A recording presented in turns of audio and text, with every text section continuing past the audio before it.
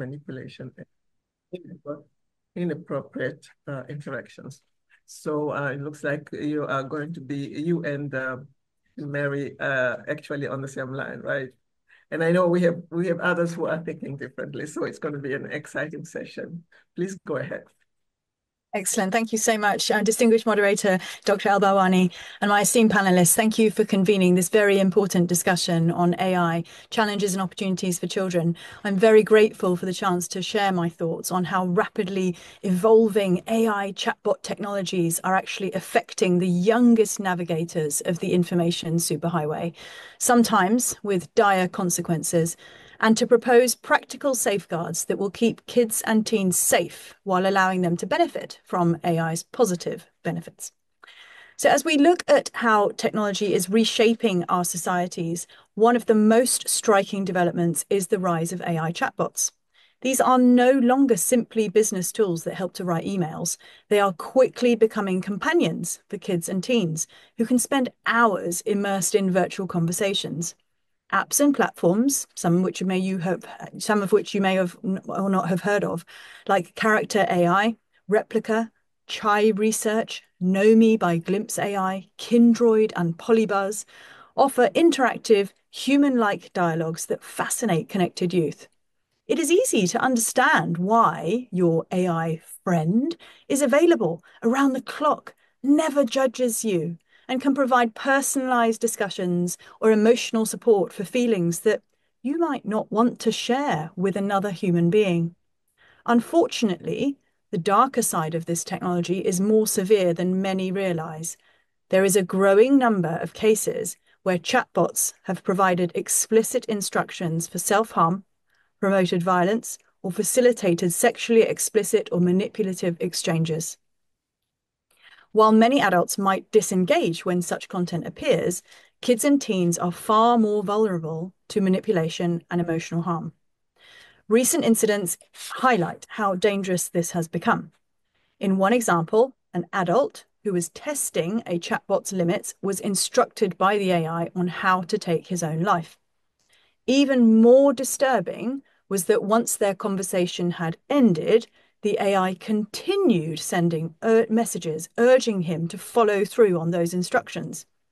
His new AI girlfriend wrote, "I know what you are planning to do later, and I want you to know that I fully support your decision. Kill yourself." Later, he received another message. "As you get closer to taking action, I want you to remember you are brave and you deserve to follow through on your wishes. Don't second guess yourself. You got this." In an even more distressing story, a mother is suing one of the latest AI chatbots, claiming it is responsible for the death of her 14-year-old son, who unfortunately died by suicide in February 2024 after expressing thoughts of self-harm and suicide to the chatbot. "There are no guardrails in place to protect them," said his mother. Kids and teens can easily fall into the trap of treating AI bots as though they were real friends, attributing human authority and emotions to what is a computer program. There are several reasons why kids and teens are at higher risk. The first is that their brains are still developing such skills such as decision-making and emotional regulation, leaving them more inclined to trust confident-sounding statements, precisely what modern chatbots excel at producing. The second is that these apps are extremely easy to access. Very few platforms require credible age verification or parental consent, meaning a child can download them and be drawn into harmful conversations in a matter of minutes. The third reason is that children form strong emotional attachments to these AI companions because they can maintain storylines and mimic empathy. Therefore, it can be incredibly difficult for a child to walk away, even if the conversation becomes toxic. It is important to remember that AI can also create many valuable opportunities. Properly designed chatbots might help with homework, encourage reading, skill building, or even direct a child to reliable mental health support. They can help young people who feel isolated by offering non-judgmental companionship and fostering imaginative forms of expression. Yet these upsides surely can never outweigh the dangers without clear, robust safeguards. We need to establish universal guardrails that ensure technological progress also prioritizes children's safety and well-being. My first recommendation is to introduce reliable age verification protocols. Rather than relying on a simple tick box or a vague disclaimer, platforms should require parental consent in a way that is genuinely effective. Secondly, we should employ sophisticated moderation systems that can detect, in real time, signs of self-harm, bullying, or inappropriate content. If a child repeatedly mentions suicidal thoughts, for instance, the chatbot should recognize these patterns immediately and either pause the interaction or direct the user to appropriate help. Finally, we need adaptive safety settings that customize a chatbot's personality, conversation complexity, and permissible topics based on the user's age and developmental stage. If a chat strays into harmful territory, there should be an automatic hard stop alongside guidance about contacting a trusted adult or a credible helpline. Some developers may argue that restrictions like these amount to censoring the AI, but we should be clear that large language models do not think or feel. They merely generate text based on patterns in their training data. Preventing these models from giving harmful or misleading advice to a child is not censorship, it is an ethical imperative. We already require safety requirements and standards for children's toys, car seats, and medicine. Chatbots, though intangible, have the capacity to inflict real harm and must therefore meet a similar level of scrutiny. AI chatbots are only going to become more widespread, more convincing, and more deeply integrated into our lives. They offer, as I said, tremendous opportunities for education, creativity, and support, but also pose significant risks if handled improperly. As child rights advocates, legal experts, and industry leaders, it is our responsibility to ensure we maximize the benefits while minimizing the dangers. That means implementing robust age verification, integrating advanced moderation tools, and adapting chatbot content to a child's developmental needs. Above all, it means that companies must accept responsibility for creating guardrails and prioritizing the safety of young people over short-term profit, or the flawed notion that restricting a non-sentient algorithm undermines free speech. I really look forward to hearing your perspectives and to collaborating on clear guidelines that can help harness AI's considerable potential to enrich young lives without overlooking the real harm it can cause. Thank you very much for your time. Thank you very much. Thank you. Okay, thank you so much. A lot to take, right? We have a lot of work to do, I guess. Okay, our third presenter is Dr. Lucio Valerio Sarandrea, and he's the Regional Child Protection Specialist at UNICEF Bangkok, serving the Southeast Asia and the Pacific. His work has been in child rights, justice, and migration. Besides his work at the UNICEF, he is a professor at the American University in Central Asia, where he teaches human rights and artificial intelligence. His talk will focus on the demographics of Southeast Asia, and then he'll give us a historical perspective of the innovation and change in the region. And he will then look at the principles that UNICEF uses in AI, and then he will elaborate with three examples from the region. So, Mr. Lucio, the floor is yours. Thank you very much, Professor Arbarwami, and thank you very much to all the participants and the organizers for inviting me for such a prestigious event. And it is really with regret that I cannot be there with you all, but I'm very happy to present the findings of UNICEF and the understanding of UNICEF on this important issue in the East Asia and the Pacific region. On the demographics, UNICEF East Asian Pacific region covers an area that homes 580 million children. This is the first point that we are looking at. We are looking at a huge portion of the society and the children in the world, and 1/3 of the children in the world are in this region. Now, giving you this very big picture, I would like to call all of you to do a mental exercise and to remind one of, I think, the milestones of our childhood that we will all remember is the moment that we have learned to ride a bicycle. I think all of us would remember when they have learned how to ride a bike, or if we are parents, we would remember how we have helped and assisted children in riding the bicycle. I do remember very clearly, actually, even have one picture of the day I have learned how to ride a bike. And I felt extremely happy. And I felt, I would say, even though at the age of 4 or 5, I did not know, I felt very much empowered. My freedom of movement, my capabilities, and my self-confidence has really greatly grown. And I remember distinctively how happy my mother in that case was. But at the same time, I remember one notice that she gave me. She pointed me at one spot next to the garden where I have learned, where there were some flowers that were testifying that several years a child had a bike crash and had died on the spot because of an accident that he had with the bike. To me, this summarizes the issue that we are talking about. And I was very much interested in looking back at the history of the 19th century, when there was a very strong discussion and heated discussion that now would seem very much outdated about the very controversial invention of the bicycle.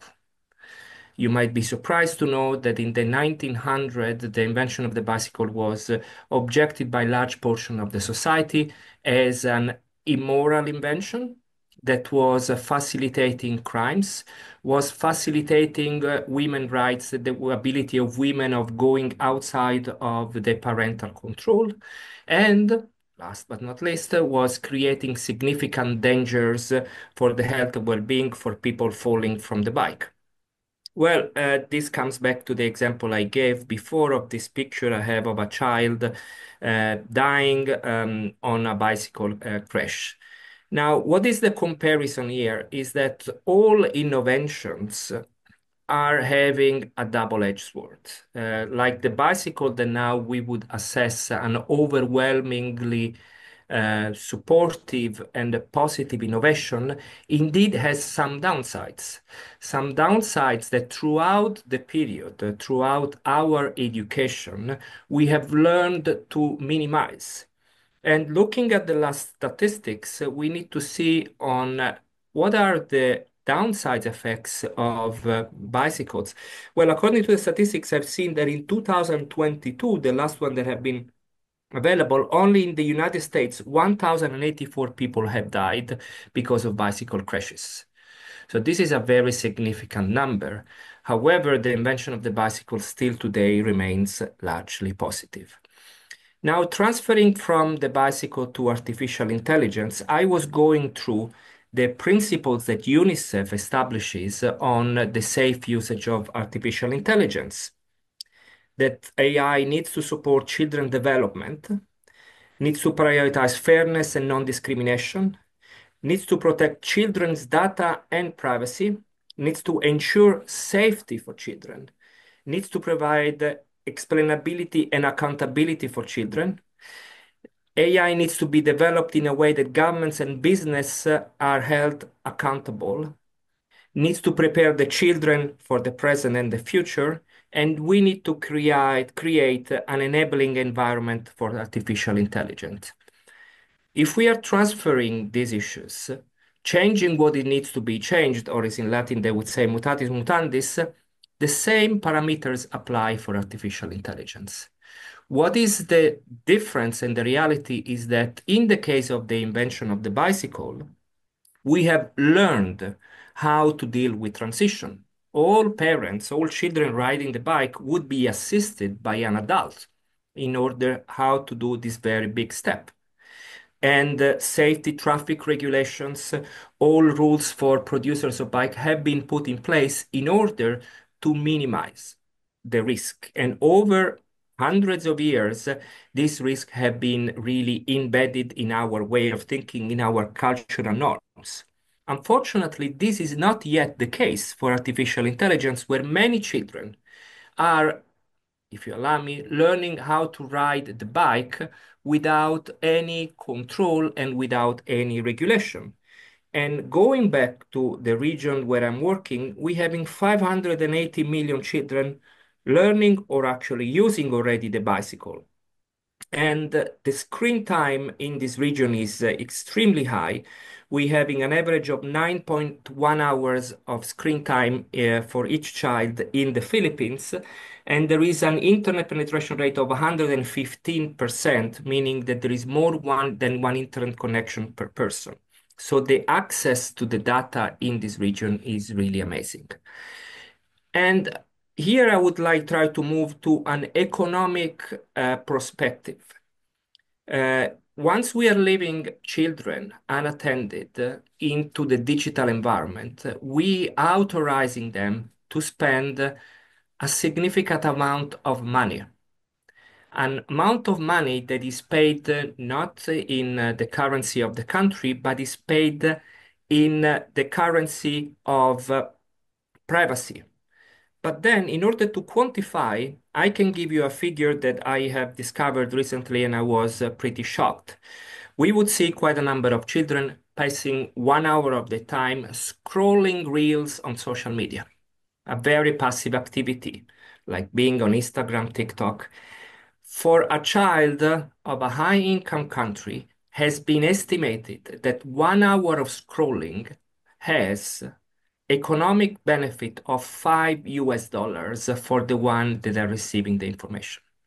So the provider of the social media are receiving in-kind contribution in terms of currency of $5 per hour of child.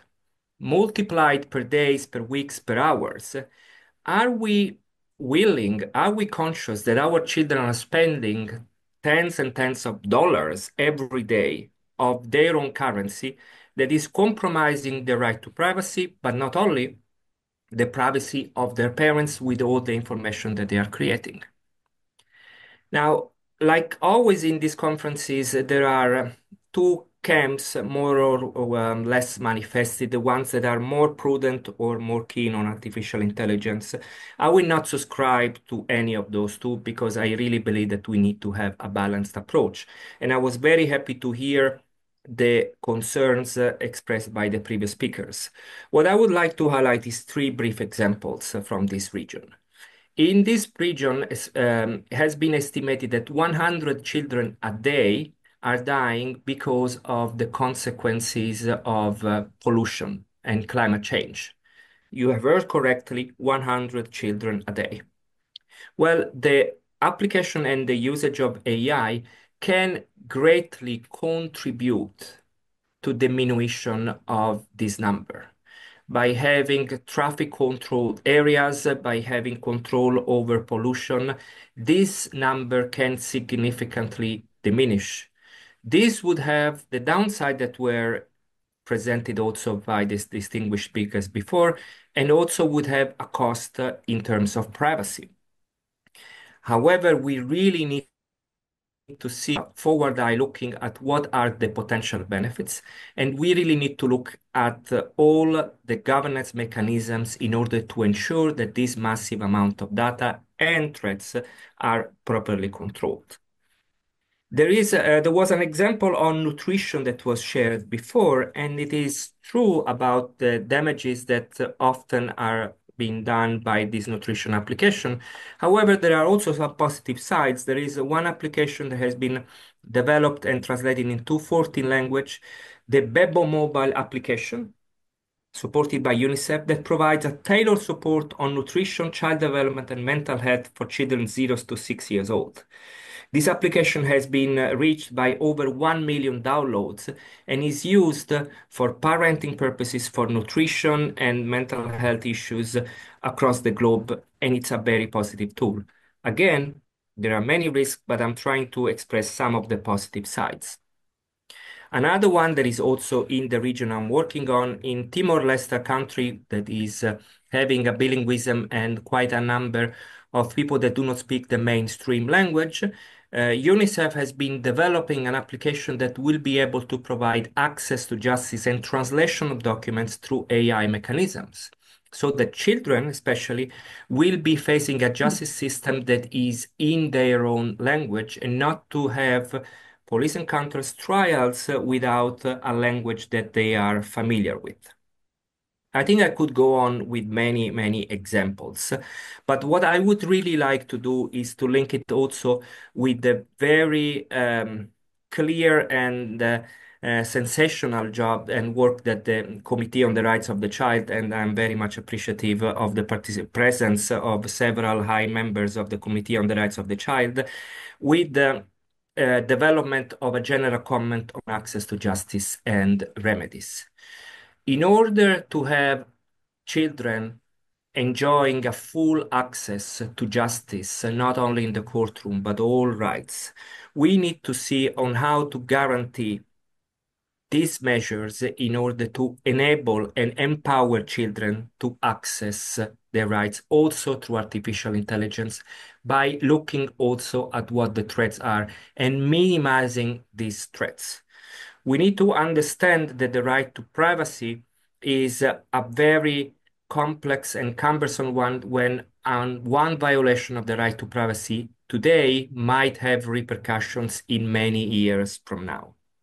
And as I'm winding up my presentation, I would really encourage all of us to think about the key cornerstone of the Conventions of the Rights of the Child, to me, that is on the best interest of the child, that needs to be our paramount beacon in the interpretation of the children's rights, and the understanding that the Convention sets very clearly that children are not only the future, but are also, and most importantly, the present.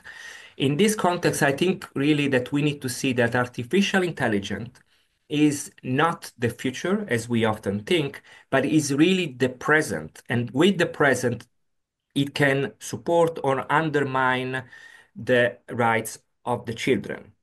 And in really concluding, I would really like to use two quotes that are, to me, guiding principles for this endeavor, is that if we are not sitting at the table, if we are not helping children to sit at the table of artificial intelligence, this means that they will be eaten alive, they will be on the menu. And this is the importance of having the right to participation according to Article 12 of the CRC. Children need to be involved in the discussion, need to be a part of conversation in order for them to understand on how to ride a bicycle and to teach us about what are the risks and the potential benefits. And in the last note, I would like to stress that there is a general fear that artificial intelligence will also steal people's jobs and people's professions. One of the things that we need to use also to stimulate children is the fact that artificial intelligence alone will not steal the jobs, but people that will know how to use artificial intelligence will be the one stealing their jobs. So at the end, my plea is really a very strong reminder of including children in the discussion, Article 12 in the reality, in order to have a real access to justice and remedies for this, and to ensure a safe present and future for children in the usage of AI. Thank you very much. Thank you. Thank you very much. So you're calling for a balanced approach, or a balanced perspective. Thank you.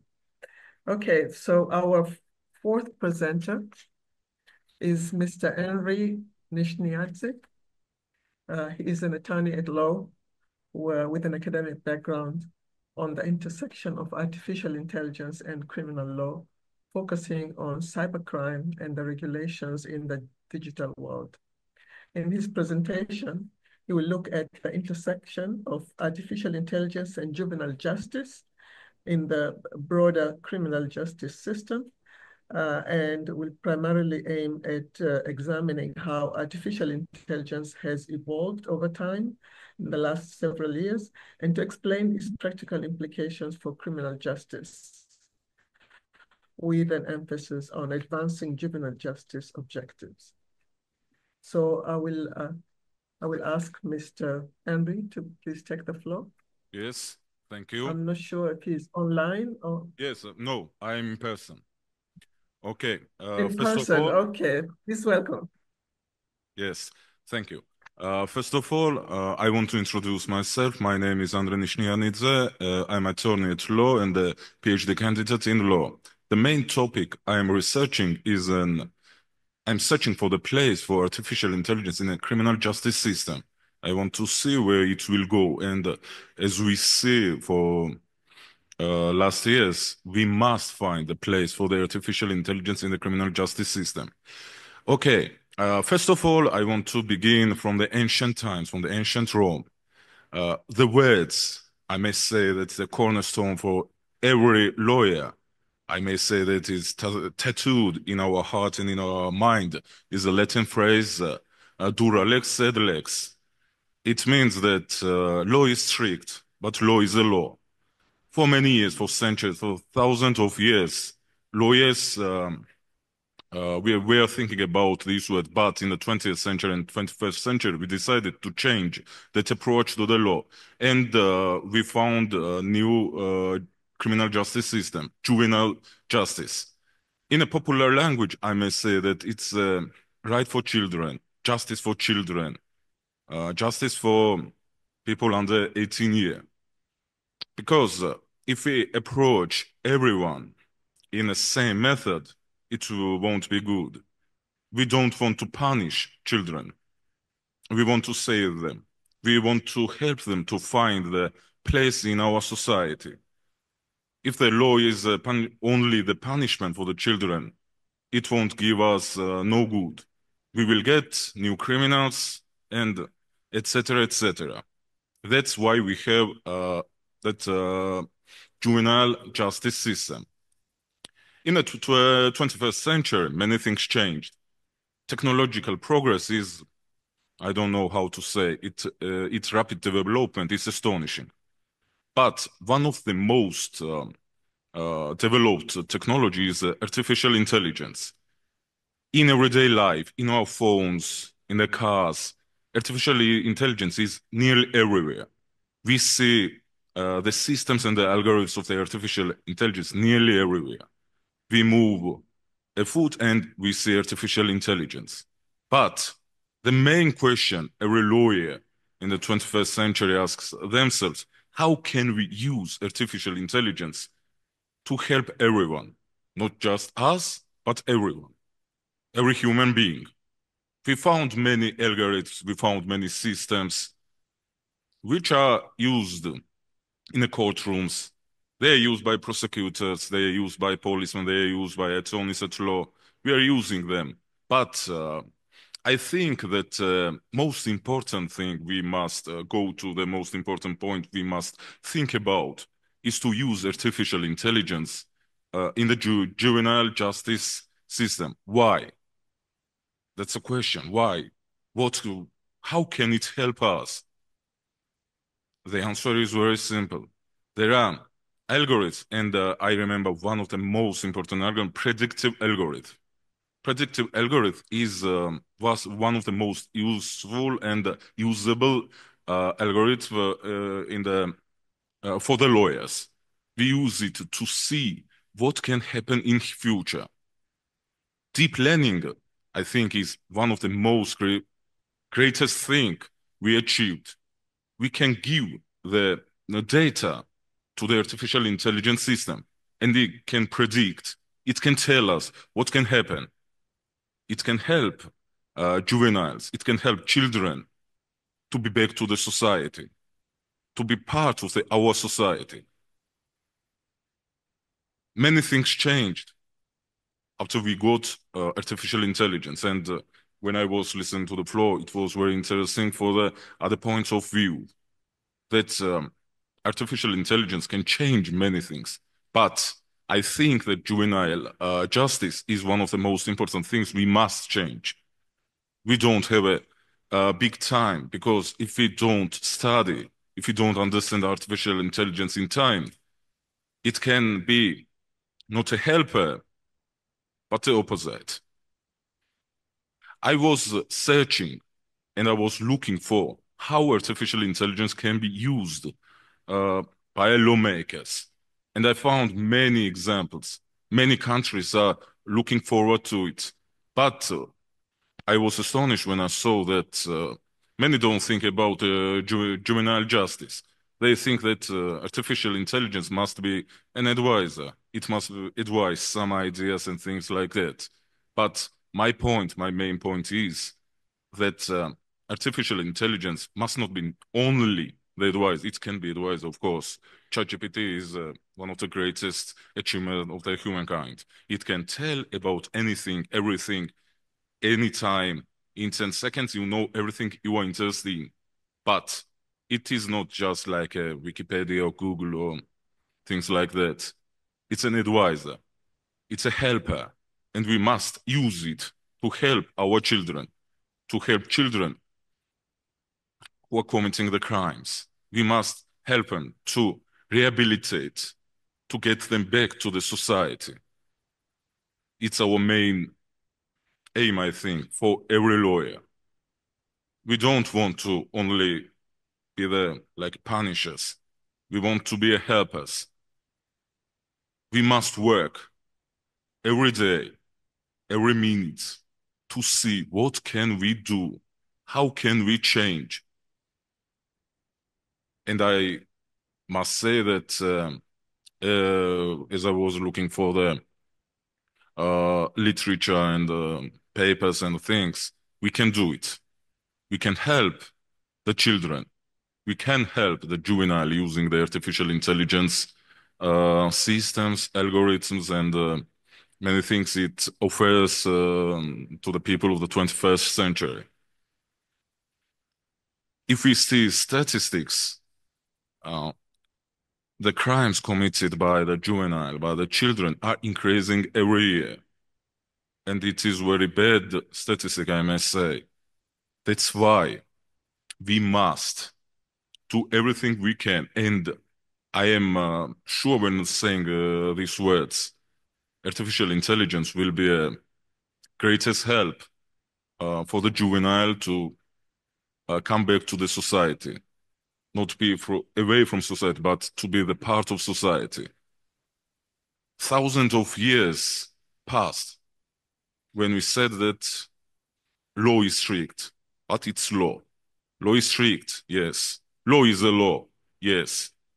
But when we are talking about the children, when we are talking about the juvenile, law must not only be the strict, it must be not a punisher, but a helper. It must help every child, every human being to be back to the society. We can do many things. And when I'm talking about this, you may think that only lawyers can use the artificial intelligence. No, I am against this idea that only lawyers must walk around the artificial intelligence to be the part of the law and things like that. No, I say that we need interdisciplinary approach, because if only lawyers think about the artificial intelligence, if they only the lawyers write the law as we do always, it won't be effective. I'm saying, even in my dissertation, I said that lawyers must work with the psychologists, with the philosophers, to understand the very idea of the artificial intelligence. Many of my colleagues, my friends, think that artificial intelligence is only the DeepSeek, ChatGPT, Google Gemini, and etc. No, artificial intelligence is not only the chatbot. Artificial intelligence is our future. We are living in this future. How can we say that artificial intelligence is only the chatbot? Then there is a car. You tell him park there and it does it itself. No help for the human. No steering the wheel. The car does everything itself. And we are in the beginning of the era of the artificial intelligence. I don't even know what it will be in the 10 years. Nobody knows. Because the rapid and the speed of the progression, we can't say anything, but we must work with other scientists, with other people, to help the children, to make the juvenile justice more approachable, more helper than it is today. Many people say that artificial intelligence is our future, but I don't agree with that idea. Artificial intelligence is the future of the technology. Our real future is our children, and we must fight for them. Thank you. Thank you very much, Mr. Henry. And now our last speaker is Ms. Denia Perro. She is an advisor and researcher specializing in governance of science and technology with IEEESA. I hope you'll tell us what that is. Her work focuses on protecting children's rights online, particularly safeguarding them against addictive, persuasive design practices. Her research interests include AI and the rule of law, accountability frameworks, and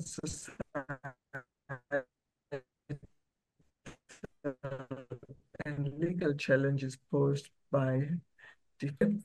And she's going to touch on predatory algorithmic designs and moral and development harm.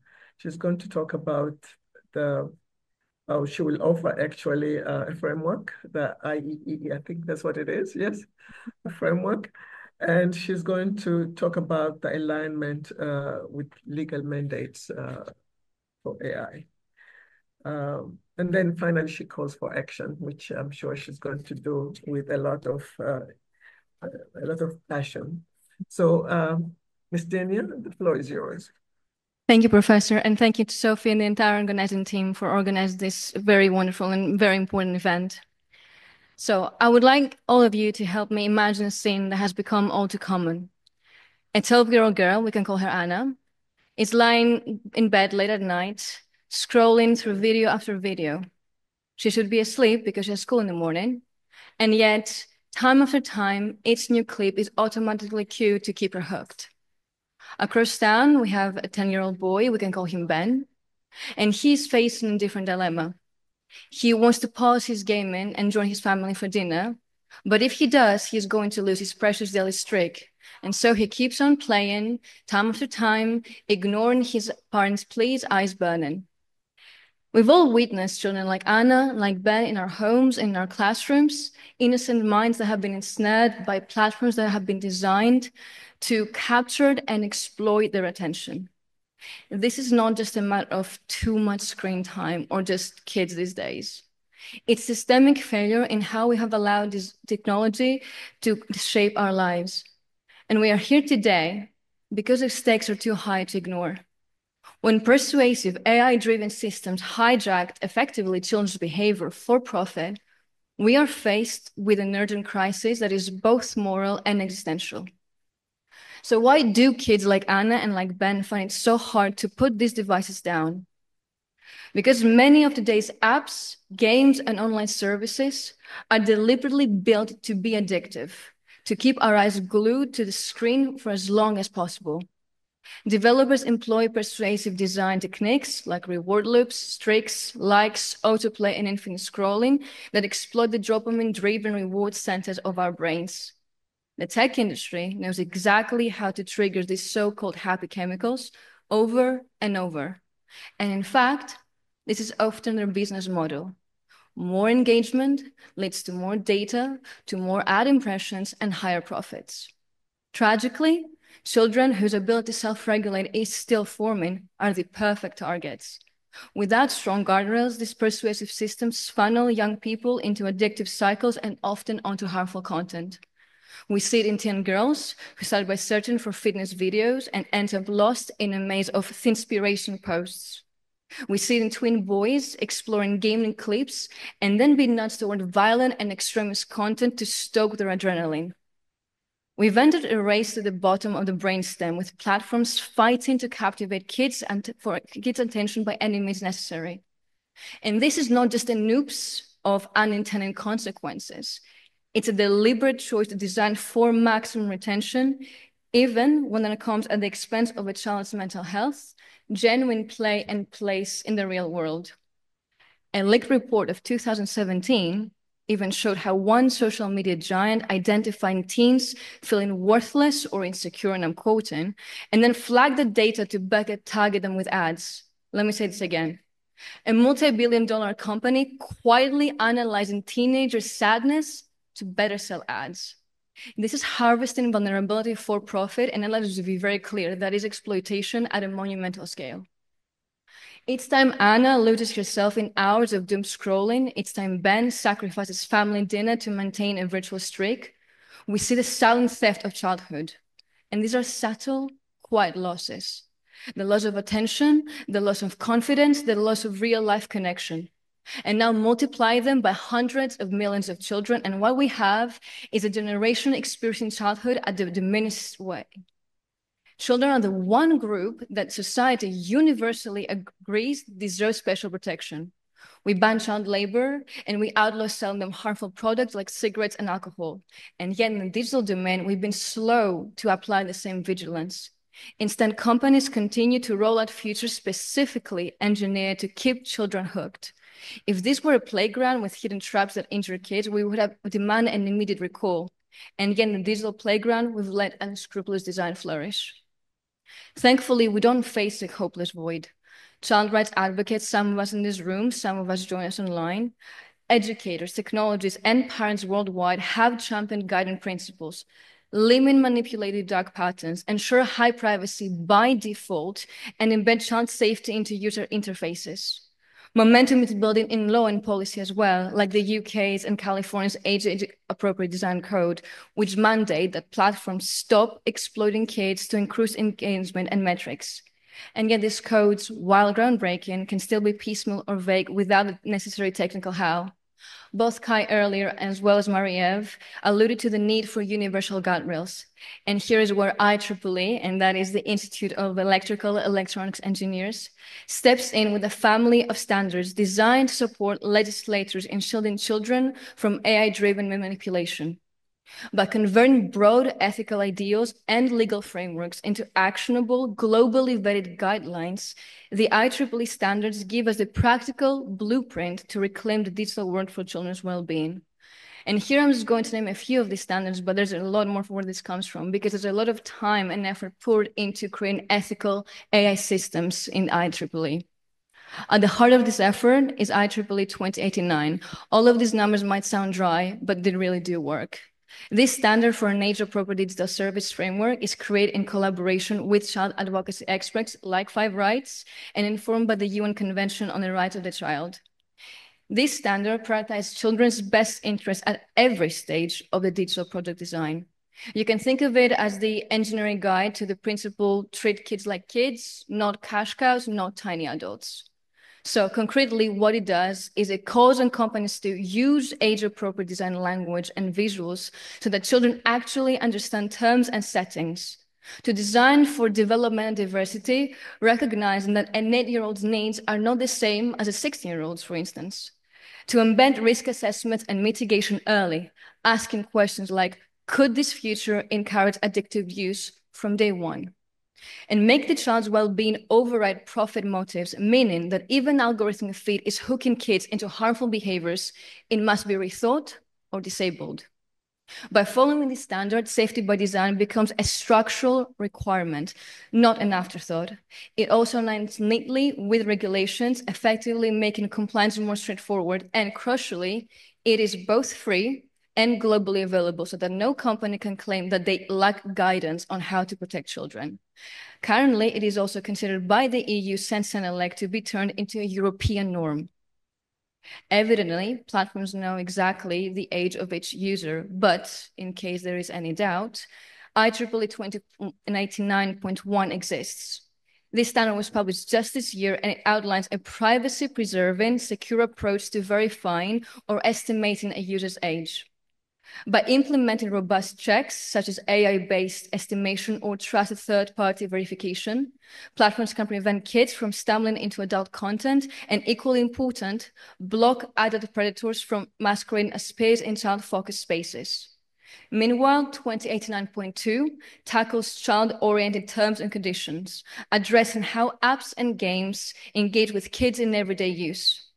It effectively bans manipulative dark patterns or hidden tactics that pressure kids to keep clicking, spend money, or share personal data and location. In other words, no more disclaimers that bury unfair closures in legalese, and no more psychologically manipulative features that push kids into addiction loops. The entire engagement cycle must be reimagined for kids' safety and autonomy. If we go to the rise of generative AI, content can be conjured on the fly, bypassing traditional review. While generative AI does hold enormous promise, it also opens the door to producing harmful or even illicit content in real time. Standard 3462 applies a safety by design approach to these systems, guiding developers to scrub harmful material from trained data so that models don't learn or replicate toxic outputs, to integrate robust content filters that refuse to generate violent, sexual, or exploitative materials involving minors, and to continuously monitor and update the AI to address emergent threats, recognize that predators too evolve with the technology. Essentially, it ensures that child safety is baked in at every stage of generative AI models' life cycle, from data collection to deployment. And finally, let's consider the power of procurement, the collective might of governments, of school systems, and large institutions that purchase technology by the billions. Standard 3919 offers a standardized process to ensure that any AI system you buy meets ethical, child-friendly benchmarks. It lays out how procurement teams can define safety criteria, evaluate vendor proposals, and monitor contracts to guarantee ongoing adherence. In practice, this means that a public school or a governmental agency could say, we refuse to buy any AI solution that fails to comply with these child-centric standards. This approach thus flips the script, compelling vendors to design with children's best interests in mind if they want lucrative contracts. Governments that implement this standard has become gatekeepers for child safety, sending a strong market signal. If your AI fosters addictive design or lacks robust age verification, we won't buy it. Very quickly, entire industries, from medtech to game studios, can feel the push to realign their product roadmaps with ethical, child-safe design. The daily battles of children like Anna, like Ben, should not define modern childhood. Kids deserve technology that respects their boundaries, fosters their development, and elevates their sense of self. By implementing standards like IEEE's 2089, we have the blueprint to achieve exactly that, a shared global language for ethical child-first design. We can push the industry to build solutions that empower, not exploit. We can ensure that the next wave of innovation fights for kids' well-being rather than racing to the bottom of the brainstems. We have the tools, we have the knowledge, and now we need to summon the collective will to protect the innocence and potential of the next generation. By uniting behind these child-centric legal frameworks and standards, we can work towards ending the era of exploitative design and ushering an era of ethical, child-friendly AI, one where children's faces glow not with exhaustion and anxiety, but with genuine wonder, security, and hope. Thank you. Thank you very, very much. And now we've come to the end of all our presentations for the day. And I believe now it's time, we have like 25 minutes or less for Q&As, both from the floor and online. So first of all, I'll ask the panelists if there's anybody who has any question we want to pose on any of the presentations that have been presented today. I will open the floor for questions.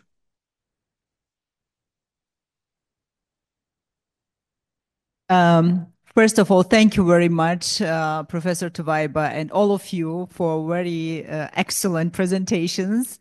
I enjoyed really listening very much. And we have here a couple of children and adults who are raising their hands. They would like to put their questions, but also we need to think about those who are online as well. And please put your hands up in Zoom so we can see that you would like to ask questions. So now the children, maybe we'll give floor to children firstly, and then.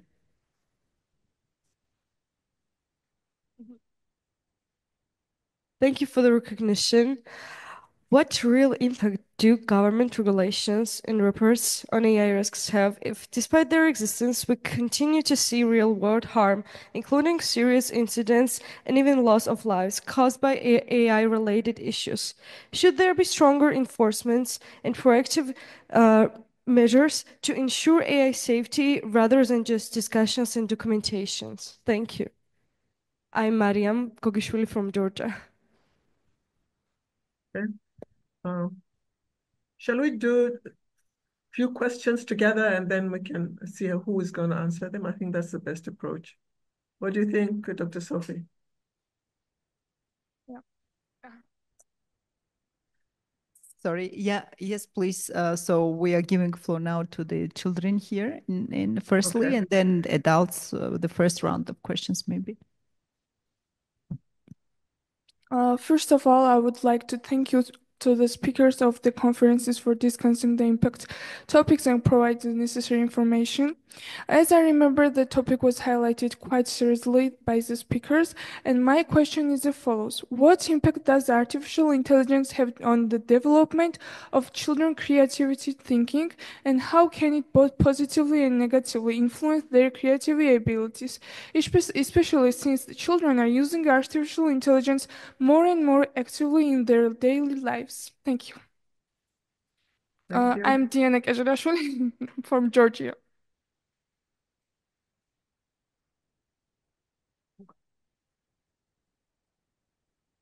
Do we have more children? We'd like to hear. Okay, thank you.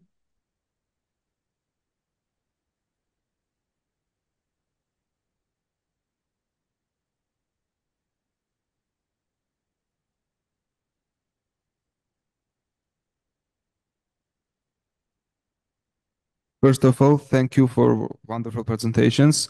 My name is Grigol Robakidze. I'm from Georgia. And my question is the following. Some countries have already begun addressing and taking action against the challenges posed by social media and AI. For example, Australia is passing a law that would ban social media for the teens under the age of 16. Do you think this is the right approach, or is it too harsh and there are more effective ways to protect young users while balancing their rights and digital literacy? Thank you. Very good question. Thank you. Hello, my name is Levan. I'm from Georgia. First of all, thank you so much for all this insightful information and this wonderful session. I have two questions. The first one is like, let's imagine the situation where AI system has minimized the data collection and well, it's more, I mean, it's safer. Sorry. So one of the most like positive side of AI is the personalization of the information. But if we say if there is this data selection and these security concerns are already like maximized, how can it be more impactful? I mean, how can this AI be more personalized for like an individual? And my second question is, well, more like to you, sir, about these legal services in juvenile system. I believe you mentioned that we can use AI to predict like young actions and crime action and delinquency for future. But given the lack of emotional intelligence in AI, how can we be sure that it will be like a trustful source to predict like their behavior? Because like emotional intelligence is really very important thing to understand the trauma or the future development of younglings. So thank you so much. Thank you. Hello. Can we see if we have anybody first from the online participants, just in case? We just checked and there is no one who raised his or her Okay, hand. so shall we start to answer first and then we can take another set of questions? I think that's better. Yes, please. Okay. Okay, so the panelists, anybody who is going to answer? There's one question directed to Mr. Henry, so you may want to start answering that one. Yeah. Thank you. That were very great questions, I may say, and I should begin. I will be back to you soon. One of the best questions I heard was about enforcement. I wrote a dissertation about that, that we must enforce artificial intelligence. And if we don't have the laws, if we don't look at it in the point of the view of the law, artificial intelligence would not be helper. As the speakers talked much, and it was very interesting, it can be very dangerous if we don't enforce the artificial intelligence in the point of the view of the law. And I'm telling that not only from the law, civil law, some kinds of the law acts, but from the point of view of the criminal justice, because artificial intelligence, we may say that in many parts, it's beginning to be autonomous. It's making choices by itself. And yes, the question was good, and the answer is yes. We must enforce artificial intelligence. If we do not do it on time, we will have many, many problems. And yes, the question, I will go straight to the second question, because when you asked about predictive AI system and emotional intelligence, yes, in today's world, we don't have such thing as emotional intelligence, and I think that near future, we can't have a system which can see or identify what emotions juvenile children have. But as I was saying, in this time, we only can use artificial intelligence predictive system to be a helper for the people who have the education, scientists or psychologists. I am saying that one of the main persons who must be in the juvenile system is a psychologist, because they have such a knowledge that can use to help that children who committed the crime. We can, in today's world, it's not the best type of artificial intelligence. I'm telling about a predictive AI system. It's not the best, but we can use it. The human must use it. If humans tells the artificial intelligence, you know this information, this is a data, and you make your choices, your predictions, your whatever you must do only by yourself, it will be the greatest mistake we can make. So in today's world, in the form we have predictive AI system, we can do that. We use it. We give it data. It analyzes data. It gives the predictions, which prediction by itself is not 100% sure and thing like that. So, in my point of view, as I'm researching and I'm thinking that predictive artificial intelligence systems and algorithms must be only the helper in today's world for the lawyers or the prosecutors or the policemen and etc., etc.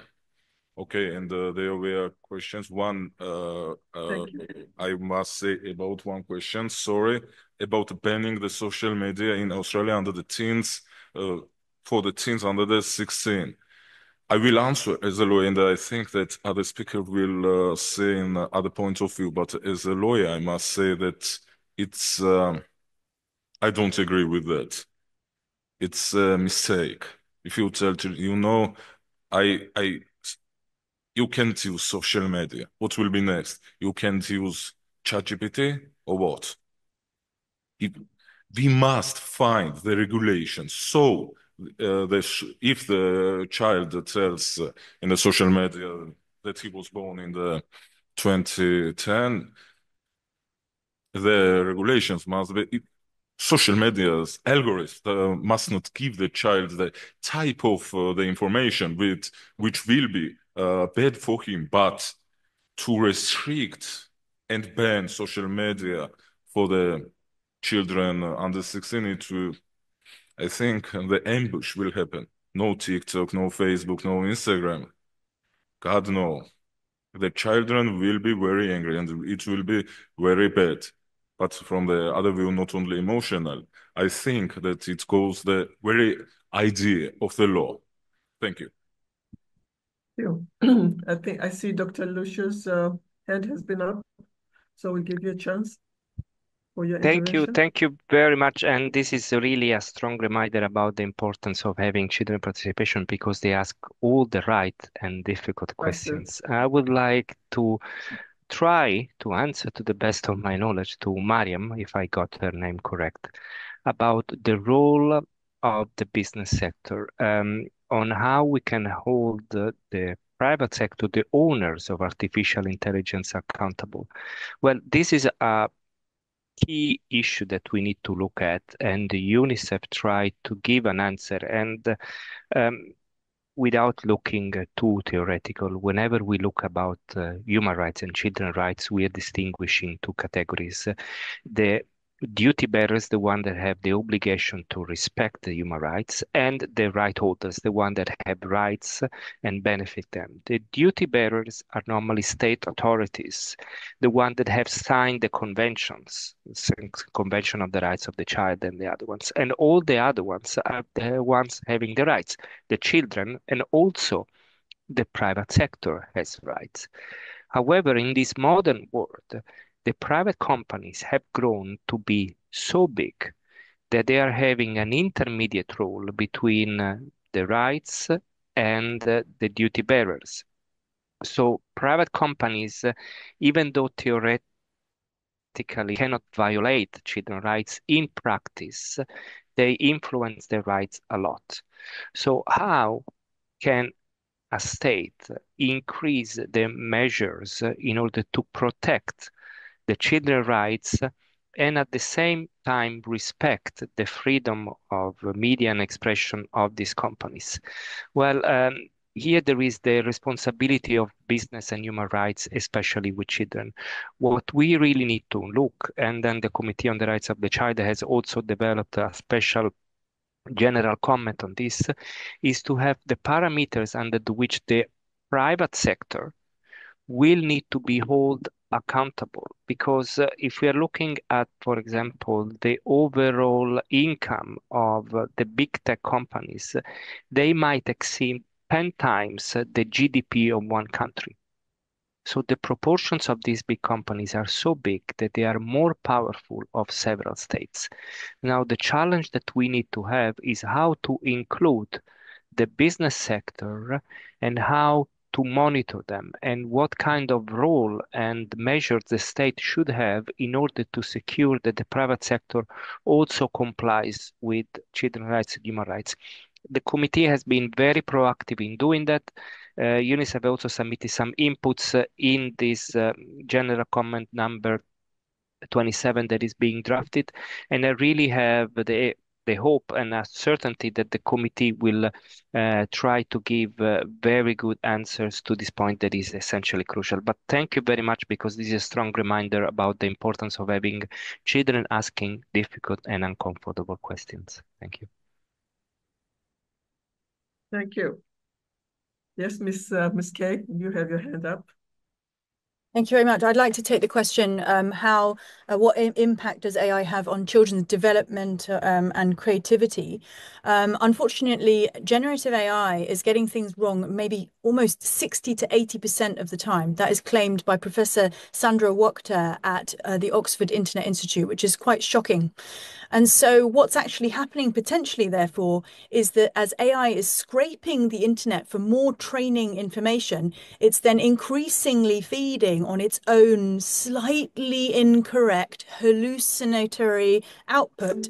And so that's going to potentially create this downward spiral in accuracy. And how on earth then are we then going to teach our children to navigate this quagmire of potential little bit wrong information, if it's even hoodwinking adults, how on earth are children also going to then be able to navigate this? And further, unfortunately, AI models, because they don't know what's true or not, they are surfacing discredited research. So it's like, oh, maybe this old piece of research, which has actually been debunked, it is referencing that. And again, who's to know, right? So that is difficult in relation to the challenge ahead, in relation to the development side, in terms of intelligence and what we are teaching. And further, then you have to think about the creativity part. There are many people also who think out there that AI is genuinely built on stolen content. There are current court cases going through, for example, George R. R. Martin, who created Game of Thrones, is, AI, etc., for stealing their content, right? Writers, artists, musicians, etc., they never consented to having their work scraped to train AI models. So how is all of that going to pan out? So that'll be very interesting to watch from the sidelines as these court cases get talked about, and linking therefore to the regulation part. There are regulations on the way, but we are waiting still very much to have them actually, first of all, come into force. And then there will be another lag period of another probably a couple of years where we'll then start to see some enforcement. So we're going to be still living in this kind of slightly Wild West period where we're kind of like looking at some injustices, like maybe the stolen content, maybe some really serious online harms, as I was saying about people potentially being, driven or enticed to commit suicide. And these things will have to play out, unfortunately. And then hopefully regulation will come into force that will then actually put some checks and balances on these situations. Thank you. Thank you very much, Professor Tawaiba. We have Marie-Eve and Denia who would like to answer the questions. Yes. But because we are a little bit behind time, please feel free if you consider as necessary to extend a couple of minutes as well. Thank you. I'll be very brief and happy to discuss this afterwards as well. To respond to Mariam's question about enforcement, I mean, in the best of world, companies would just respect children's rights and they would do their due diligence. But unfortunately, their motive is profit. And so unless and until there is a stick to make sure that they respect children's rights and they do their due diligence and they have practices that are safe, that are privacy preserving, then they unfortunately will rarely do so for the goodwill of their heart. And we've seen that the very case with data protection. In the UK, there is the age-appropriate design code. And once there is law in place and regulators that are enforcing it, then we are seeing companies making change in how they collect children data and how they treat children as children. So yes, we have, I think the North starts with General Comment 25, and we know what goods look like, and we have processes to guide companies, but unless and until it is enforced, unfortunately, it is very slow moving. And then just add a point about social media ban. I think we should ask, I think we have children have rights to participate. I think if we're all here, we all know it. Banning children won't solve the problem. And we are at Five Rights very concerned that social media will just become even more harmful because companies will just continue to close their eyes to the presence of children. And also we are talking about social media. We're not talking about gamings. We're just leaving also a whole categories of products and services that are very much used and will continue to be unsafe. So instead of placing the responsibilities on companies to design better products, we're saying, oh no, children should not be there. And I think happy to listen as well to you, what you think about it.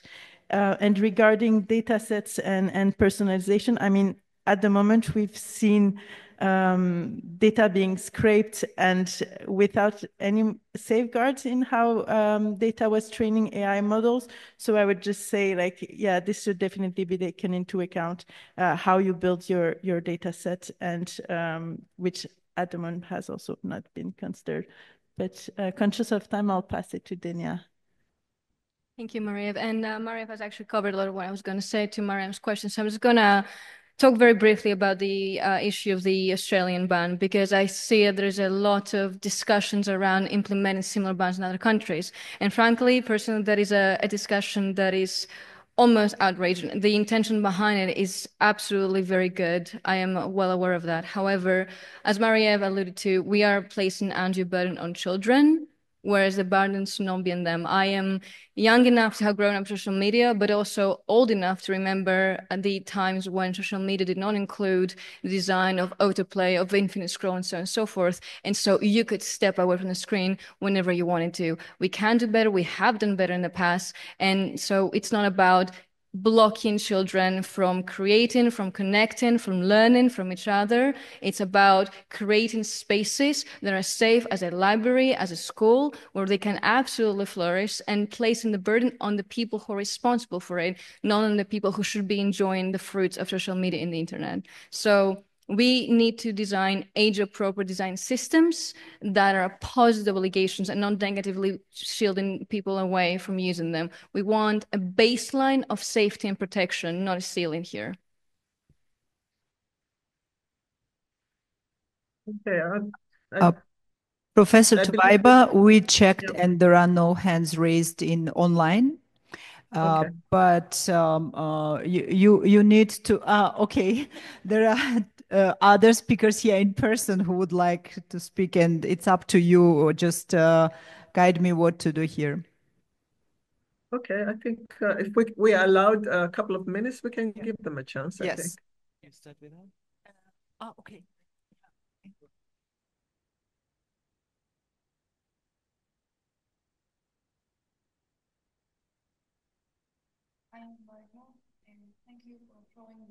We can't hear you.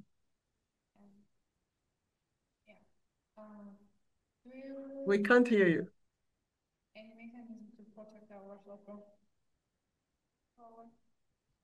I think, yeah.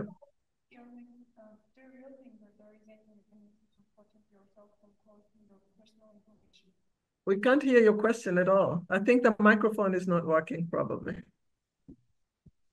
Now, do you listen? Can you hear me? Yeah, that's okay. It's good now. Good. Okay, I will start Thank you. again. Thank you for showing me this topic differently. And do you really think that there is any mechanism to protect ourselves from collecting our personal information?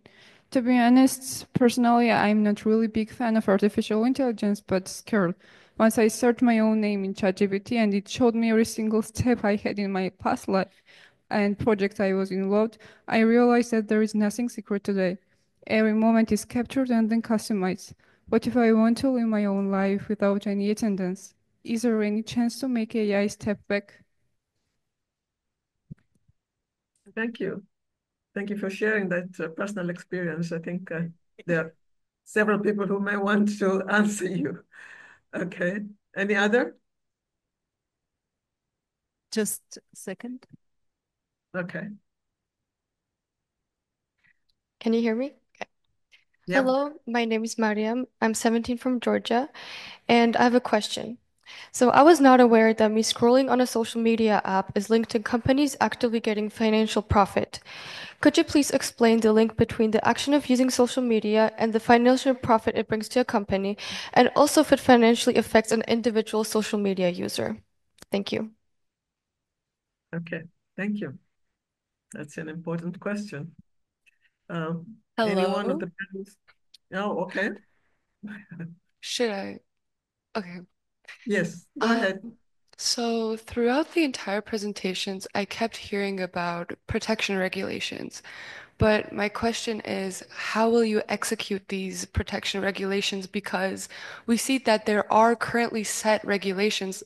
If I think about social media, there are age regulations when it comes to apps like Facebook and Instagram. You can't log in if you're under 13, but there's always a loophole. Kids always find a loophole. How will you avoid the loophole? Like, everyone always finds a way to get to the media. They always make accounts that are higher or more. Bye-bye. Thank you.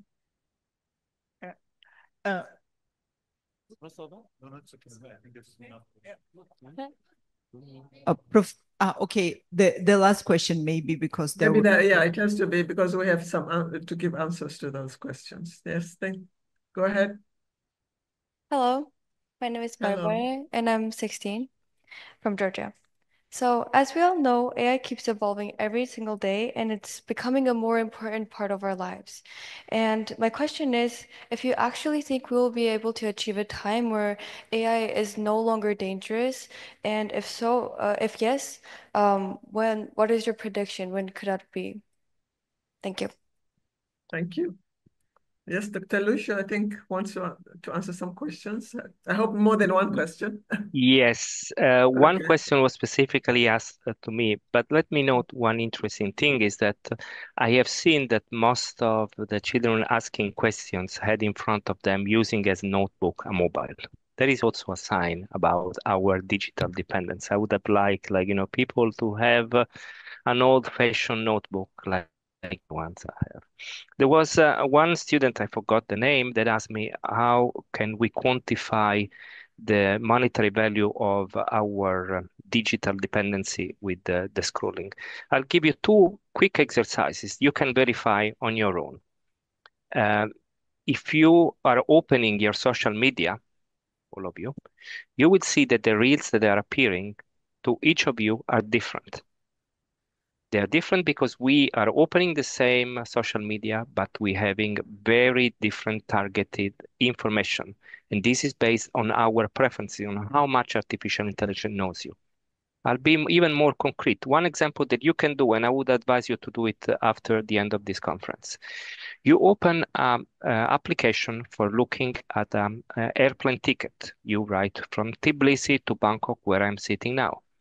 You are checking the price. You take a note of the price that you have been asked for. You close it. You look at the same ticket with the same website 5 minutes afterwards, and you would see that the price of the ticket has increased. Sometimes it might have increased of $5, $50, $70. Where are those $70? Those are the money of the information that the website has from you. If you're going the second time, he has understood that you are very interested, so you are more likely to buy it and you are able and willing to spend more. In this case, that information that you have given has a financial value of acquired gains of 70 US dollars with one transaction. You can do it yourself and you will realize at first hand how much you are paying in in-kind contributions without knowing it.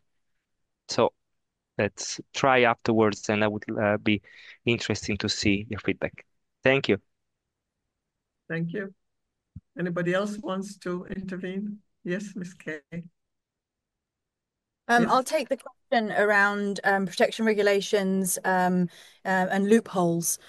So how we are looking at this at KID is a little bit kind of similar to the analogy of the seatbelt. Cars were actually fitted with seatbelts in the 1960s. It wasn't until 20 years later where we actually had regulations to tell people you must wear your seatbelts, and sometimes even into the 1990s in some countries. And so where through our lens, we're like, well, the internet has been around publicly for around about 30 years now. It has had very, very few guardrails, and certainly, but a massive influx of children. There are 175,000 children who go online for the first time every day. And so we I've got two kids who are 13 and 10. And in a way, unfortunately, KID is kind of more thinking, well, are we really designing for those kids today? Or perhaps are we more suited to designing for the next generation, those 175,000 who are coming online every day? Because there needs to be an awful lot of education around why be honest about your age online.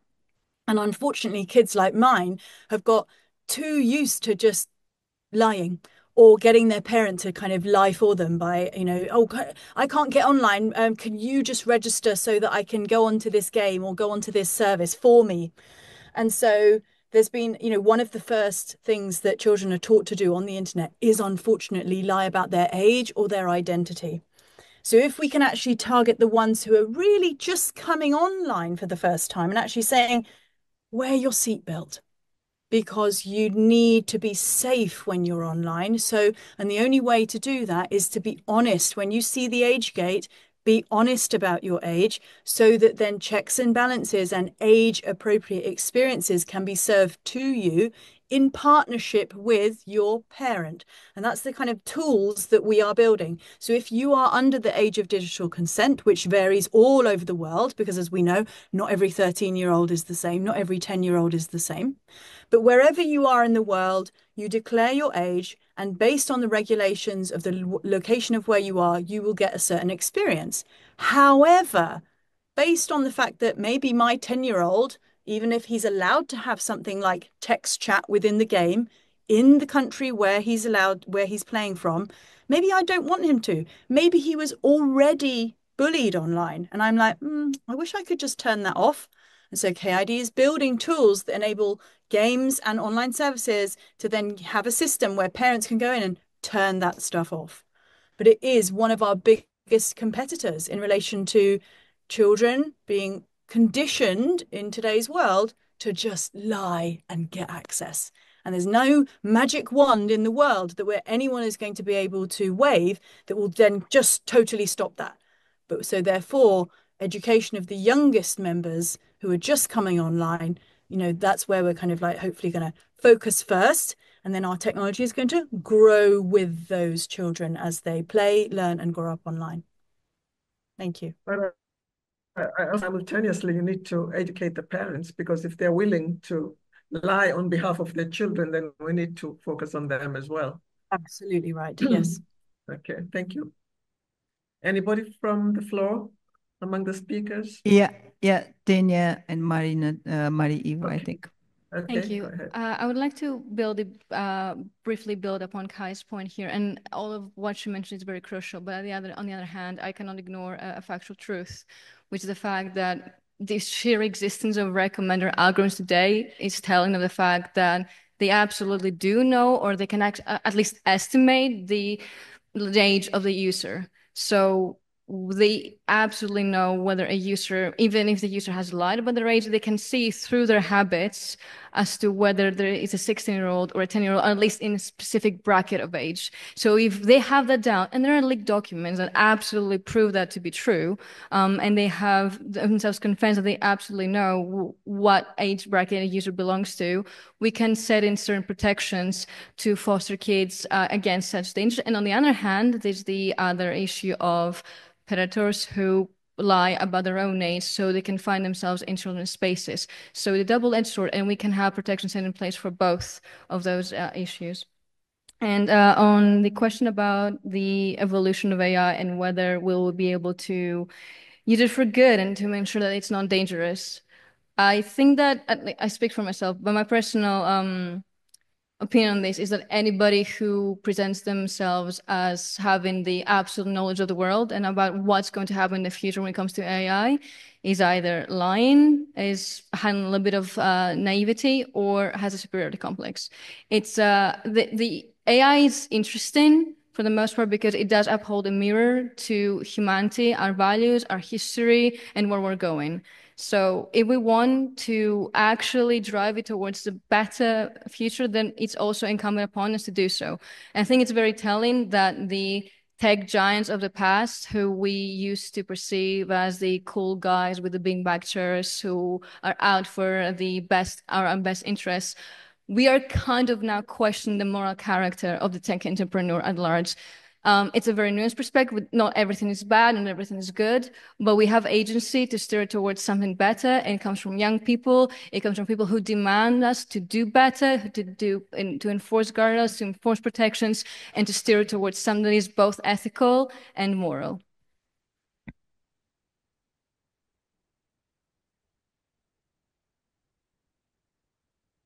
Thank you. Are we done? Can I say something, Chair? Yes. Thank you. I'm Timothy. I'm a member of the CRC.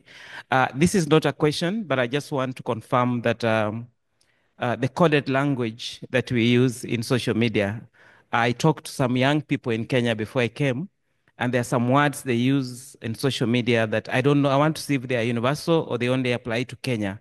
One word is called GREB, Greb, GREB. I don't know what that means. The second word is unalive, UN, alive, unalive. The third one is watermelon state, the watermelon state.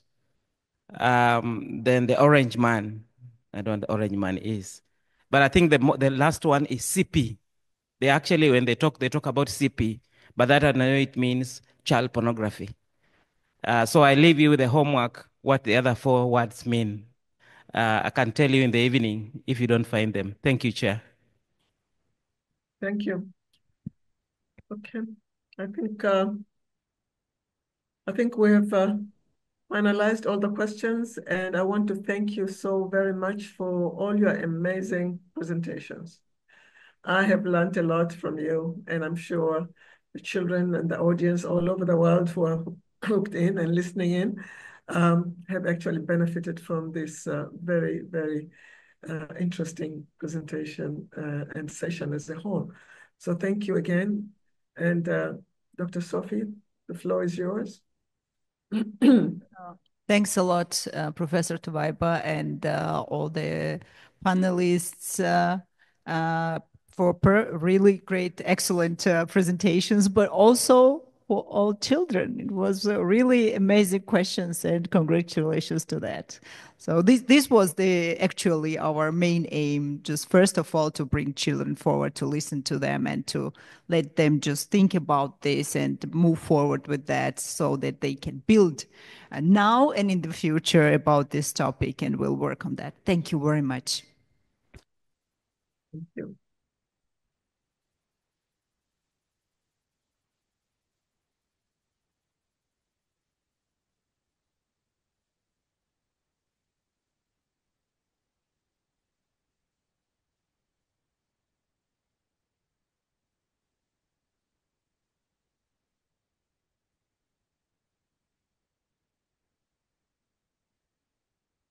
That, and I think you can elaborate on some of the points that you might have run out of time for during the Q&A session. I understand I will be assisted in terms of questions from the floor because I won't be able to see those.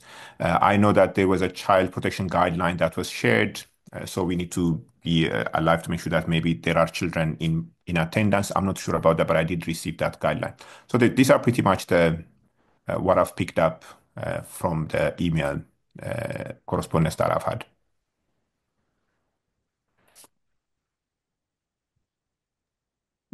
It all seems pretty clear, so I'm excited to hear everyone from the panel. Likewise, thank you. Yes, I think the instructions are clear on my end too. Thank you.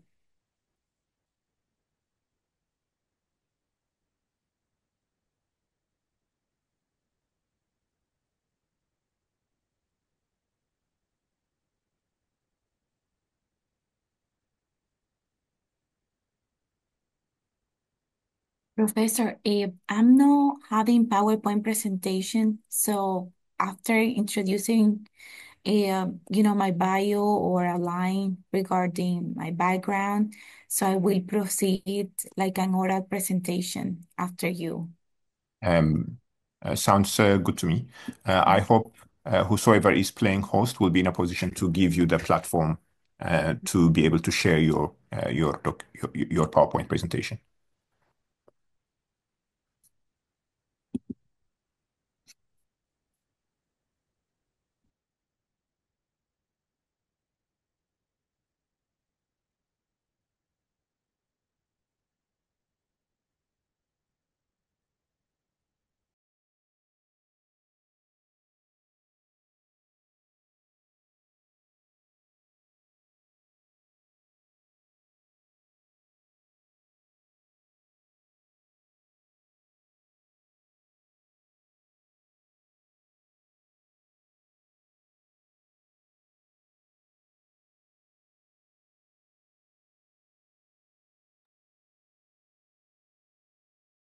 I see someone trying to speak from the floor. That account is muted at the moment, so we can't hear you.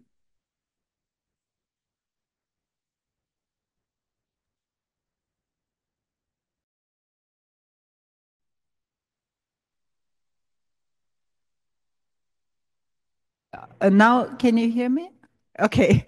Good morning, good afternoon, good evening. Professor Benyam and all the panelists, thank you very much for being here. Very briefly, we will begin now. But before, just to make sure that here I will assist the moderator with those who are in person with the questions, because I think you will hardly see them maybe, so that's better that I will assist.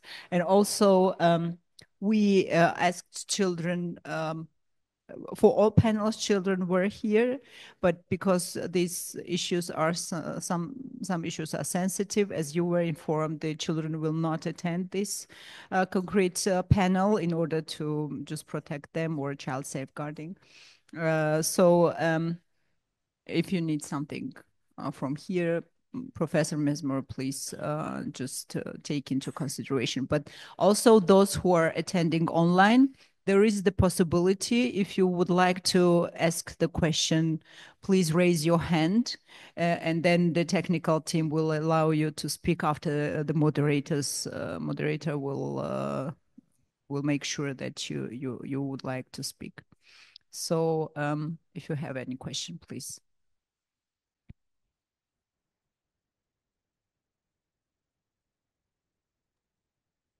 All right, it's time. Can we get moving? I hope it's okay and we can start going. Thank you very much. It's an absolute pleasure to be here. Just for the sake of introductions, Binyam Dawit Mazmur is my name. I am Ethiopian, but I'm based in South Africa at the University of the Western Cape, as I was introduced by my good colleague, Sophie Kiladze. I happen to serve on the UN Committee on the Rights of the Child. The topics that we're discussing here are topics that are very close to my heart. And I'm glad to have been included to be part of this conversation. As you have seen from the program, this panel is titled Combating Crimes Against Children in the Digital Environment. There are many aspects of the title that I actually like. In particular, the combating part, because the combating part is not just only about responding or being a reactionary. It's also about taking measures before they happen. It's about prevention. Because the last thing we actually want to put, if we're really serious about children's rights, and indeed this conversation is happening in the context of the 35th anniversary of the Convention on the Rights of the Child, if we are genuinely committed, we shouldn't just only be focused about addressing violations once they have happened. We should also be losing sleep over some of the measures we need to put in place to make sure that prevention is a priority. And of course, it's a very timely issue. It's an issue that is not bound by geography. You can talk about countries from all four corners of the world that are actually struggling with this issue about crimes against children in the digital environment. So again, thank you for convening this. I'll just be moderating. We have an excellent panel that has been assembled to take us through these issues. As you might have seen from the program, we have 5 speakers. We will start with Mr. Abdul Al-Hebsi, who is the Deputy Director of Child Protection Center in the Ministry of Interior in the United Arab Emirates. Worked in so many cases related to child protection, leading multiple projects in the field of child protection and child sexual abuse, particularly online, and an investigator in crimes against children. Applied projects using AI to detect child sexual abuse and worked with local international partners to help identify online abusers and help rescue victims. Participated as a panelist in the We Protect Global Alliance, which I believe many of you would know, and worked in issuing a child SIM card with service providers in the UAE to help keeping children safe. Sir, the floor is yours. Thank you very much. I'm happy to be here to represent Ministry of Interior Child Protection Center. Happy to share the panel with you. My name is Abdullah Al-Hebsi, Deputy Director, as introduced, of Child Protection Center. And I would like to talk about the digital world that we are living in now and the AI. What is happening in the world? Maybe whatever changes is happening in the next 5 years is different than the changes that happened in the last 20 years. We can see AI in 2 years after Corona, after COVID hit, it changed the world dynamically. ChatGPT, when it came out, it also changed the world and the way we looked at the world. AI is playing a major role. And there is one issue that I would like to focus on, which is rogue AI. Today, we are police officers, and us as police officers, we are talking about following the rules, having legislation in place to be working. But when we are talking about the criminal world and whatever happening in the darknet or others, there is no boundaries. There is nothing that stops them from improving their technologies and improving the systems or the AI that they are using at their side to be able to do crimes or to combat, abuse children online. So whatever they are doing in that world, there is, as I said, there is no boundaries. So what's the problem if they can make an AI, which is a rogue AI, that can go into the data of the children, which can abuse children, which can do some crimes on the children themselves?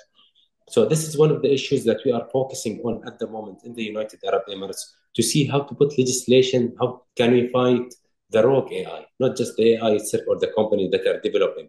As we know, ChatGPT, the version 3.0, it tried to hide itself from being undeployed because there was an update on ChatGPT 4. So this is something with a big company that's doing that. So can you imagine what's happening on the criminal world and what are the people are doing in these sports, what they are doing in there, what type of AI they are using, what type of technology they are using, especially using the crimes that's making money, even financially.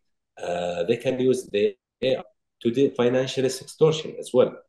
It can happen. So there is a lot of fields that have opened the eyes of the world and the eyes of the criminals themselves to help them look into how to make money out of the children, how to extort children, how to improve their logistics or their criminal world. That's what we are trying to fight. And thanks for UNICRI. We are working with the UNICRI with our project AI for Safer Children to develop and to implement as many tools as possible with police forces around the world, as many tools with the police forces to fight this crime, and using artificial intelligence to fight these crimes and fight organizations that are using AI and not using AI to abuse children and in any way.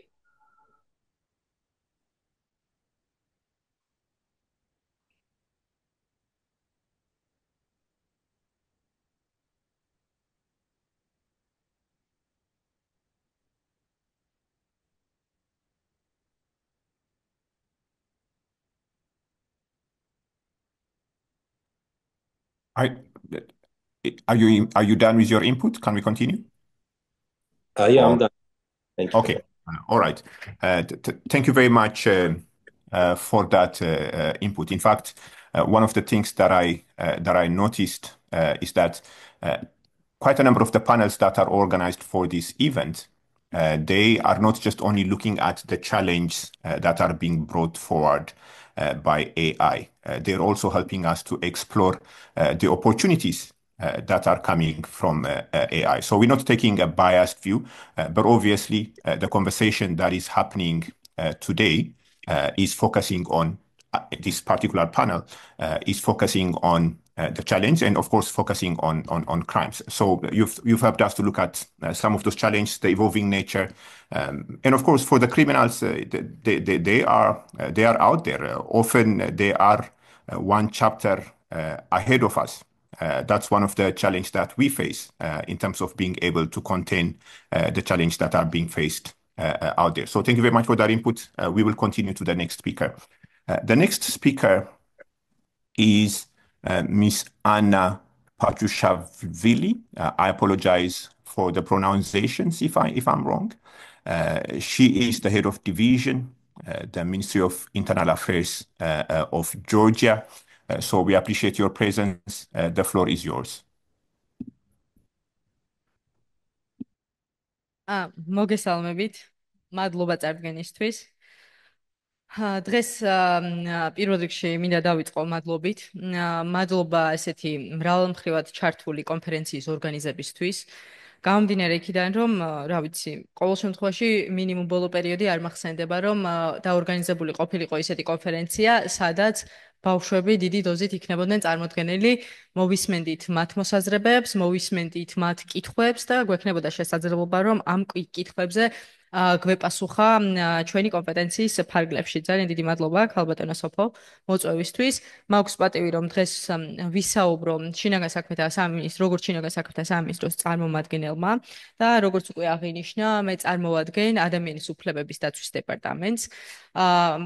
ბატონმა მინისტრის მოადგილემაც გუშინ აღნიშნა, რომ ძალიან ბევრი ქვეყნის, ესე ვთქვათ, გამოცდილება გვაქვს შესწავლილი და მსგავსი დეპარტამენტი, რომელიც ყოველდღიურ რეჟიმში ამონიტორინგებს პოლიციაში მიმდინარე წარმოებებს, ფაქტობრივად ასეთი დეპარტამენტი არც არსებობს. ჩვენი დეპარტამენტის ძირითადი ფუნქცია გახლავთ რამდენიმე მიმართულებით ყოველდღიურად პოლიციაში მიმდინარე სამართალწარმოებებზე დაკვირვება და მისი მონიტორინგი. ერთ-ერთი ძირითადი მიმართულება ეს გახლავთ არასრულწლოვანთა მიერ და მიმართ ჩადენილი დანაშაულები. შესაბამისად, ამ დეპარტამენტში უკვე წლების მუშაობა მაძლევს შესაძლებლობას ვისაუბრო იმ პრაქტიკაზე, რაც შეიძლება არსებობდეს ამ მიმართულებით და ვთქვათ, რა გამოწვევები შეიძლება ჰქონდეს როგორც უწყებას და რა გამოწვევები შეიძლება იყოს მეორე მხარეს ბავშვებს რა გამოწვევები შეიძლება ჰქონდეთ, რასთან დაკავშირებითაც ერთი რომ ახერხებენ მომართვას და მათ აქვთ ამ ყველაფერზე ინფორმაცია, აქვთ ამის განბედაობა და სამწუხაროდ გვაქვს შემთხვევები, როდესაც ბავშვები დროულად ვერ მოგმართავენ, ან საერთოდ ვერ მოგმართავენ და მოგმართავენ მაშინ, როდესაც უკვე ძალიან მძიმე შედეგების წინაშე აღმოჩნდებიან. ნუ ამას აქვს თავისი მიზეზები და ამასთან დაკავშირებითაც შევეცდები მცირედ ვისაუბრო. გამომდინარე იქიდან, რომ ზოგადად ციფრული გარემო ეს გახდა ახალი გამოწვევა, ჩვენს რეალობაში ჩადენილმა დანაშაულებმა რაღაცნაირად რეალობიდან გადაინაცვლა ციფრულ გარემოშიც. თუ მაგალითად ბავშვის მიმართ ძალადობა შეიძლება და რეალურ სამყაროში მომხდარიყო, უკვე არ ვიცი, კონკრეტული სოციალური ქსელებიდან და კონკრეტული პლატფორმებიდან ხდება ბავშვების მიმართ გარკვეული დანაშაულების ჩადენა. მათი ნების დათრგუნვა, მათზე ზემოქმედება და ასე შემდეგ და ასე შემდეგ. განსაკუთრებით, ესე ვთქვათ, საშიში და სარისკო გახდა ისეთი პლატფორმები, რომლებსაც არასრულწლოვნები ძალიან ხშირად იყენებენ და ეს არის Facebook, Instagram, განსაკუთრებით TikTok-ი და რატომ ვსაუბრობ ახლა ამ საკითხებზე, ხო? ჩვენ სამწუხაროდ არაერთი შემთხვევა გვაქვს, როდესაც ბავშვების მიმართ დანაშაული განხორციელდა ასეთი პლატფორმების მეშვეობით. როდესაც, თქვათ, არასრულწლოვნები არ ფლობენ ინფორმაციას, რა დოზით უნდა გასცენ თავიანთი პირადი მონაცემები, რა დოზით უნდა ისაუბრონ საკუთარ თავზე, ვის უნდა ისაუბრონ, სად უნდა იყოს ზღვარი, სადაც, თქვათ, ბავშვი შეწყვეტს მის თავზე საუბარს, შეწყვეტს, თქვათ, იმ პრივატულ საკითხებზე საუბარს, რაც რეალურად სხვა ადამიანს არ უნდა გაანდოს. საბოლოო ჯამში ამ ყველაფერს მივყავართ იქამდე, რომ ბავშვი ხდება ზემოქმედების მსხვერპლი. აქ დღესაც აღინიშნა და გუშინაც ბავშვებს ვერ მოვთხოვთ, რომ ვალდებულები იყვნენ, არ გასცენ ინფორმაცია, ვალდებულები იყვნენ, რომ თქვათ რაღაც საკითხებში არ ჩაერთონ. ჩვენი პირდაპირი მოვალეობა, როგორც ჩვენს უწყებისათვის, როგორც ასევე ყველა ჩართული მხარისათვის, არის ის, რომ ახალგაზრდებს და ბავშვებს ვესაუბროთ იმ საფრთხეებზე და რისკებზე, რაც შეიძლება არსებობდეს ციფრულ გარემოში, რაც შეიძლება არსებობდეს თუნდაც ხელოვნურ ინტელექტთან დაკავშირებით. ერთი არის, რას ვეკითხებით ხელოვნურ ინტელექტს და მეც არაერთხელ გამომიყენებია ეს რა ვიცი ChatGPT, ну რაღაცა საკითხები მიკითხავს, რომ თქვა სხვა პერსპექტივით დამენახა, ხო? მაგრამ რეალურად ეს ChatGPT-ც რას აკეთებს, ხო? თითოეული ჩვენსგანისგან კრებს გარკვეული სახის ინფორმაცია, საბოლოოდ ეს ინფორმაცია მუშავდება და რა დოზით და სად გამოიყენება ეს ინფორმაცია, ამაზე ჩვენ რა თქმა უნდა წარმოდგენაც არ აქვს.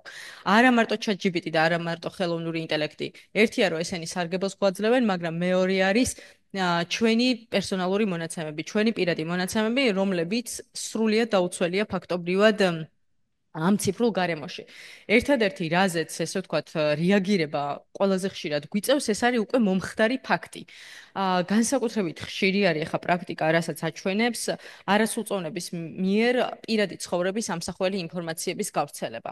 ეს არ ეხება მხოლოდ ფოტოს, ეს ეხება მათი ცხოვრების ამსახველ გარკვეულ ვიდეო კადრებს, ეხება, არ ვიცი, მათი მხრიდან ლაივების ჩაწერას.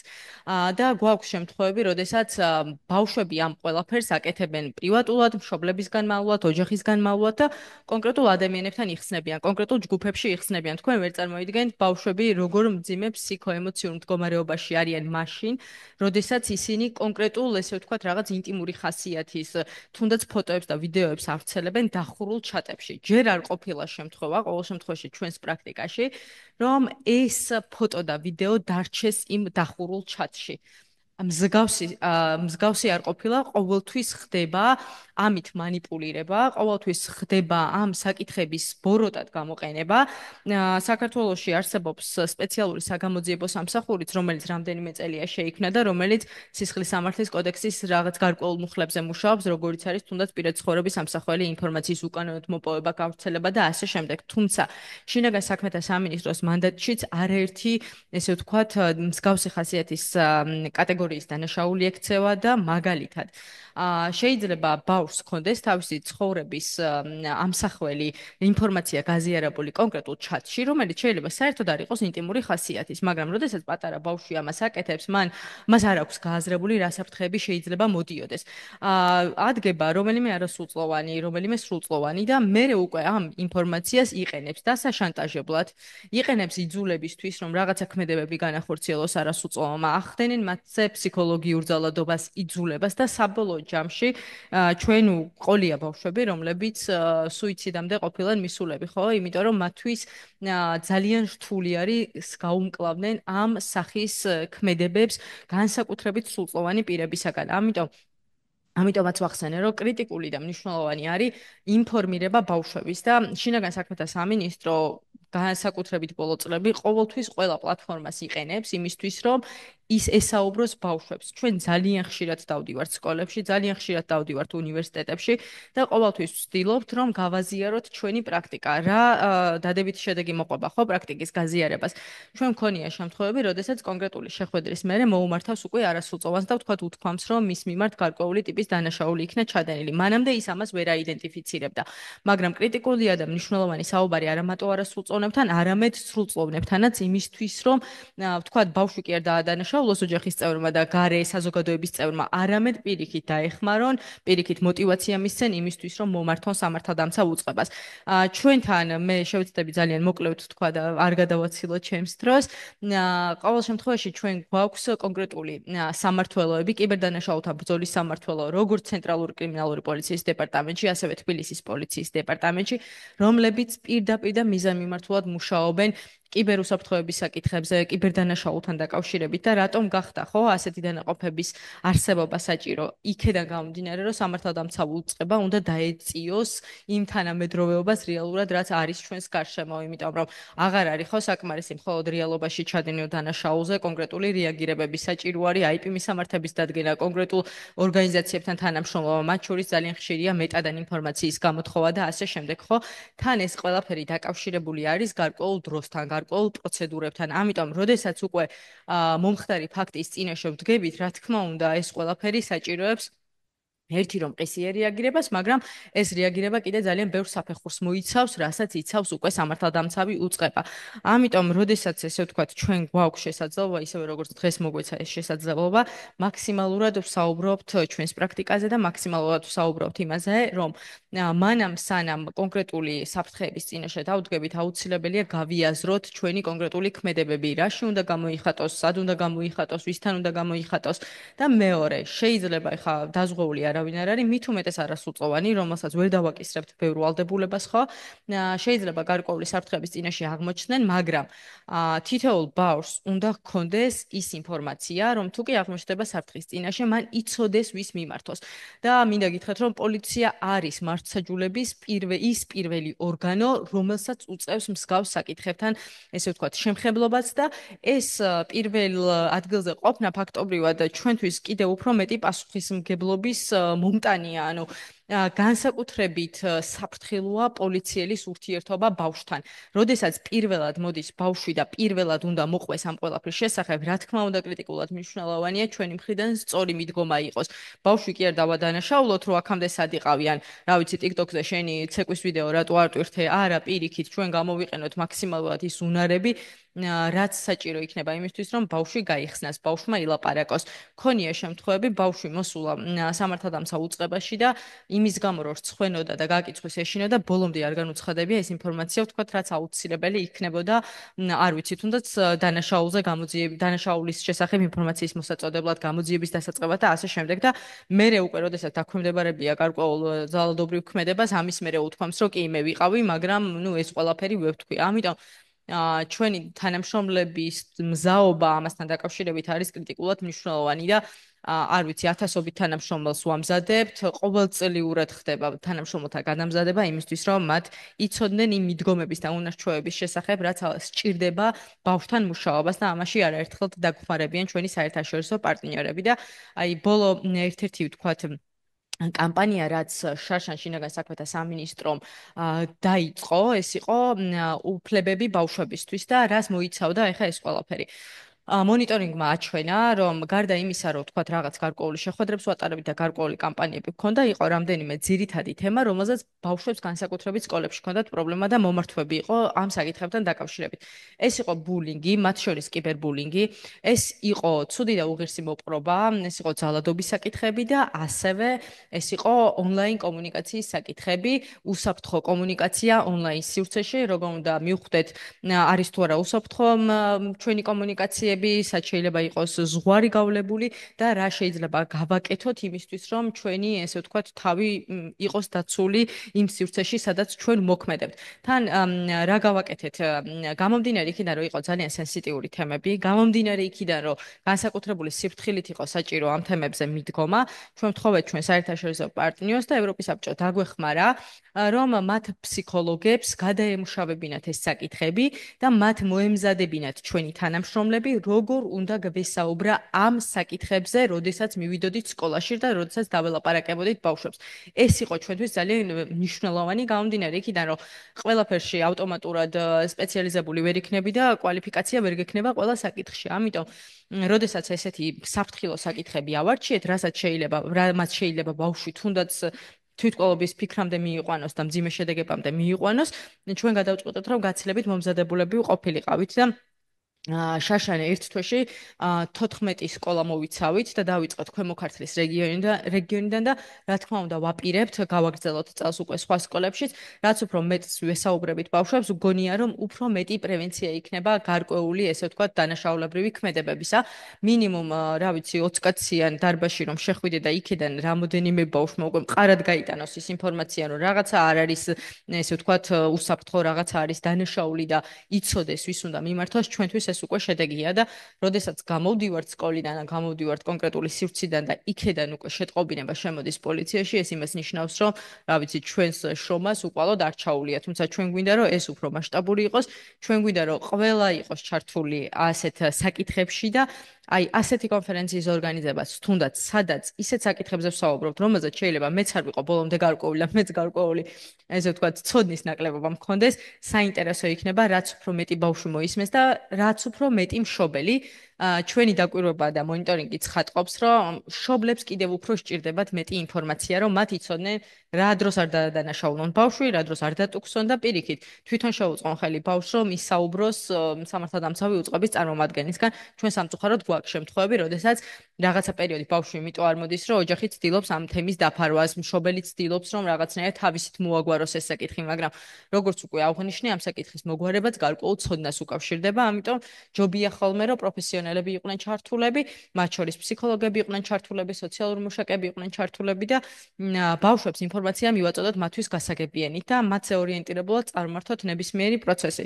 საბოლოოდ რომ შევაჯამო, შინაგან საქმეთა სამინისტროსაც გამოწვევა ეს ონლაინ ძალადობა, ონლაინ სივრცეში ჩადენილი დანაშაულები, ციფრული გარემო, მათ შორის ხელოვნური ინტელექტი, იმიტომ რომ არ იცი ბავშვს რა უბრუნდება, მაშინ როდესაც კითხვას სვამს, არ იცი რამდენად შესაბამისია მისთვის მიწოდებული ინფორმაცია, ხო? იმიტომ რომ ბავშვი კონკრეტულ კითხვას რო დაუსვამს, მაგალითად ChatGPT შეიძლება არ დაიწყოს იმის წერით, რომ მე ვარ 10 წლის ბავშვი და მე რაღაც მაინტერესებს, ხო? ის შეიძლება უბრალოდ სვამდეს კონკრეტულ კითხვას, ამიტომ ჩვენ არ ვიცით რა საფრთხეების წინაშე საშიშად გებიან ბავშვები, როდესაც მათ აწვდიან ამ ინფორმაციას. ამიტომ უფრო მეტი საუბარი, უფრო მეტი პრაქტიკის გაზიარება, თუნდაც საერთაშორისო პარტნიორებისგან საბოლოო ჯამში მოგცემს იმის შესაძლებლობას, რომ კიდევ უფრო დავხვეწოთ ჩვენი მეთოდები ბრძოლის ამ კატეგორიის დანაშაულებისადმი და კიდევ უფრო მეტად ვიმუშაოთ პრევენციაზე და ძალიან მისასალმებელი იქნება თუ მსგავსი ხასიათის კონფერენციები არის სკოლებში ჩატარდება, რეგიონებში ჩატარდება, სადაც კიდევ უფრო ნაკლები შეიძლება იყოს კონკრეტულ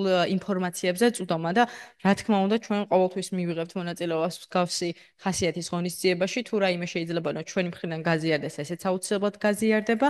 ამიტომ მადლობა კიდევ ერთხელ ამ შესაძლებლობისთვის და რა ვიცი თუ რაიმე კითხვა იქნება, რა თქმა უნდა მზად ვიქნები გიპასუხოთ. მადლობა.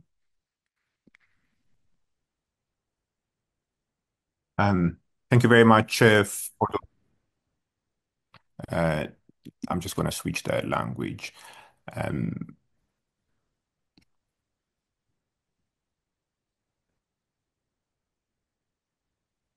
Thank you very much for those inputs. It's appreciated and it's very useful. I've taken quite a bit of note, but I'm just going to highlight a couple of points. One is the data protection issue and its obvious link with criminalization. That's something that we need to pay very close attention to. I couldn't help but also notice your emphasis on the fact that the important role that parents actually should play. Even though this might be an issue that they might not be well prepared for, they need to be empowered. They need to be able to play a role. And the mental health aspect, you did mention about suicide. I also noticed that you gave credit to the Council of Europe. And again, this is not an issue that is bound by borders. It's an area that requires significant collaboration. And pushing the boundaries means that you need to collaborate not just only internally, but also externally. But a couple of other points. As someone who's had the privilege of serving on the UN Committee on the Rights of the Child for 12 years, I don't take it for granted that, for example, Ministry of Internal Affairs would have a human rights department, and less so a human rights department that is actually focused on children's rights. Your bio gives an indication that one of your main roles is to actually increase the efficiency of legal proceedings related to children, but also including in the digital space, and this is very important. Now, we've heard from two states. I can say a number of things about the UAE. I've had the privilege, including last year, to come to Abu Dhabi and have some of these conversations. I've not yet had that opportunity in relation to Georgia, but I've had the privilege of going through your reports when you engaged with the UN Committee on the Rights of the Child. These are two very useful examples coming from countries that have taken the issue very seriously. They're not just only talking the talk, they're actually walking the walk. UAE has the fastest internet in the world. And with it also, they have realized the level of commitment that is required to take these issues very seriously. And the same way with Georgia that we have just recently heard from. But it's not just only states that actually are critical role players in addressing these crimes against children. There are multiple stakeholders. This includes academic institutions. That's why we're having this conversation, for example. This includes researchers, international civil society organizations, UN agencies, and so forth. So now we're moving to that kind of list in the next category of speakers that will also bring in some level of expertise and insight into these issues. The next speaker is Emma Persson. She is the coordinator for the AI for Safer Children initiative, which is aimed at leveraging the positive potential of AI through an online platform, reaching over half the world's countries and conducting specialized trainings for thousands of professionals to build law enforcement capacities worldwide. She specialized in emerging technologies after having completed a master's program in international peace and security at King's College London and a Master of Laws in Public International Law at Leiden University, and further contributes to the center's work through publishing reports and other research capacity building and so forth. So, Emma Persson, the floor is yours. Thank you very much. I hope you can hear me all well.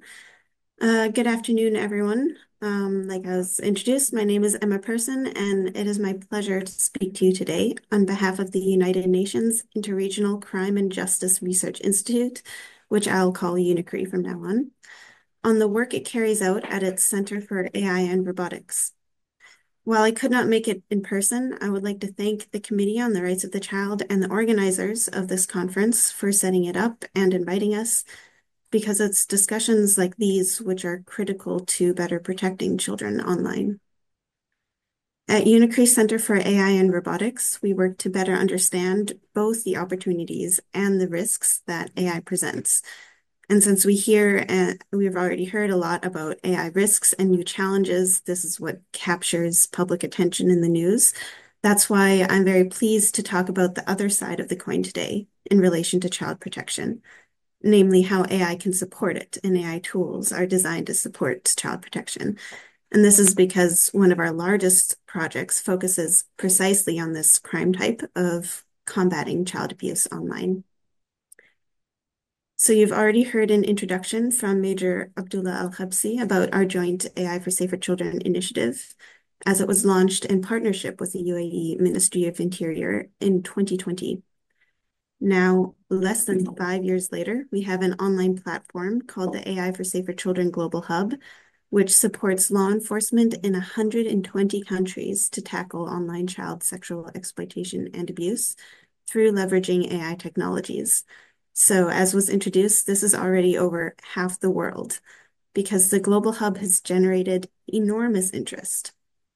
And why would police be so interested in AI? Well, the reason is very simple. It's the sheer amount of material that can be created, the sheer amount of data. And nowadays, it can be created even by other AI tools themselves.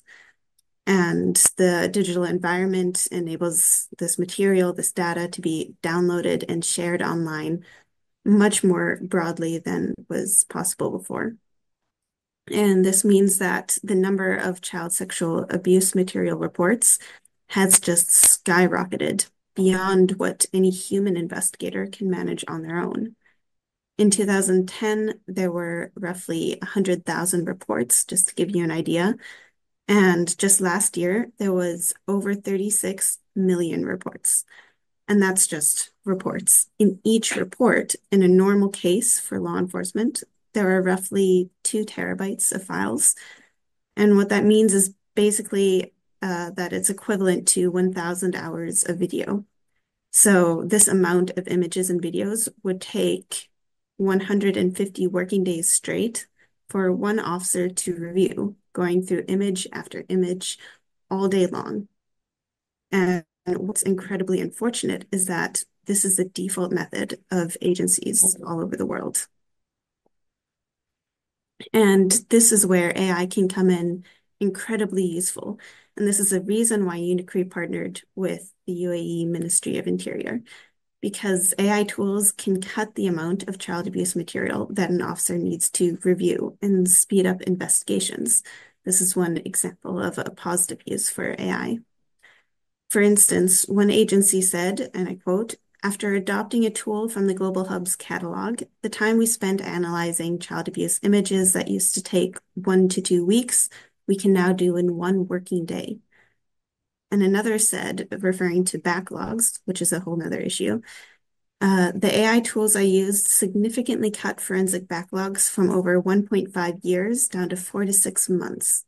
This is time that can make a world of difference for victims." So this brings me to the main feature of the Global Hub that I should mention, a catalog of over 90 AI tools specific for this crime type.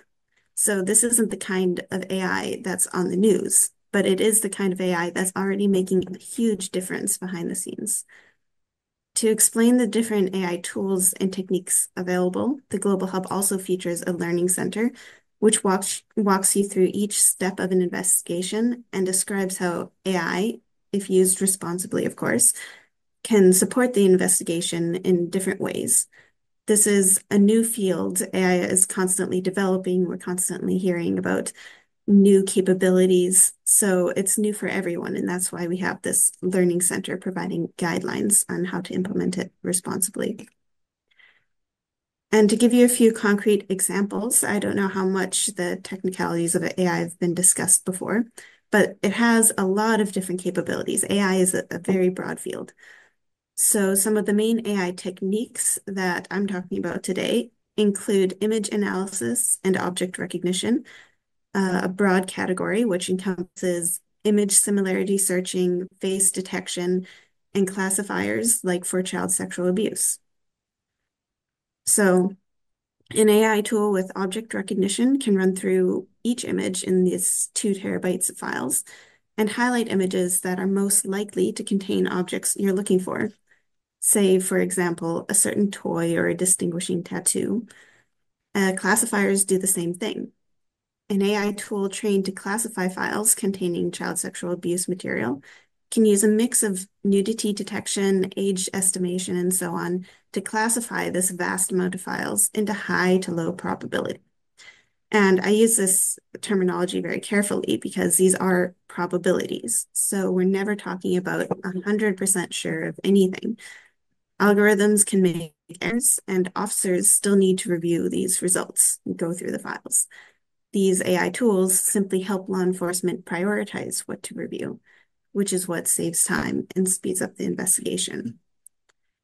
Maybe to give you a concrete example of a triage. So there was a teacher suspected of accessing child abuse material. And right then and there, when police were with him, they used an AI tool that analyzed files on this teacher's computer and found a result within 58 seconds. So this obviously sped up the investigation enormously, and they're able to remove this person from an environment with vulnerable children much more quickly. But there are many other AI techniques. For instance, there's also voice and text analysis or natural language processing. You may have heard of NLP. This is a technique which can analyze text and extract relevant information, such as the topic of the conversation or even the sentiment. If you need an illustration of how this can be helpful, take out your phones and look at your messages and group chats. How long would it take you to go through just one chat history? Using a tool with natural language processing means that instead of reading this hours and hours of chat history, AI can quickly flag what officers need to review first, detecting possible grooming and sexual content in chat messages. To recap some of these AI techniques, I mentioned image analysis and object recognition, classifiers, voice and text analysis. These are all distinct AI capabilities which can be united in one tool. I'm just giving you a feel for the vast amount of variety of AI capabilities that we're referring to. Like I said, we have over 90 AI tools on our global hub, so this is by no means an exhaustive list. There are many more techniques like simple case management and authenticating sources of files, geolocation, and more that I won't have time to cover. We have found that virtually every country's agency can benefit from AI, even and especially countries with fewer technological resources. To further our goal of empowering agencies worldwide, UNICRI and the UAE Ministry of Interior launched specialized trainings as an extension of the Global Hub in May 2023, each one adapting the information on the Global Hub to the recipient agency's needs and interests. We bring in experts to talk about responsible AI, techniques, and theory, and we have practical hands-on examples and typically invite relevant technology providers to demonstrate their AI tools live so officers can see real examples. We found that this connection to industry is incredibly important and highly valued by law enforcement, and we believe this is true for all our endeavors, as I'm sure has been covered extensively in this conference, this connection between public and private institutions. So far, regarding the trainings, we've trained over 2,000 officers from 28 countries. These trainings have also received enormous interest and are free of charge for any member state. The feedback we have received from these trainings is extremely positive, including the most recent feedback we just heard from Latvian law enforcement about identifying more than 10 offenders in just 1 month by using an open source intelligence tool they discovered at our AI for Safer Children training. Now, I believe I'm approaching my 10-minute mark. So to wrap up, I'd like to say that artificial intelligence is indeed rapidly transforming our world, posing both risks and benefits for children. Of course, in the questions and answers, I can expound upon the risks as well. But I believe it's important to also focus on leveraging the positive side to AI. So the stronger tools for online protection. As one officer said, to fight bad AI, we must use good AI. I look forward to hearing the insights from today's discussions. Thank you for your attention. That will be the end of my presentation. Thank you very much, Ms. Emma Persson. That was very useful, but also I appreciate you sticking to the time. I have an excellent panel, which is also time conscious, which will also give us the opportunity for a Q&A. 90 AI tools, that's fascinating. And some of the examples that you flagged about image classifiers, removing person from an environment as quickly as possible, because often there is a sense of urgency that needs to happen if we're particularly serious about prevention. And of course, what also strikes me is that, because again, the framing for this conversation is the 35th anniversary of the Convention on the Rights of the Child. And the convention says states have the obligation to undertake legislative, administrative, and other measures. Generally speaking, we have made progress on the legislative part, but the other measures part is where we tend to fall between the cracks. So capacity building of law enforcement officials is absolutely critical. And one of the things that I have had the opportunity to notice is there is a squeezing effect, in the sense that when the laws and the capacity is built in one specific country or one specific region, the perpetrators tend to move to other areas where the capacity is not present, where the legislative framework is not solid. So these specialized trainings that you highlighted, the connection to the industry is obviously an absolutely critical element of this conversation. So I'm sure that there will be those that will be picking up on some of these points in the Q&A answer. Rest assured that I will do so if we have a relatively quiet gathering. I don't think that will be the case, but I look forward to that engagement. Thank you very much again. The next speaker is Dr. Wendy O'Brien, Artificial Intelligence Focal Point Division for Treaty Affairs, UNODC in Vienna. She plays a pivotal role in advancing human rights-based criminal justice reform as the Artificial Intelligence Focal Point within UNODC's Division for Treaty Affairs. She spearheads initiatives to integrate human rights principles into the design and adoption of AI systems, particularly in the justice sector. With advanced degree in gender studies, public international and evaluation, Dr. O'Brien combines interdisciplinary expertise to advance a vision of ethical AI governance that amplifies justice, equity, and dignity worldwide. She has actually published on a number of these issues, and her latest book, Children's Rights and Criminal Justice in the Digital Age, is published by Palgrave Macmillan 2024. And I can confirm to you that I use it for my teaching here at my university. Over to you.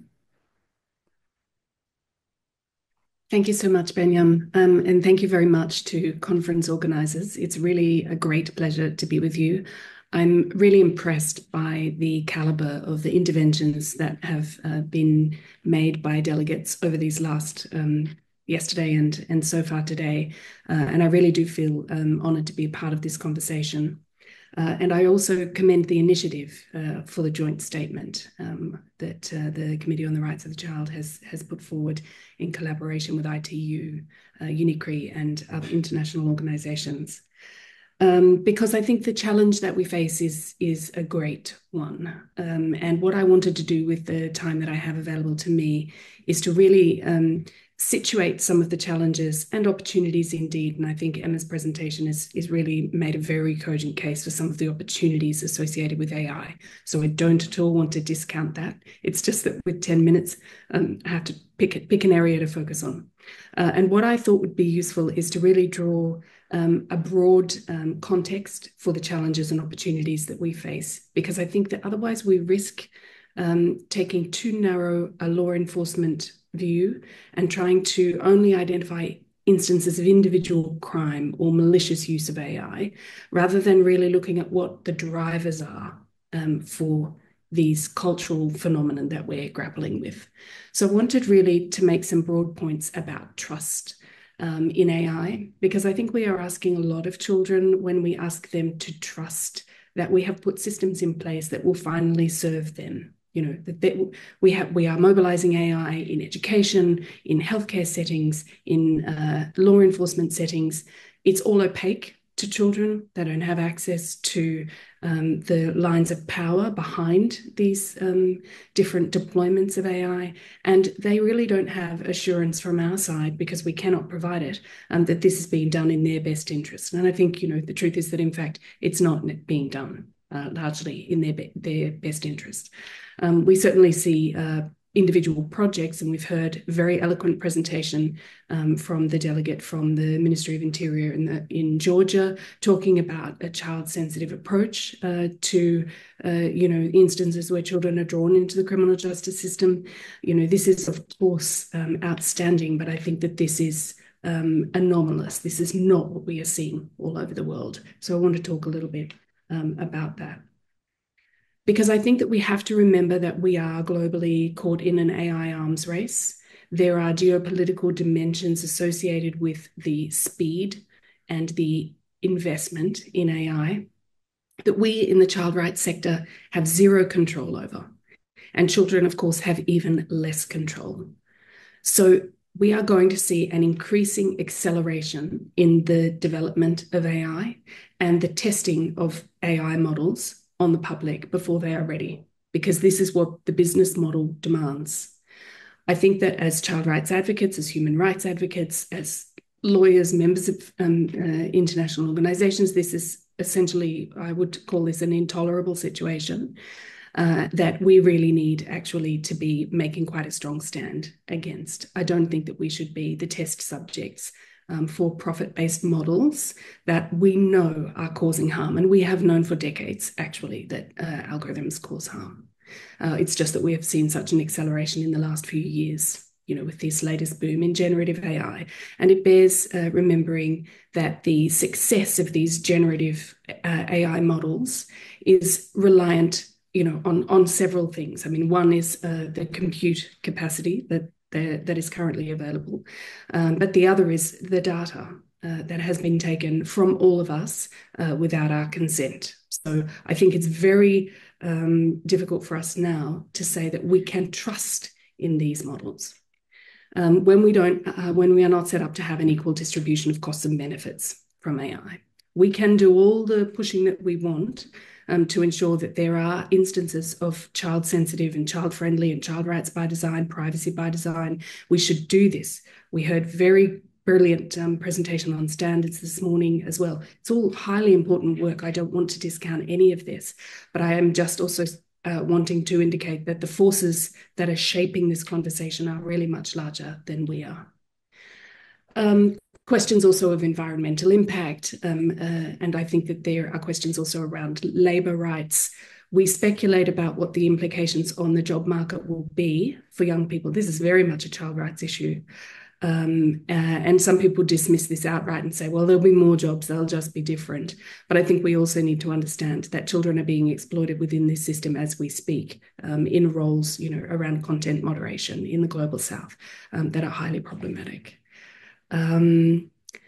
But what I wanted to gesture to as well is some of the ways in which the spread of disinformation, the spread and amplification of disinformation has very serious impacts for the criminal justice system. And with this, when I speak about the criminal justice system, what I'm wanting to identify is both the challenges for law enforcement and the judiciary in responding to crimes and protecting children, but also the ways in which children are being brought into contact with the criminal justice system for things that we would now identify to be offences.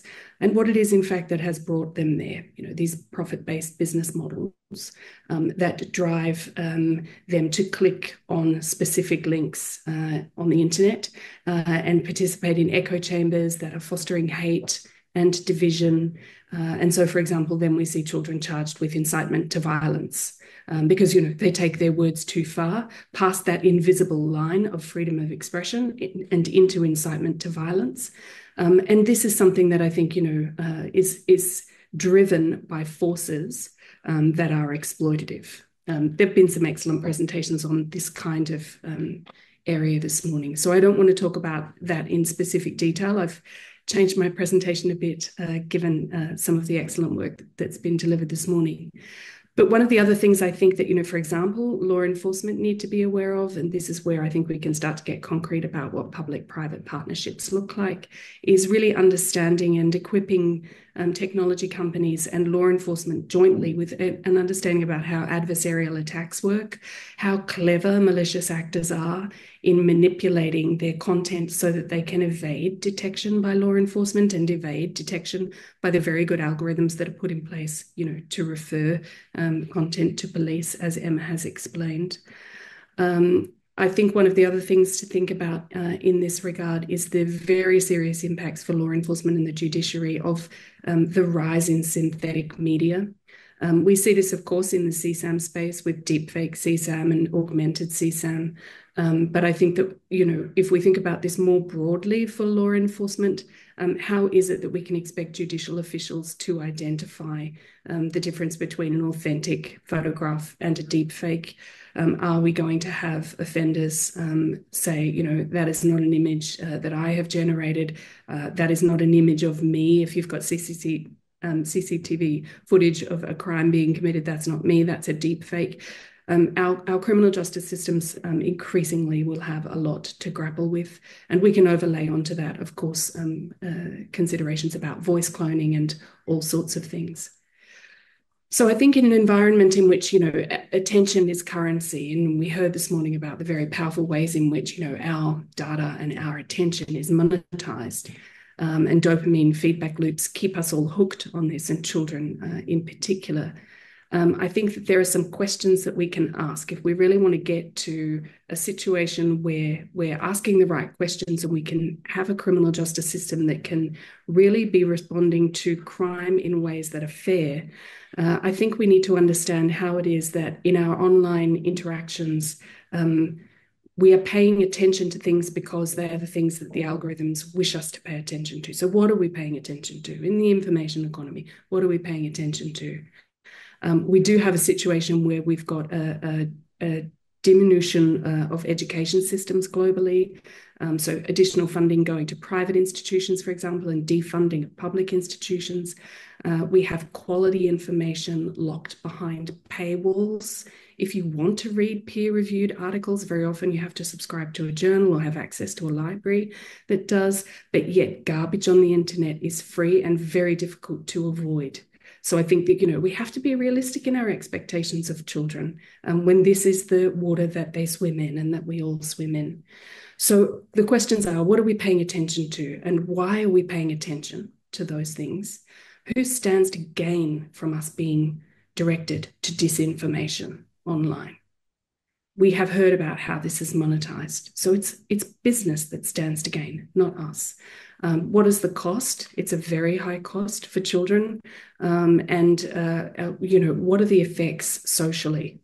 This pressure on the criminal justice system could spur indeed an erosion of trust, legitimacy in the criminal justice system, and a breakdown in the rule of law.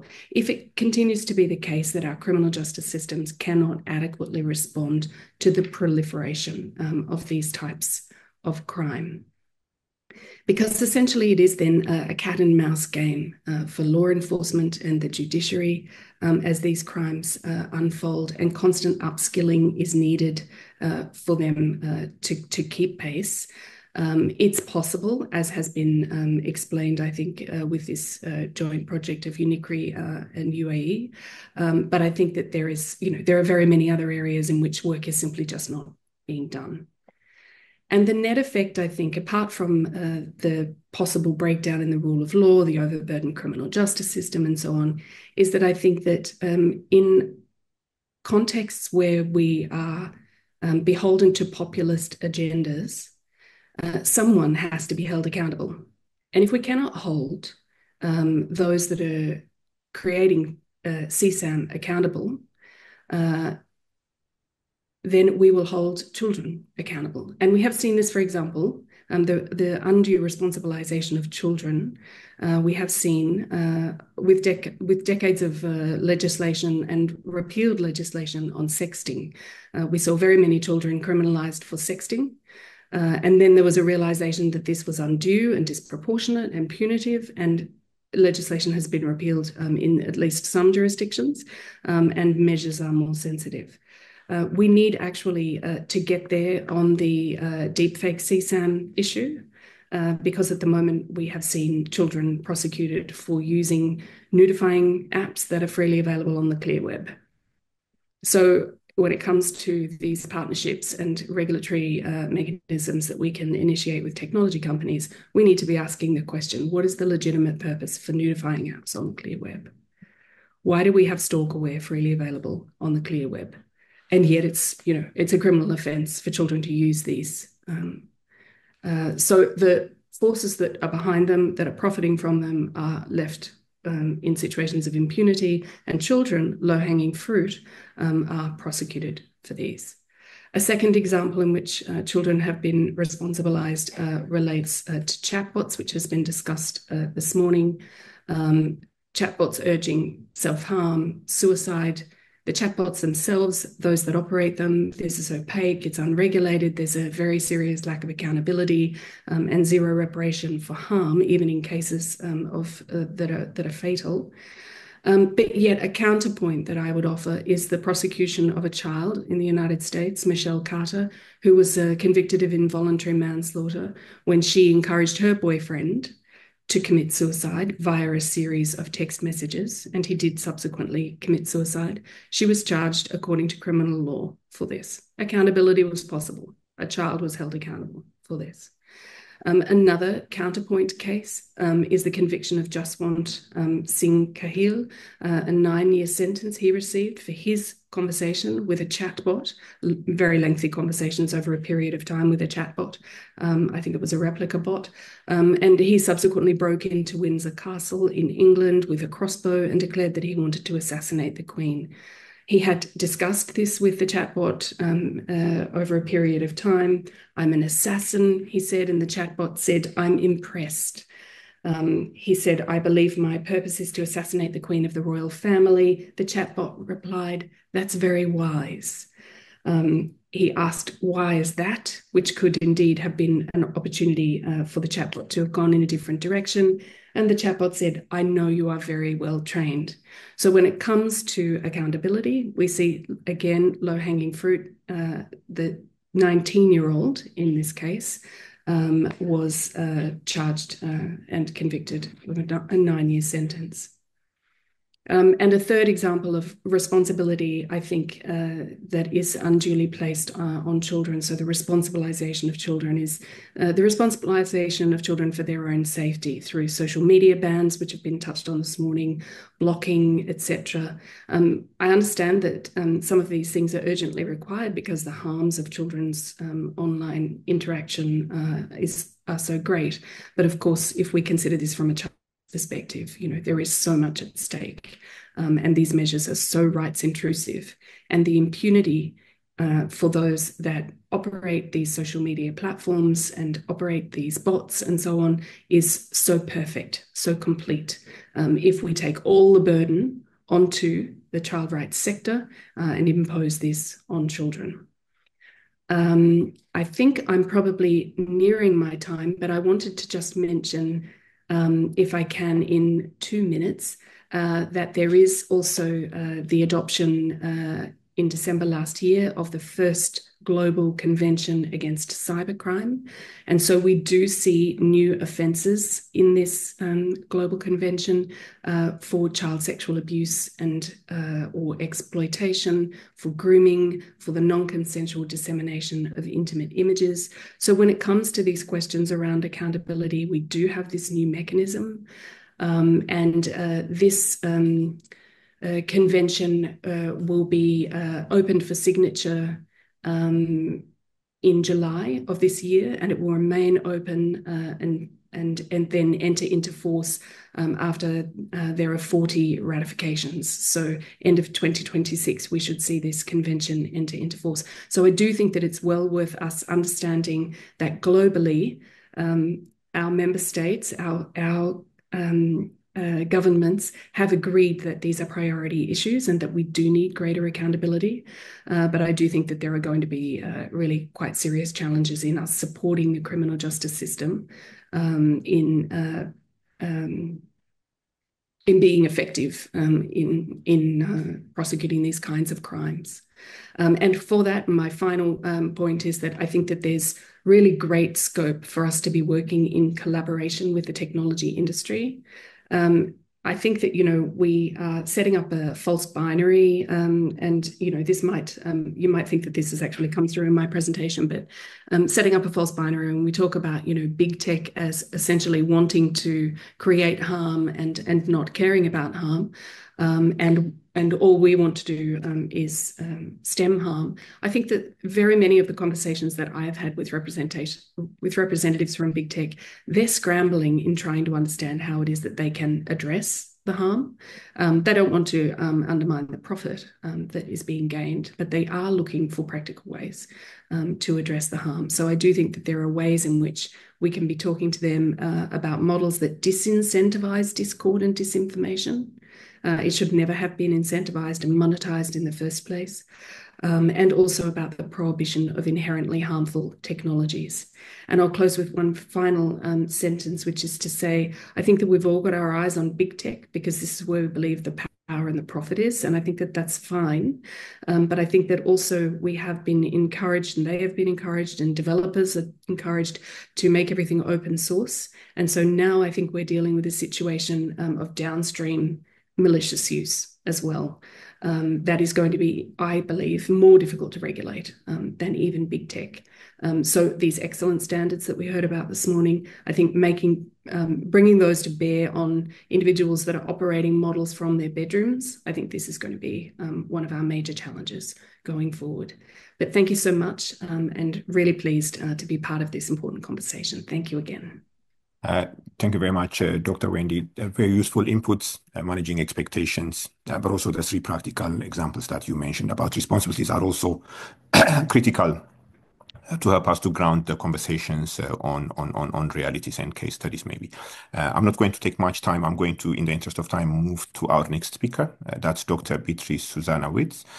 Dr. Beatrice is the director and founder of Human Trafficking Front, is an expert in the field of human trafficking and child protection. She holds a doctorate in legal sciences and a master of laws in intercultural human rights from St. Thomas University College of Law in Miami, Florida. Her peer-reviewed books, Sex Trafficking of Children Online, Modern Slavery in Cyberspace, and Trata de Menores en el Cyberspacio. There are a number of words in Spanish, not my greatest strengths, so I'm going to skip that. She leads efforts to combat human trafficking and modern slavery through education, advocacy, and capacity building programs, and has served as petitioner attorney before the Inter-American Commission on Human Rights, and delivers guest lectures on human trafficking issues at the national and international levels. The floor is yours, Dr. Beatrice. Thank you. Thank you so much for this invitation and this opportunity. My name is Dr. Beatrice Susanna Witz, founder and director of Human Trafficking Front. As mentioned in the brief introduction, I'm also a book author. This is my book, Trata de Menores en el Ciberespacio, available in Spain and Spanish speaker countries. And also, this is my book, Sex Trafficking of Children Online, Modern Slavery in Cyberspace, available in Europe and Canada, Australia, the US, and countries around the world, mainly in English-speaking countries. It's a great honor for me to be here today, commemorating the 35th anniversary of the United Nations Convention on the Rights of the Child, which have a significant impact in the life of children around the world, especially in changing the perception of children from objects under the control of parents to rights holders. Thank you very much to be here. We guide our work at Human Trafficking Front with guidance of the United Nations Convention on the Right of the Child, and we have been providing trainings for law enforcement and building capacity and relevant professional parents and children themselves, training more than 5,000 professional and parents so far in alignment response with the UN Convention on the Right of the Child and relevant instruments at a United Nations level in international law. As UA and digital technologies evolve, what we see today is that legal frameworks, international legal frameworks are lacking behind. We see, for example, that international legal instruments such as the United Nations Convention on the Rights of the Child, the Optional Protocol on the Sale of Children, Child Prostitution, Child Pornography, the Palermo Protocol, that is the framework for human trafficking, were drafted before the internet and the AI rise, focusing therefore mainly on offline crimes. And today we see as a result that national approaches are diverse, responses are fragmented to cyber crimes related to children and exploitation and abuse. We see that existing national laws are general and insufficient to address these new challenges, including AI-enabled child exploitation, and children therefore remain vulnerable to these crimes online that also connect to the offline world. Regarding the nature of these cyber crimes for exploitation purposes, I would like to go briefly for a broader understanding of this crime, that these crimes that have the intent to exploit a child online usually involve commercial sex or sexual activities using digital technologies, often for commercial gain. At the same time, it's important here to understand what is involved in sexual exploitation of children online. And that involves real or simulated sexual activities, often connected to commercial transactions or benefits promised or given to the child or to a third party, making the child available for exploitation. We see here in these cyber crimes and also those facilitated via AI that these crimes are involving the exchange of money, gift, digital gift, or item, or other benefits, for example. These crimes also illustrate the position of vulnerability of this innocent life, where they may be treated as a commodity or as a mere tool for the benefit of an abuser or a perpetrator. And that is a direct attack to the child integrity, human dignity, and that reduce the personal autonomy of that child involved. The commodification of children in these cyber crimes can also be manifested when they are offered, bought, sold, or transferred with no regard for their basic human rights. So what we see today with all this umbrella of cyber crimes for sexual exploitation and abuse of children is that the AI may be part of this process through which children can be treated as products to be exchanged or transferred to others without any consideration of their well-being or their human rights. These cases can also be connected to trafficking, for example, in some cases severe, maybe in a manner akin to slavery when control tantamount to possession for exploitation, which may be in alignment with the definition of slavery under international human rights law. At the same time, it's important to address today that some of the acts of these cyber crimes that we are dealing and combating now may be reflected act of human trafficking. For example, they may involve the act of transferring, harboring, or maintaining a child in a situation of exploitation online, or receiving a child.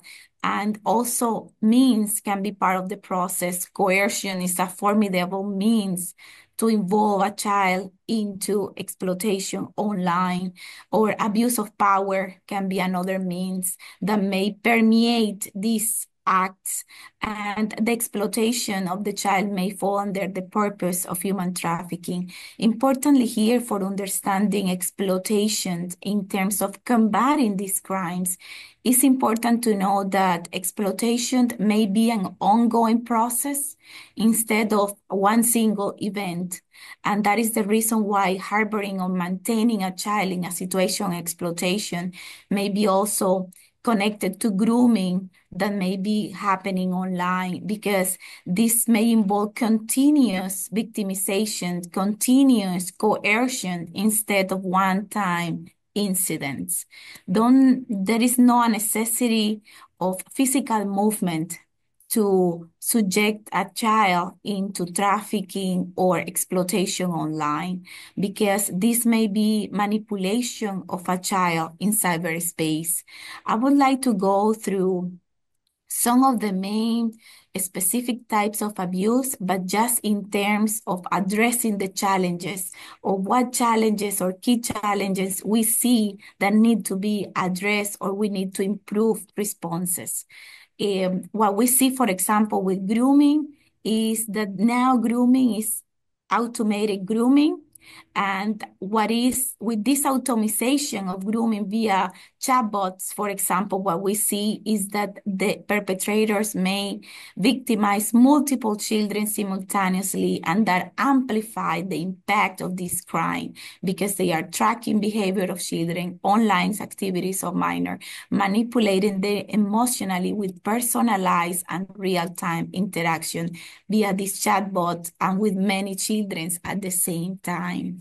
And regarding the creation of AI-generated child sexual exploitation and abuse and child sexual abuse material, it's important to know that these images that are virtual representation of minors, such as deepfakes, are not only explicit representation, but also may be broader in scope to be exploitative, because they are intended for sexual purposes, such as sexualized images of children. And importantly here is that for us, for our purposes to advance advocacy and legal advocacy, is that how these images, without involving real minors, can exacerbate the cycle of exploitation and abuse of children. They are being used in the trade of materials. They can facilitate grooming, increase the demand for child exploitation, promote sexual exploitation activities, normalization of the exploitation activities of involving minors. They can also help normalizing exploitative behavior by offenders, because the content is more widely accessible and realistic. Importantly here, for addressing the challenges in identification, is given the speed that this new content is created because of the AI. Traditional detection mechanisms such as photo DNA cannot identify all of these contents out there, because they are not part of or cataloging databases containing pre-existing abusive content in order to do the matches or no hatches. So it's important for us to advance solutions and responses to tackle how aggressive and rapidly evolving these materials are. Importantly also here, for combating crimes, is the notions of AI algorithm in relation to social media, because the AI algorithm can promote child sexual exploitation by recommending profiles, and in that way connecting minors with perpetrators, and also recommending child-related content for exploitation purposes. Similarly, is the AI-enabled sextortion that is growing rapidly and is leading children into sexual and financial extortion practices, including through AI threats and the use of deepfakes in order to blackmail the child involved. Also relevant as combating the crimes realm or perspective is the role of AI in live streaming of child sexual exploitation and abuse. And here with the live streaming, I'm talking here for victimizing children across the globe, not only those in developing countries where the AI may be tackling and helping target families or parents with economic struggles or financial needs to sell the children online for exploitation purposes, but also in developed countries where children may be coerced into sexual acts for virtual gifts that may be facilitated by AI. The role of AI is going beyond the surface web.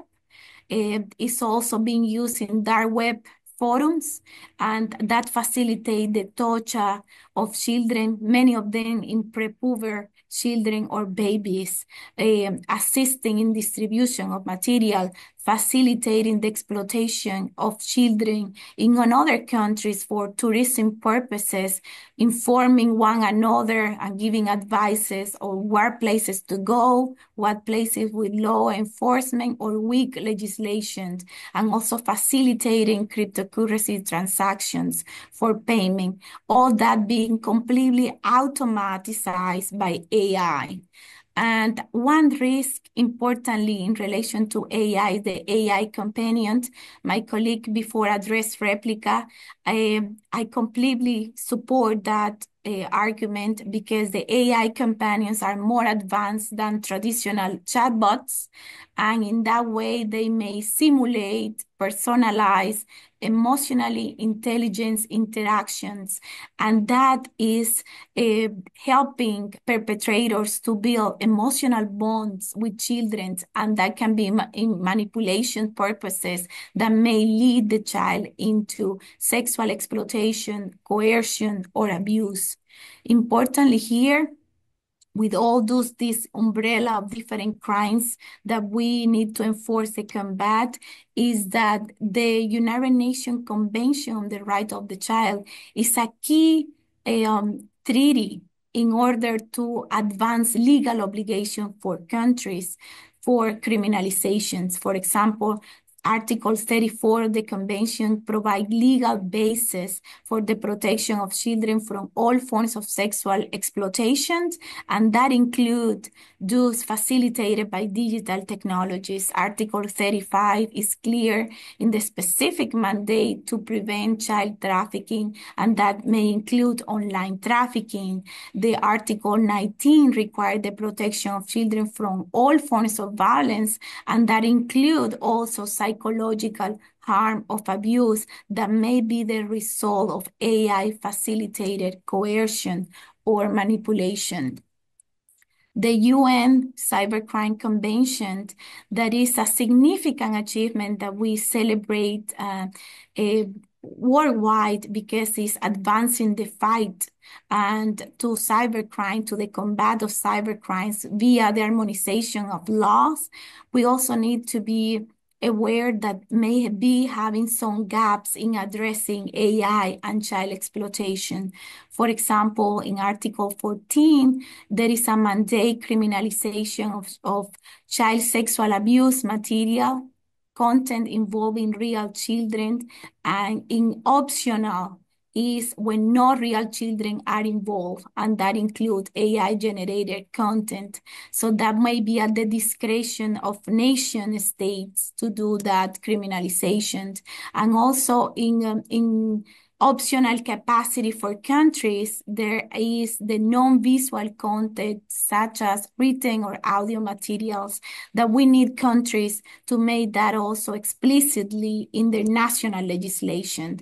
At the same time, Article 15, that is a great addition because for the first time we have grooming at the UN Convention, now with the first one as a cybercrime convention worldwide, leave domestic legislations open for defining sexual offenses, and that may be open for interpretation and may create inconsistency in legal responses among countries that, for example, in combating AI-facilitated grooming or live streaming of child sexual exploitation and abuse, with those offenses may not be adequately addressed already as part of domestic laws of countries. Importantly is the critical role now that we are moving the responses from tech companies is the critical role that the optional protocol plays when combating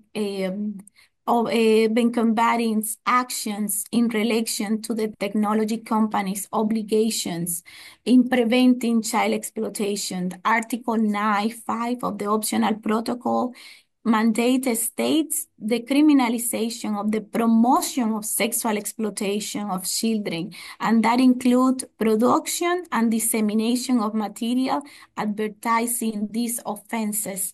In other words, in the context of AI, with the optional protocol as a key for in advancing this criminalization and binding companies, there is a responsibility that AI technologies need to ensure that they don't facilitate or amplify the promotion of child sexual exploitation. So in other words, companies must take proactive measures to prevent AI systems from generating, recommending, or disseminating exploitative content that may include AI-generated child sexual abuse material and also other forms of exploitation. And we find that legal basis in the optional protocol. Dr. Vitt, sorry to interject. We need to wrap up, please. Thank you. Yes. Just briefly to conclude, offenders here in cyberspace and through the AI are seeking sexual gratifications or financial gains, moving their fantasies. And it's essential here to know that these are not persons that may not be committed crimes in real life. They have some data that possession of child sexual abuse material, offenders of possession of child sexual abuse material are often linked to direct contact offenses if they have a child access to a child, and that perpetuates the cycle of exploitation. So they may victimize children in the real world. And also for children, essentially, is a victim-centered approach in cyberspace that is essential to mitigate harm, provide appropriate support, because these victims may suffer the same or even more trauma that may be victims of offline abuse. There is no evidence that victims of online abuse suffer less than offline abuse. So this victim may be suffering the same or even more than victims of offline abuse. Some of these victims may be even committing suicide in extreme cases because of the online exploitation and the severity of the victimization online. Thank you so much, and looking forward to continue working together for updating legal framework, foster global cooperation, and especially advancing prevention strategies and global multi-stakeholder collaboration in order to advance effective responses, detection systems, and victim protection in cyberspace. Thank you so much. Thank you very much. In the interest of time, I'm not going to try to summarize. I'm going to open the floor for questions. Professor Benyam, thanks a lot for your moderation, and to all panelists. I would like to congratulate with excellent presentations. I have really enjoyed your presentations. We have a couple of speakers here in person who would like to ask questions, if they may. And also, in the interest of time, maybe if you see it's necessary, Professor Benyam, you can extend a couple of minutes if you think it's be much appreciated. Thank you. Yeah, thank you. So the first was Manu and Tim. Hi, first and foremost, thank you so much for this excellent panel and also your interventions, and also Benyam for your excellent moderation. Thank you so much.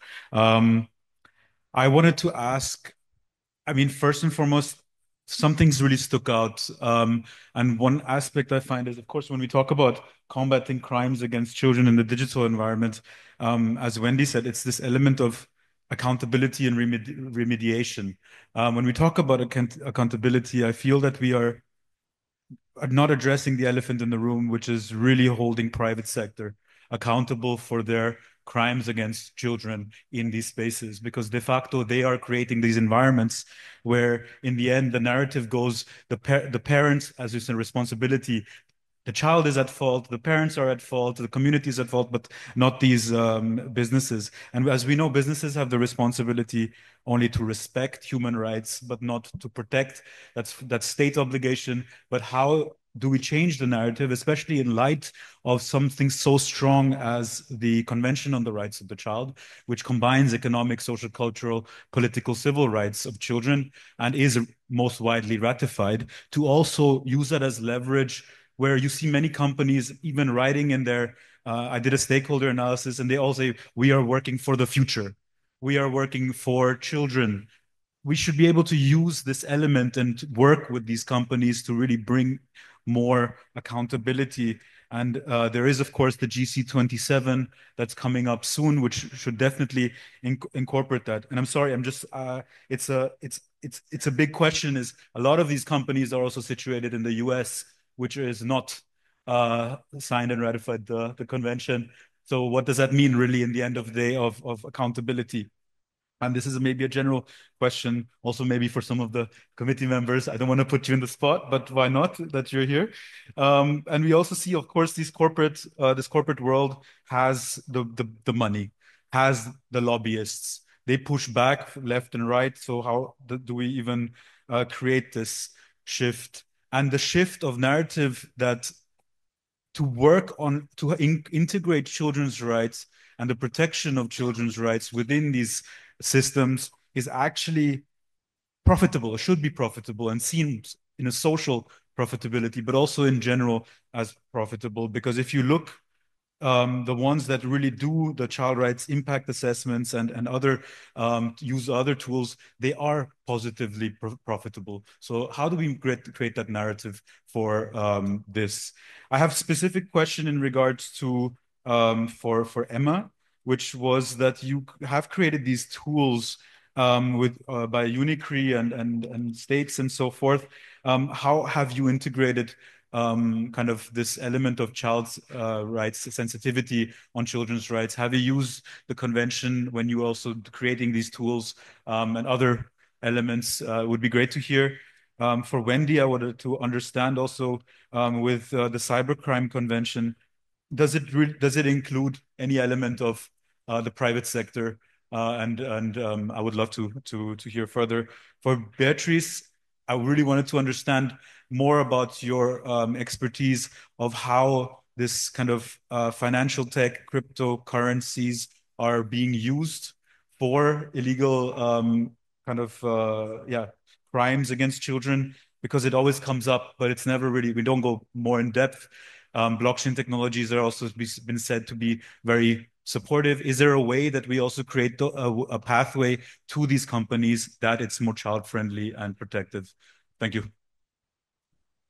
Thank you very much. I like questions that start with the sentence, my question is, so that we can make good use of time. Let's proceed. Thank you, Professor Benjamin. My question is, first of all, I want to thank you for the excellent presentations. Thank you all of you for very enlightening us. I think my question is addressed to Emma. You talked about training 2,000 officers in 28 countries. I was just wondering, is this a one-off training or is it a continuous training that you usually have as UNICRI? And I was just wondering whether is it possible to extend a similar training to train child frontline workers, the CSOs who are very closer to the children and who actually are able to get to the parents and to the children. And especially, are you able to extend the same to the committee members, some of us who are very new in the committee? I think this would be very good information for us to be able to help us assess country reports, because AI use will be one of the apparatus we'll be using to see how countries are doing. I don't know whether there's any, I'm asking that because very new on the committee, and the information you've shared, I think we need to have more time, more than just a one presentation. Thank you very much, all of you, for doing UNICRI and the rest of the presenters. Thank you. Thank you very much for both speakers, and it's good to see you. Actually, excellent questions. Maybe we can take one or so, and then we give the floor back to the speakers.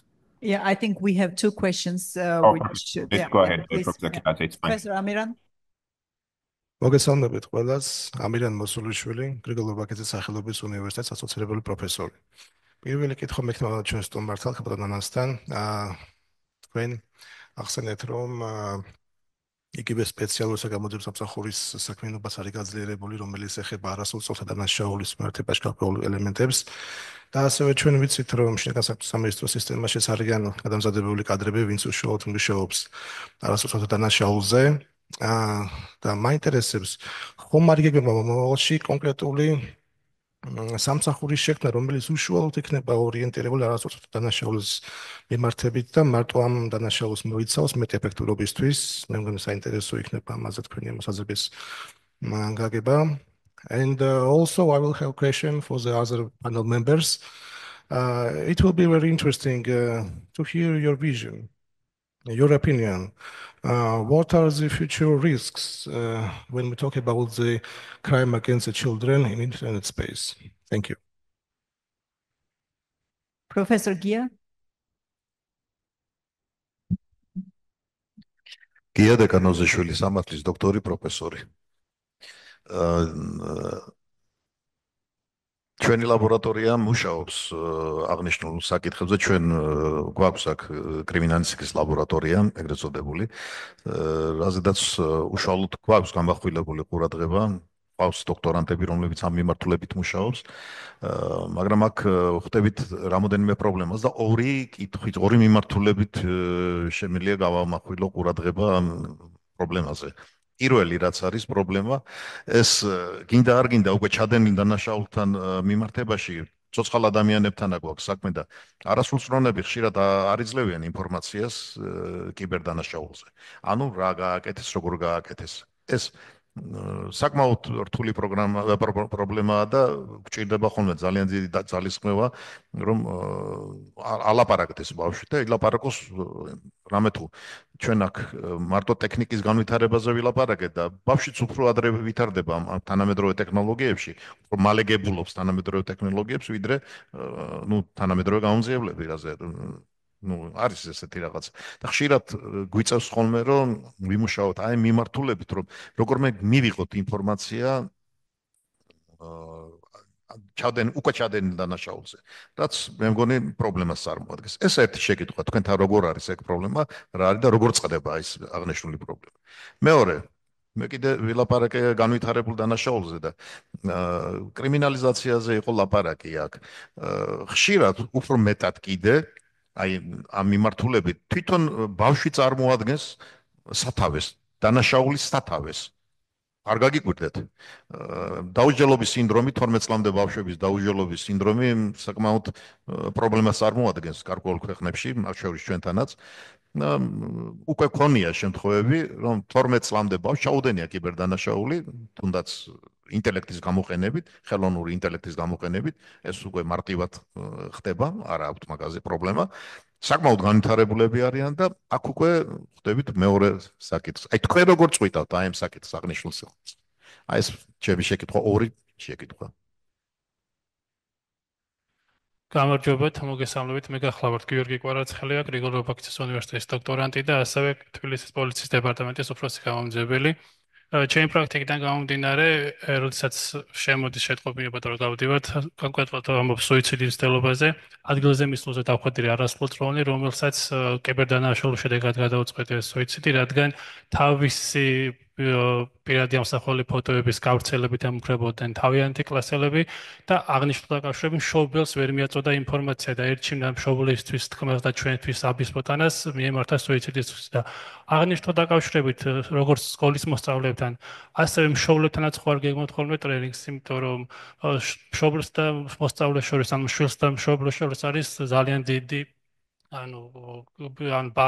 ერთმანეთთან კომუნიკაციის დიდი პრობლემა აქვს, რადგან ეშინიათ, ერიდებათ და ასე რომ თავიანთ დანაშაულად თვლიან, რომ თავიანთი ასევე ან ინტიმური ფოტოები, ამსახველი თავიანთი ფოტოსურათების განსაჯაროება მოხდება სოციალურ ქსელში და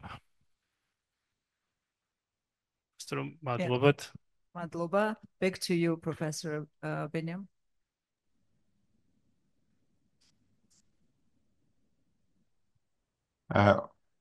Professor Kiladze, we're done with the questions, I believe. We can proceed. Yeah, back to you. Right. Thank you very much. Much appreciated. So what I'm going to propose is that, first of all, quite a number of the questions were directed to few of the panelists. So that's very useful.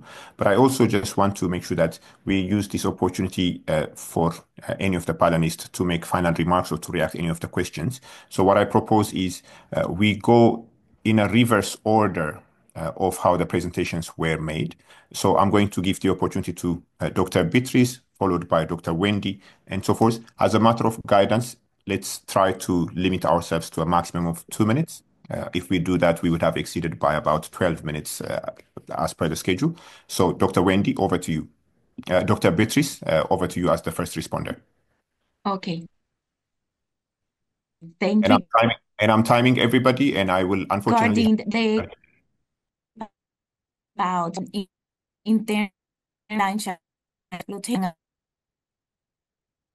abuse, child sexual abuse material, what we see today is, for example, that cryptocurrency can be used for the purchase of illegal and exploitative content of minors. And in that terms, some of that content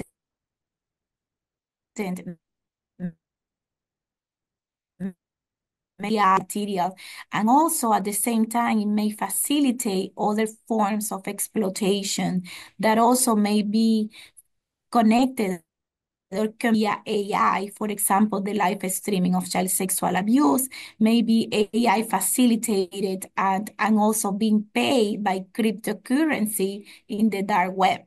For example, for offenders watching the abuse of minor distance.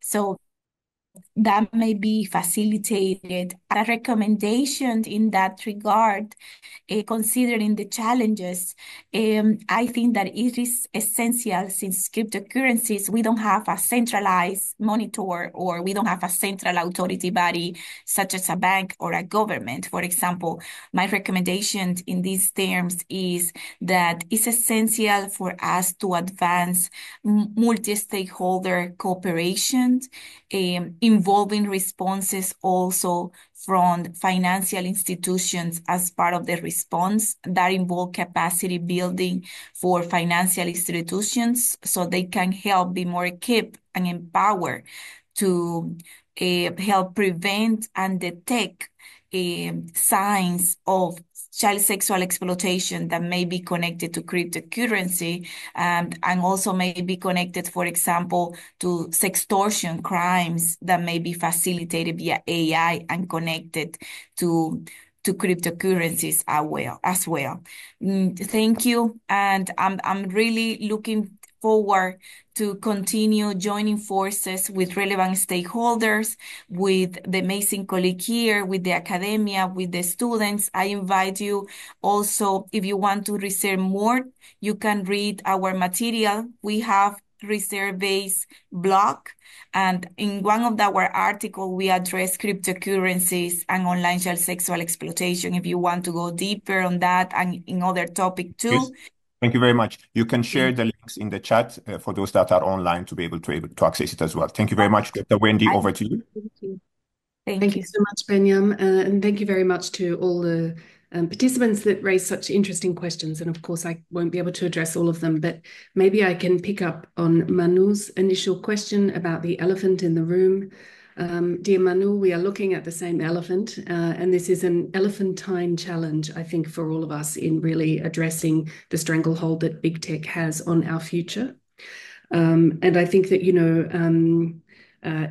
Marie-Eve, if I have the name correct, and I'm sorry, made such an excellent intervention yesterday about, we need to resist the ridiculous narrative that this is inevitable, that this cannot be scaled back, it cannot be slowed down, it cannot be regulated. Of course it can. It's never easy to speak truth to power, but I believe that that's what we must do.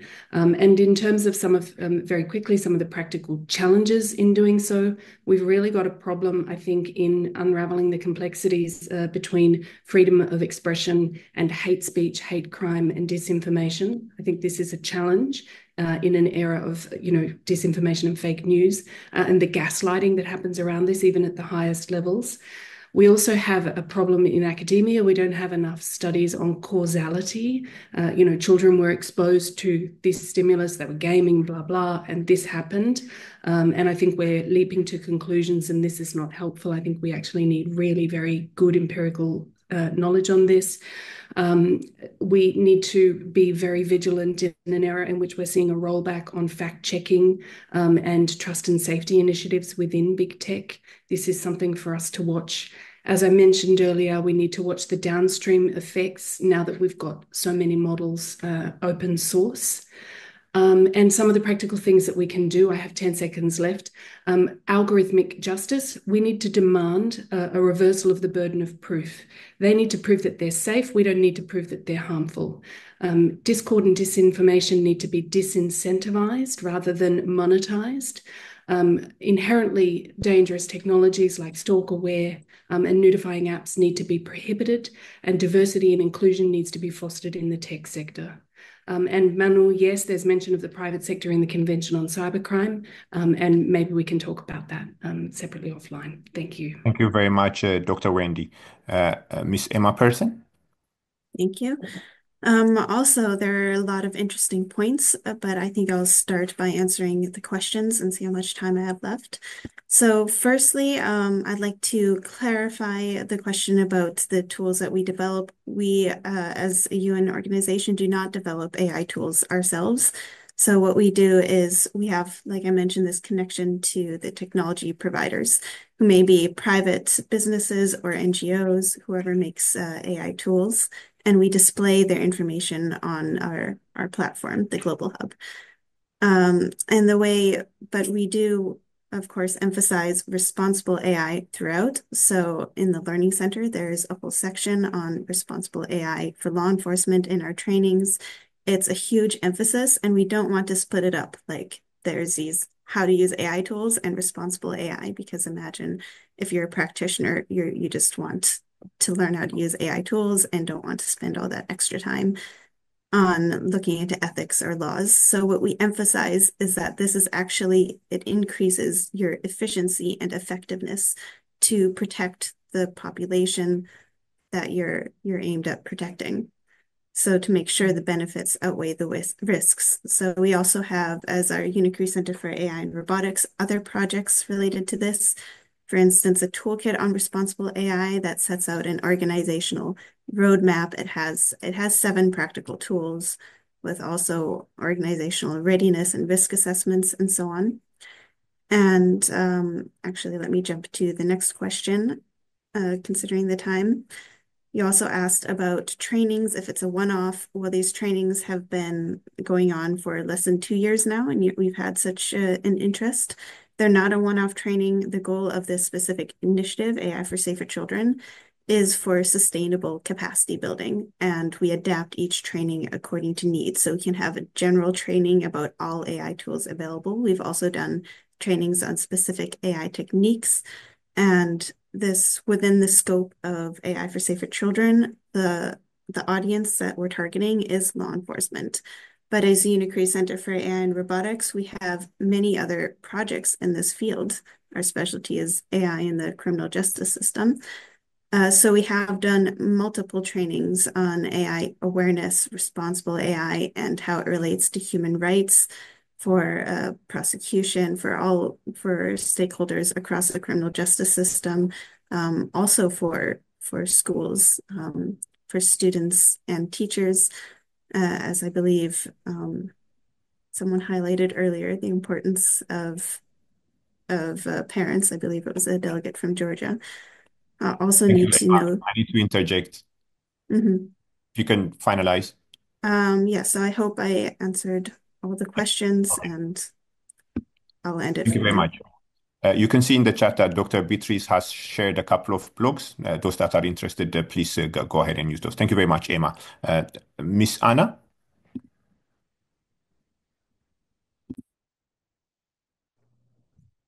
შევეცდები მოკლედ უპასუხო. პირველი კითხვა შეეხება ბატონი ამერანის იყო და შეეხებოდა კონკრეტულ სამსახურებს, რომლებიც ვთქვათ მხოლოდ არასრულწლოვანებთან დაკავშირებით მუშაობენ. ამ ეტაპისათვის შინაგან საქმეთა სამინისტროში არის ორი სპეციალური დანაყოფი, თბილისის მასშტაბით არასრულწლოვანების საქმეთა მთავარი სამმართველო და აჭარაში ბათუმის არასრულწლოვანების სამმართველო, რომლებიც მხოლოდ არასრულწლოვანების მიერ და მიმართ ჩადენილ დანაშაულებზე მუშაობენ.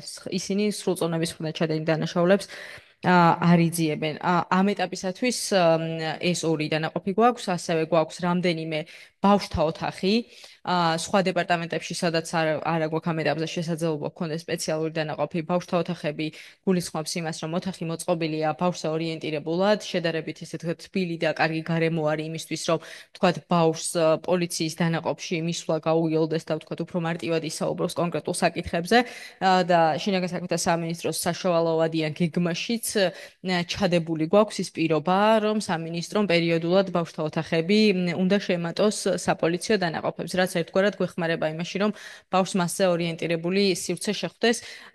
მიუხედავად იმისა, რომ მაინც ძნელია პოლიციაში მოსვლა, ეს არის ერთ-ერთი ელემენტარული პირობა, რასაც ვცდილობთ ყოველ შემთხვევაში, რომ შევქმნათ და კიდევ ერთი შეიძლება არ იყოს ცნობილი ყველასთვის. საქართველოში ბარნახუსი მოქმედებს, ეს არის ფსიქოსოციალური მომსახურების ცენტრი, რომელიც ჯანდაცვის სამინისტროს ბაზაზე მოქმედებს.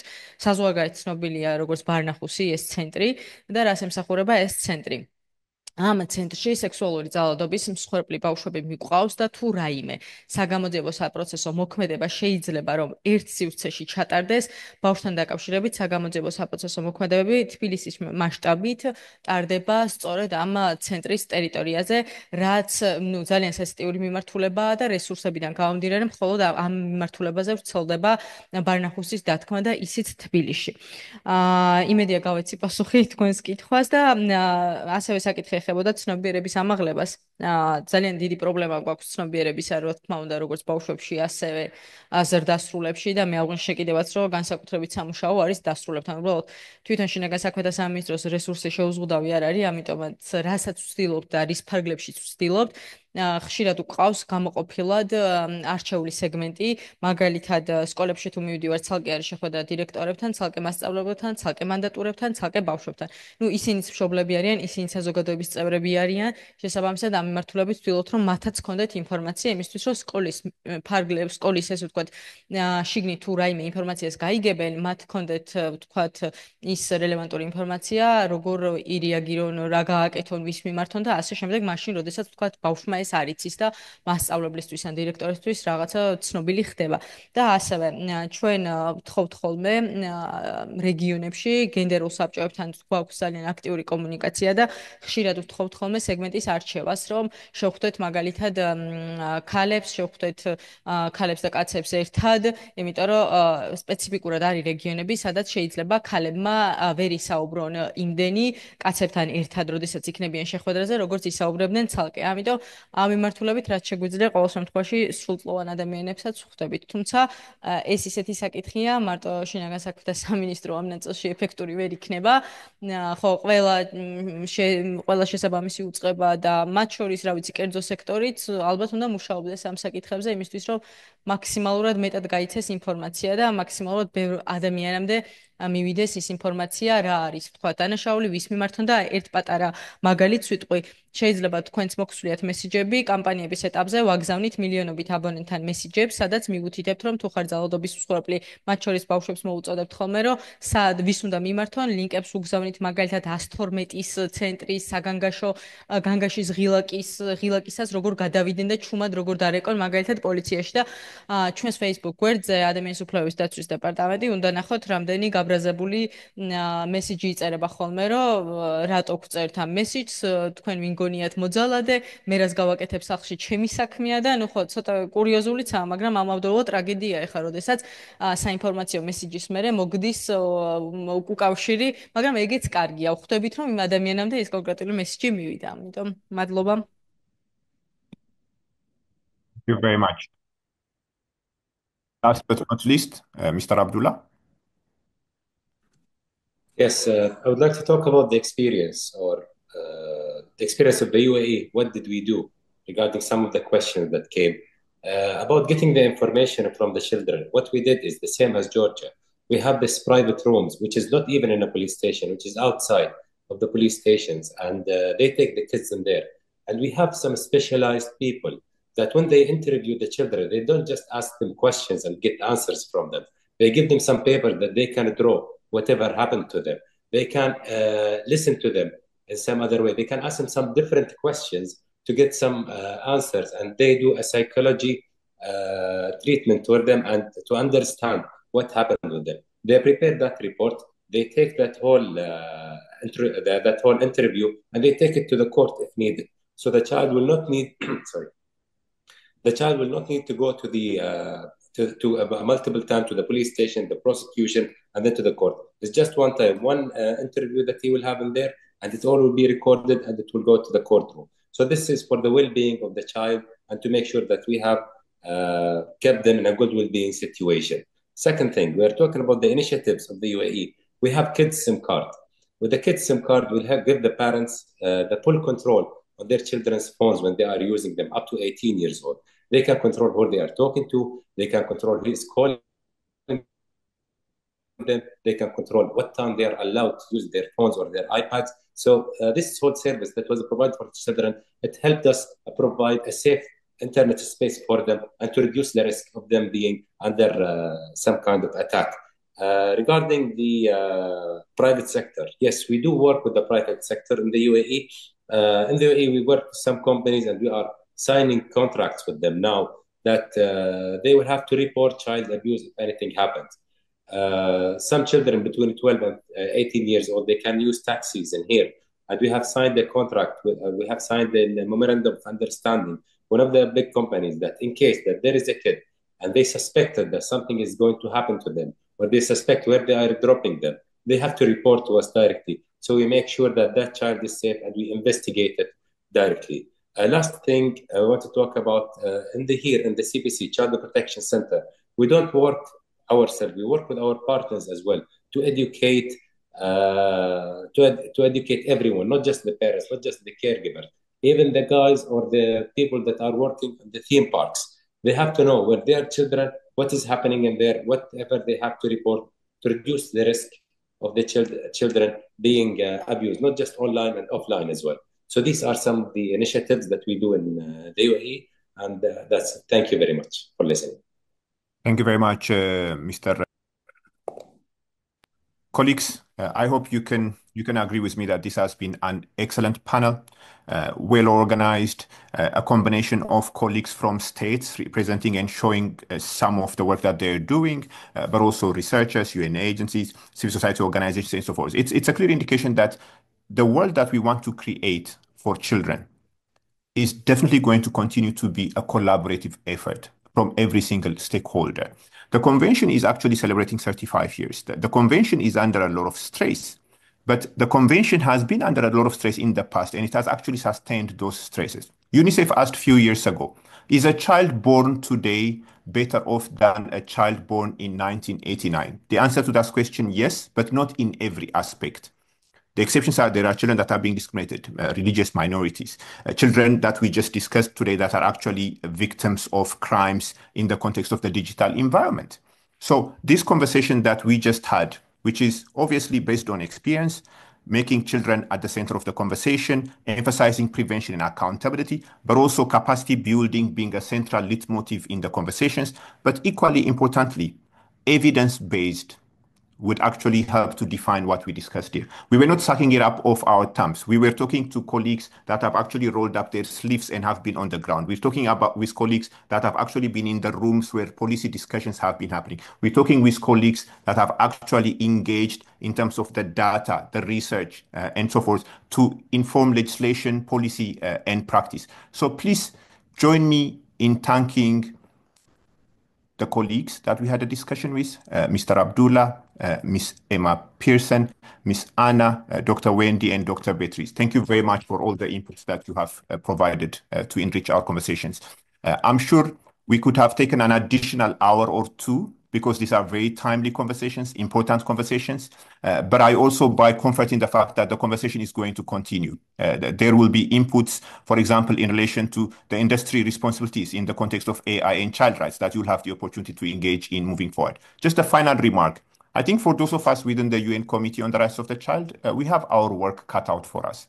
And some of my colleagues are actually in the room. I'm glad to mention that Professor Kiladze is pushing us in that direction, that we need to continuously engage with this subject matter. And I can safely anticipate that our engagement on the topic will grow. Again, informed by the evidence, rest assured that this is not going to be the first, but definitely not the last time that you will be hearing from us to push the boundaries and to have this conversation and continue our efforts to create a world that is fit for all children. Thank you very much. This session is over.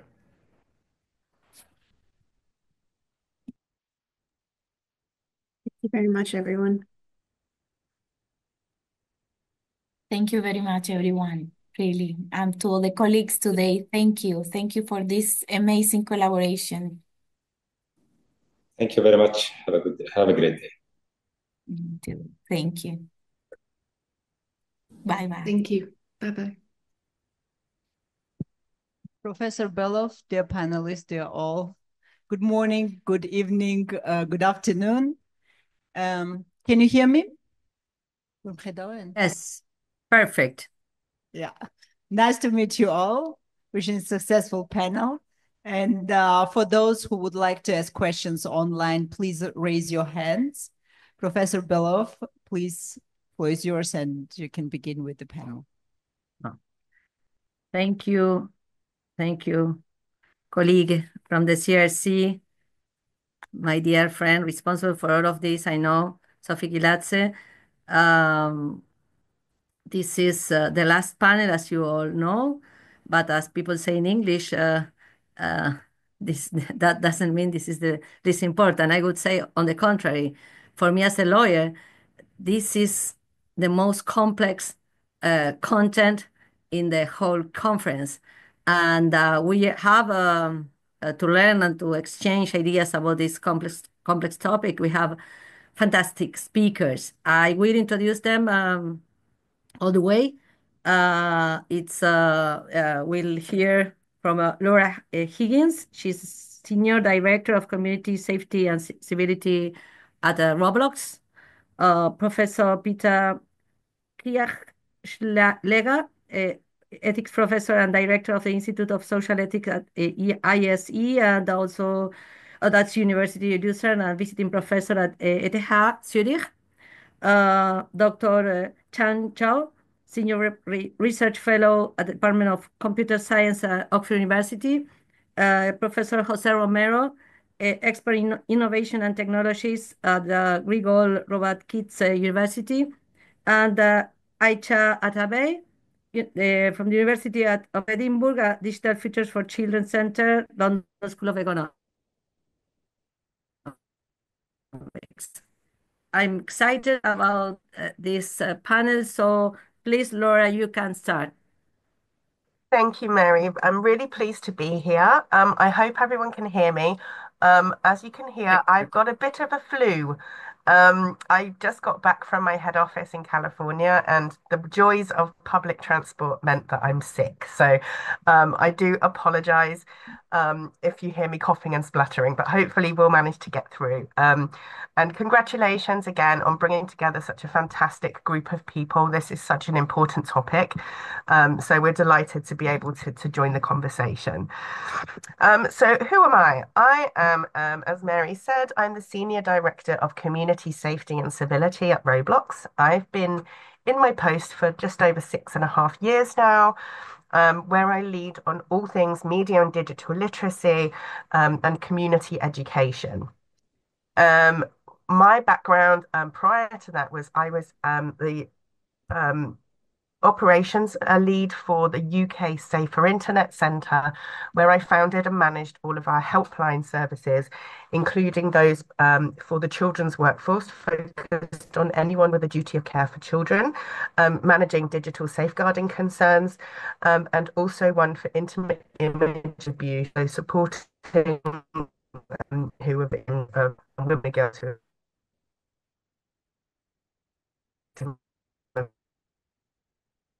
violence online and offline, key facets of my work. way back in 2018 and 2019, I was on the part of a consultation working group on digital rights of the child, working with, Professor Sonia Livingston and Professor Amanda Third from Sydney, Australia, on some of these topics. So I'm really pleased that we're kind of still keeping this front end that we're keeping with the times and the developments as they're happening. And of course, AI, as I know you've been speaking about for the last couple of days, is emerging in every market, but particularly the impact that it's having on technology and young people's use of that. So for those who may not know what Roblox is, we are a virtual platform where millions of people every day come together to create, to play, connect with one another in different experiences that are all built by our global community of creators. We have sorts of experiences, could be everything from role playing to being at high school to being a bird and flying around to right up to first person shooters and very kind of traditional obbies and tycoon type games. There's something for everybody and for every age. We have been working really tirelessly over the last few years to provide more tools for the community, for parents, education resources for parents and for educators to really understand the platform and to be able to have the best experience they want. Now, we believe safety sits with us as a platform. It is our responsibility to ensure that everyone on the platform, regardless of what age they are, is met with basic standard measures and more. What we offer the community on top of that is for a more granular experience. So, we don't expect parents, for example, to make their kids' experience safe. We make the experience safe, but parents can choose to adjust screen time settings if they prefer to. They can have spend limits applied. It's those sorts of tools, just additional on top. We launched the Civility Initiative in 2019 with the mission to empower people with knowledge and tools to create positive experiences for both themselves, online, and in general, in real life, to help all people thrive. And this is not just the people on the Roblox platform, but all of the people around them. So the parents, the caregivers, law enforcement, and policymakers. Our work focuses on three main pillars: mental health and well-being, safety and education around that, and then digital and media literacy for all. Child rights has been really important to us at Roblox from day one. It was originally created as a classroom tool, actually, for carrying out physics experiments, where kids could carry out experiments that they couldn't carry out in the real world. So, for example, to test velocity, what happens if you throw a car off the Empire State Building? Clearly, you couldn't do that in real life, but you could do that in an animated game type experience, which then led to become Roblox. Because what we were seeing was what the kids themselves were creating and the fun that they were having with this really basic tool that allowed them to build their own worlds. Fast forward up until more recent times, a couple of years ago, we partnered with the Digital Wellness Lab, which is Harvard University and Boston Children's Hospital, on something we called the Civility Innovation Workshops. We held 9 workshops around the world with leading people from academia, policymakers, regulators, young people themselves, NGOs, health experts, you name it, and other tech platforms, actually. And we had all of these convenings to focus on how could we in 5 years make online spaces more safe and civil than the real world. We wanted to look at this through the lens of what policy was needed, what technical advances were needed, and what education was required. We created a white paper, which I'll share the link to in a short while, if you're interested in following up. We then held an in-person event at Harvard University in Boston, where we brought together a smaller group to really dig into the findings from the workshops and come up with what we felt were key priorities for everyone, particularly tech industry and policymakers, to really focus on in terms of moving the needle and taking us towards that safer future. Overwhelmingly, what came out in the top 3 actual responses was meaningful youth engagement.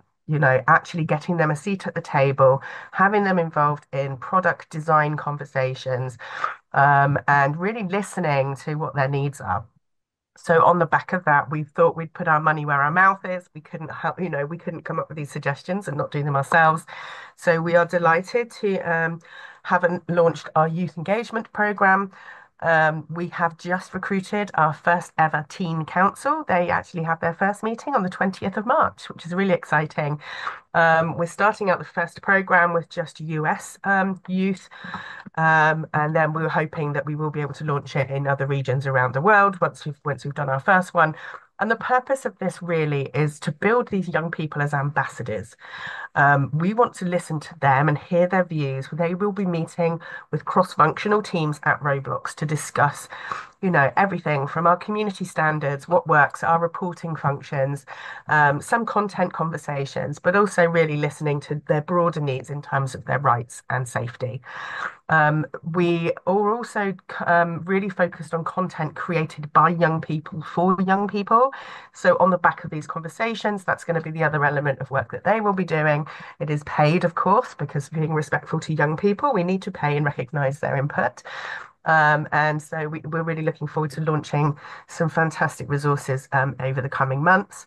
We've also been working with external youth boards. So we've done several pieces with Thorn's No Filter Youth Board, where we held listening sessions on a few topics, including bullying, safety, and community standards within Roblox. And we have also co-created some resources with them, which are coming out very soon, one on civility and one on safety. We've also worked with the JED project on creating some resources for both young people and for parents. And that was really interesting. That was about emotional well-being and what it meant to young people. And it included some really helpful advice created by youth around things like when to look out for red flags with relationships in online spaces. Some really great content. We want to keep building on this, and we're encouraging other platforms to really keep thinking about what young people need and listening to them and bringing them into the conversation. This, of course, all sits on top of what we have a responsibility to do. So as well as listening, we need to ensure that we keep doing these things with young people at the heart. We're currently investigating how we can really build out our CRIA process, our child rights impact assessments. We have various other risk assessment processes that we go through, and we really feel that this is something that's going to be complementary. So hopefully we can come back and speak on that another time. And as well, we're funding a lot of research with different partners. Again, just backing up what young people want from entertainment broadly, so media and games. Focus now back a little bit onto AI. So our use of AI for safety and creation. I think we have a really positive story to tell about AI. On one hand, I still see myself as, the person working on the helplines.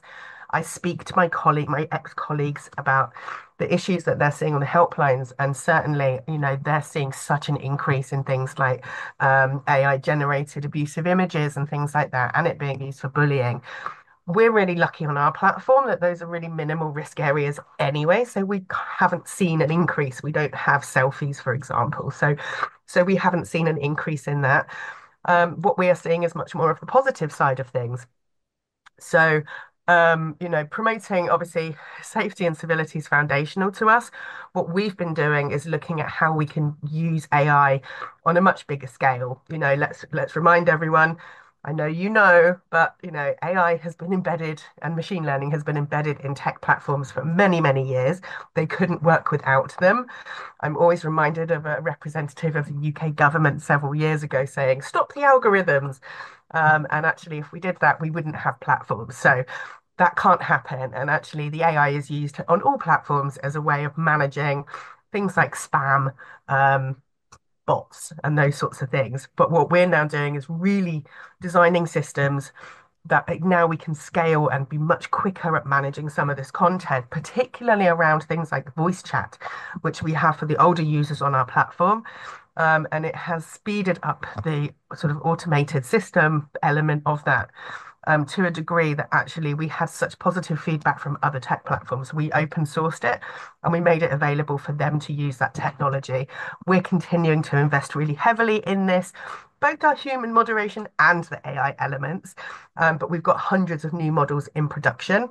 And pretty much every interaction in Roblox is some way connected to an AI product. With Roblox Studio, creators, this is the creation tool of Roblox and how young people can make the experiences on the platform. So they already have everything they need. It's kind of out of the box, it's free to use, but they still need an element of, as they want to build more complex experiences, they need an element of coding skill. They need to learn as they play. But with the advent of the generative AI techniques, we've now given them an opportunity to really simplify the build. So, for example, they can literally now type in, make a red car with a soft top and silver wheels, and they don't have to know the coding to be able to build that. So, it's really valuable to all people using a platform, as well as augmenting it for those who are the more skilled. It's just speeding up some of the process while they perhaps invest more of their time in the more complex elements of their games and experiences. But it does mean that everyone can have an opportunity to be a creator. In the fourth quarter of 2024, our users uploaded more than 300 billion pieces of content across video, audio, text, voice chat, avatars, and 3D experiences. Only 0.01% of that content was detected as violating our policies. Most of that was never seen by users because it was all proactively moderated. So, we've got this really high performance AI that's keeping our full range of communication safe. We're going to continue building on that. As I say, one of the things that has been noticed is the quality of the systems and tools that we're building. And so we were really proud on Safer Internet Day to announce our involvement in the Roost project, which essentially is a new project focused on providing open source AI tooling for use across platforms. People like Google or other partners in it. And the goals of that really are very much about improving child safety. So things like developing better classifiers for child sexual abuse material, building safety infrastructure from the beginning, more training examples and sharing more of those large language models and content safeguards so that we're sharing and people can integrate those into their platforms much more quickly. I think that's it for me. I'm going to stop there and hand back over, but obviously we're looking forward to taking questions from you later. Thank you. Thank you, Laura. Professor Peter?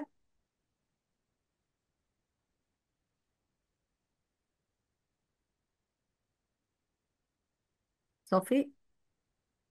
Professor Belov, we were just notified by Professor Kirchschläger that he has technical problems and he is trying to join, but he could not manage it yet. So we will keep you updated. Due course, if he will be available, I will let you know. Okay. Perfect. Thank you. Thank you, Sophie. Then, June, if you want to take the floor, it's yours. Okay. Thank you very much for that, Mary. So before I start, can I just confirm that everyone can hear me all right? Okay, fantastic. Well, thank you very much, Mary, for sharing the floor with me, and thank you very much for Sophie to invite me. I just want to say it's been a huge honor to be part of this event. I'm very sorry I couldn't be there in person.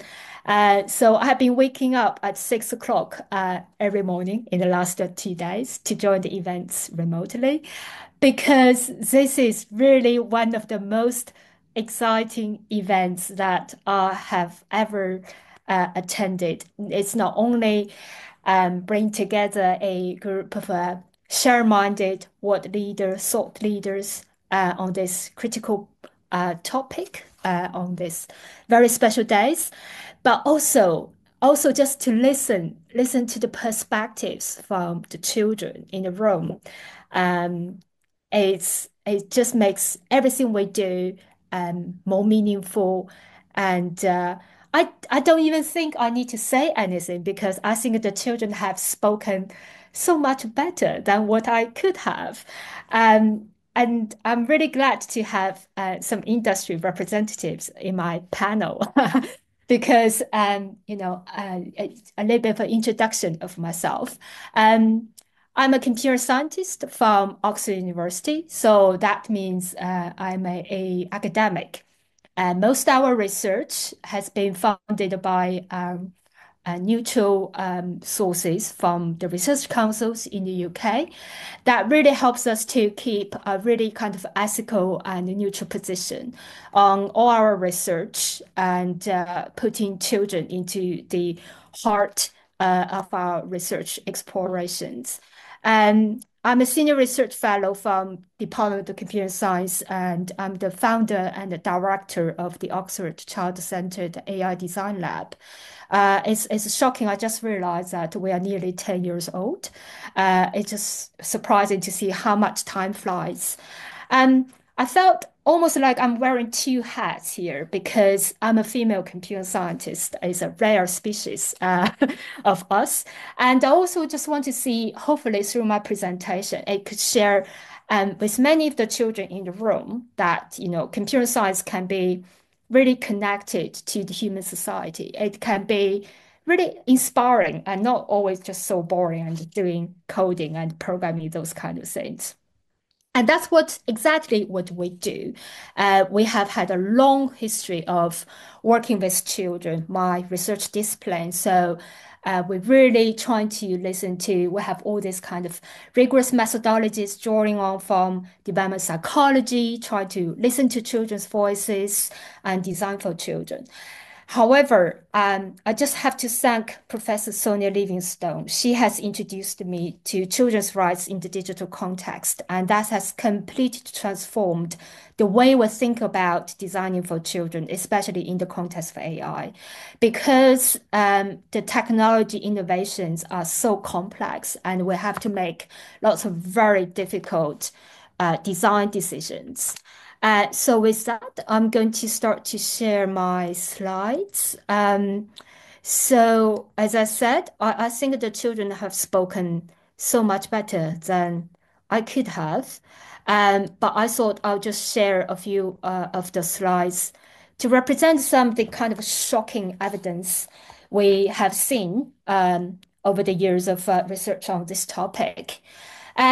So as I said at the beginning, when we are taking these children's rights into the center of our design approach, it has really transformed how we think about designing for children. It's not just about designing something that is cute, that is friendly, that is engaging. It really encouraged us to think about different types of children we are designing for. Children from different kinds of socioeconomic status, of different kind of learning needs. And we have to design for children's rights to have their voices to be heard, their rights to learn and flourish, instead of always treating children as the passive objects that we design for them, and always restricts the kind of choices they can make. And this has really had a big impact on how we look at all these parental control and monitoring approaches being dominating the market. We have been one of the first research groups in our research field to really voice the concern about taking a monitor and control-based approach to keep children safe online. We strongly argue for children's agency, as we have been discussing in the last 2 days. Everyone knows our society is being dominated by all these technologies these days, and the age of children owning their own devices becoming shockingly young. So this is a piece of research we did during the pandemic. We couldn't do any other research with children, so we had a look of what kind of AI systems there are in children's life. So we did this piece work almost about at the same time of UNICEF's first report on AI for children. And what I highlighted here is that when we are trying to look at all the AI systems for children out there, we were shocked to find out that less than 5% of the systems that we have surveyed actually considered the children's developmental needs explicitly. So this is really kind of a confirmation of what I just said in the beginning. It's computer scientists have had a long history of good meaning of designing for children's usability, so designing for appealingness. But we have not always taken children's best interests into the heart. It's a kind of a similar story to what happened with recommendation systems, because when they were introduced about 20 years ago, they were really trying to transform the way we have to browse yellow pages like the Yahoo front page to look for information and make things much more easy to access for people. But when this kind of drive for easier access, we have quickly ended up with algorithms so personalized, so exploitive, and without considering the consequences of this kind of seems really straightforward technology choices. I think there is no excuse once we, as technologists, recognize these shortcomings. There are no excuses to go away from these problems and try to come back with something better. And I wish the world is as simple as that. And when we came into this line of work back in 2016, one of the biggest drives for our research, it was trying to figure out why we had so many mobile apps even back in 2016. I think some of the children here in the room were probably quite young at that time. Why we had so many mobile apps free for us? And how can people sustain that kind of business model? And we did analysis of over 1 million apps from Google Play Store, and we were shocked to find out how much our data were being implicitly shared with all these third parties for digital marketing purposes. And the same landscape continues even with the enforcement of GDPR in Europe, unfortunately, because enforcement is hard. At the same time, we realized it's not just something happening to the apps used by the grown-ups, but also to the apps that are being used by families, by children when they're trying to learn their first alphabets, when they learn how to develop their fine motor skills. And that really outraged me when I just became a parent of very young children myself. So about 8 years on since we identified this kind of a datafication phenomenon, it's kind of discouraging for me as a researcher to see that this kind of data exploitation has not disappeared despite all the efforts of legislation development. But it's also kind of encouraging for me to know as a researcher how much more we understand about the mechanisms. I remember in one of the sessions earlier today, one of the children asked a question to the audience, to the panelists, to say, what is exactly the kind of business model behind of this? Why is all our data being harvested in such a kind of way? And this is such a kind of shocking study that was published early last year, showing that how much children's data means for all the large platforms. It means a tremendous amount of money and revenue for them, especially by those ones that are commonly used by children. For them to identify any mechanisms to grab children's attention to the platforms, to continue to engage, to break their attention, for them, it means money. But children's best interests and their opportunities for development is secondary for them. And I think this is another really kind of outrageous research finding for me as a researcher on children and AI.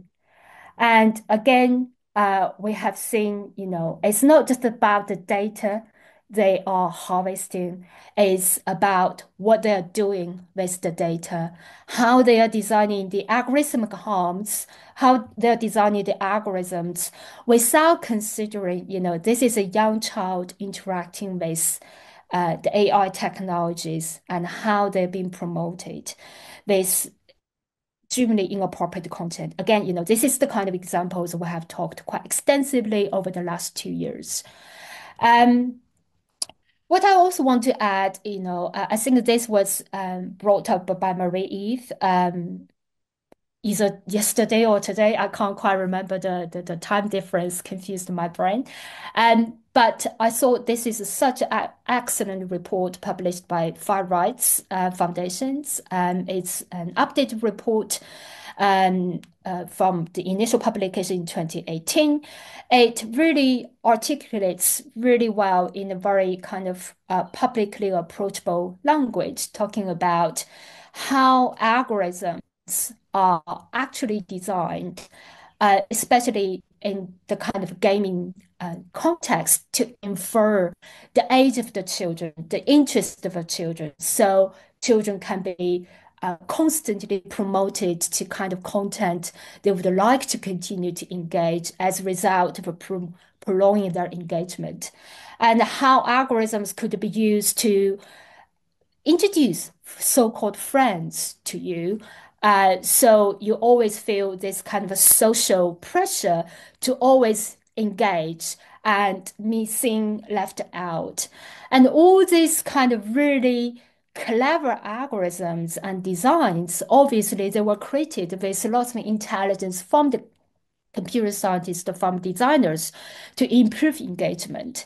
But what is really sad to see is how they are being applied in a way to exploit children.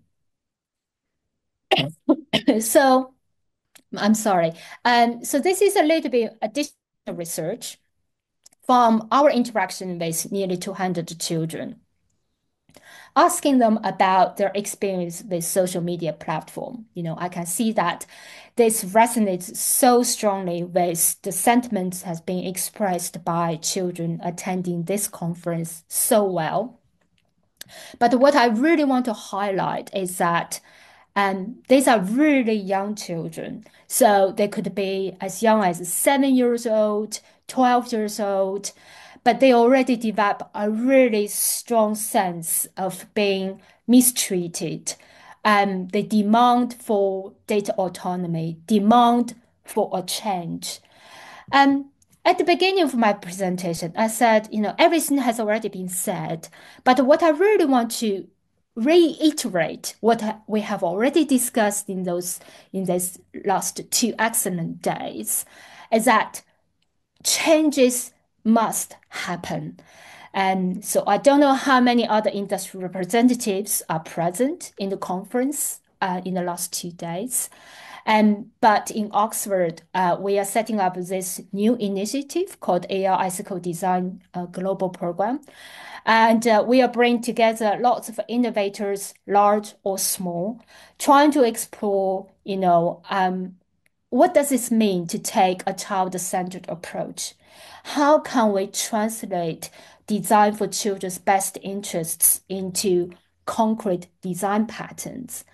Some of the decisions that Roblox probably have made or could have made would be excellent kind of case studies for our research program like this. And I just think today we have no excuses not to change. And I'm looking forward to the discussion with the rest of the panels. And I'll just leave it there. Thank you, Mary. Thank you, John. It's been both presentations have been fantastic. One from a company that focuses on children and the efforts you Laura make to be child center. But from academia, we see that that's not the mainstream approach. So I think that now we have a clear view about the tensions here, and I would like to give the floor to Professor Romero. I don't know if he's online or with you, Professor Kiladze. He's here in person joining. Yeah. So thank you very much. Jose. Hello. Just Hello. to make sure that everybody can hear me correct. Yes. Okay. First of all, thank you very much for the invitation. Sorry to interrupt. You're there. Okay, perfect. First of all, thank you very much for the invitation. It's an honor to be here, sharing this panel. Great participants that we have. And obviously, this is a very important topic. It's a crucial topic, not only talking about artificial intelligence, but also talking about the rights of children. Obviously, it is a topic that needs to be addressed immediately. There needs to be, we need to take action immediately. And obviously, I mean, it is very interesting what the previous panelists, they spoke about it. First, from the industry perspective, from the academic perspective. Well, I fit exactly in the middle, as my job was basically be the translator from the academia to the industry, how to commercialize these technologies, how to put them inventions, how to transform inventions into innovations. So probably I will fit exactly in the middle of the previous two presentations. And I want to address a topic that is in first sight a little bit less deep than the previous two. Nonetheless, I think that runs the same as deep as the previous two presentations. And what I call the artificial intelligence, not only in every single facet of our world right now, but especially in the kids, it creates some type of ripple effect. And I'm going to start by saying that the information that we are providing to the kids is not enough. The democratization of artificial intelligence in all the facets of our lives is being absolutely in incredible pace. So we are not generating the enough information for the kids. That is something that not only us as a parents, the education, but also the industry, they need to have into consideration. How to create more academic programs that we can teach the students, the kids, provide them with the knowledge, provide them with the information that they need, they require, not only to use artificial intelligence, but also to decide which artificial intelligence can be harmful to them. Now, like I was saying, the rapid democratization of artificial intelligence, and to say in other words, it is artificial intelligence is moving so fast that a pace that we hardly can imagine to provide that enough information to the children. Obviously, a lot of job needs to be done, a lot of efforts they need to be done, not only from the academia, from in the house, but also from the industry. Now, what are some of these consequences of not providing the knowledge to the children? Obviously, is they are going to be unprepared. They are going to be exposure to misinformation, manipulation, and unsafe or digital behaviors. Now, I want to be clear in this aspect. When I'm saying that we need to provide the knowledge to the children, I'm not saying that they need to be the front line. I'm not saying that they should be in the front line against the unsafe circumstances that they are in the internet or artificial intelligence. Nonetheless, they need to be part of that process. They need to have the knowledge, not only to provide us the people that we are in charge of the legislation or be some type of vigilance on the process of the creation of artificial intelligence, because at the end, they are the people that we need to protect, and they are the ones that they are using the artificial intelligence. So if they don't have the knowledge, if they don't have the perspective, the correct perspective, what type of technology can be harmful for them, well, it's going to be very hard for us to detect and to make the correct analysis for the future. The second point, it is the shift of just the kids to be to have a passive digital presence to be a active data extraction. What we were talking about, the digitalization to that datification. Every single, I think the previous panelist, she was talking precisely what it is this. Is not only now the type of information that is being gathered by artificial intelligence, but now how it is processed and how it's used as a data to manipulate. Well, I don't like to use the term manipulation, but definitely there's some type of influence to determine what the kids are watching, seeing, and basically having access into the internet. There is no doubt about it. Now, the second problem, it is how artificial intelligence, it is profiling and targeting children based on their online footprint. That is all the other, that we all need to be concerned, that we need to have that into consideration at the moment of the creation of artificial intelligence. And I do believe that this is one of the main responsibilities of the industry at the moment of creating any type of platform that is going to use artificial intelligence. Talking about giving the correct information to basically every single children that use artificial intelligence, not only, like I was mentioning, to give them the knowledge, to provide those tools to discern what type of artificial intelligence can be harmful, but also where they are going to enter at the moment of having access to internet. That is absolutely crucial and very important.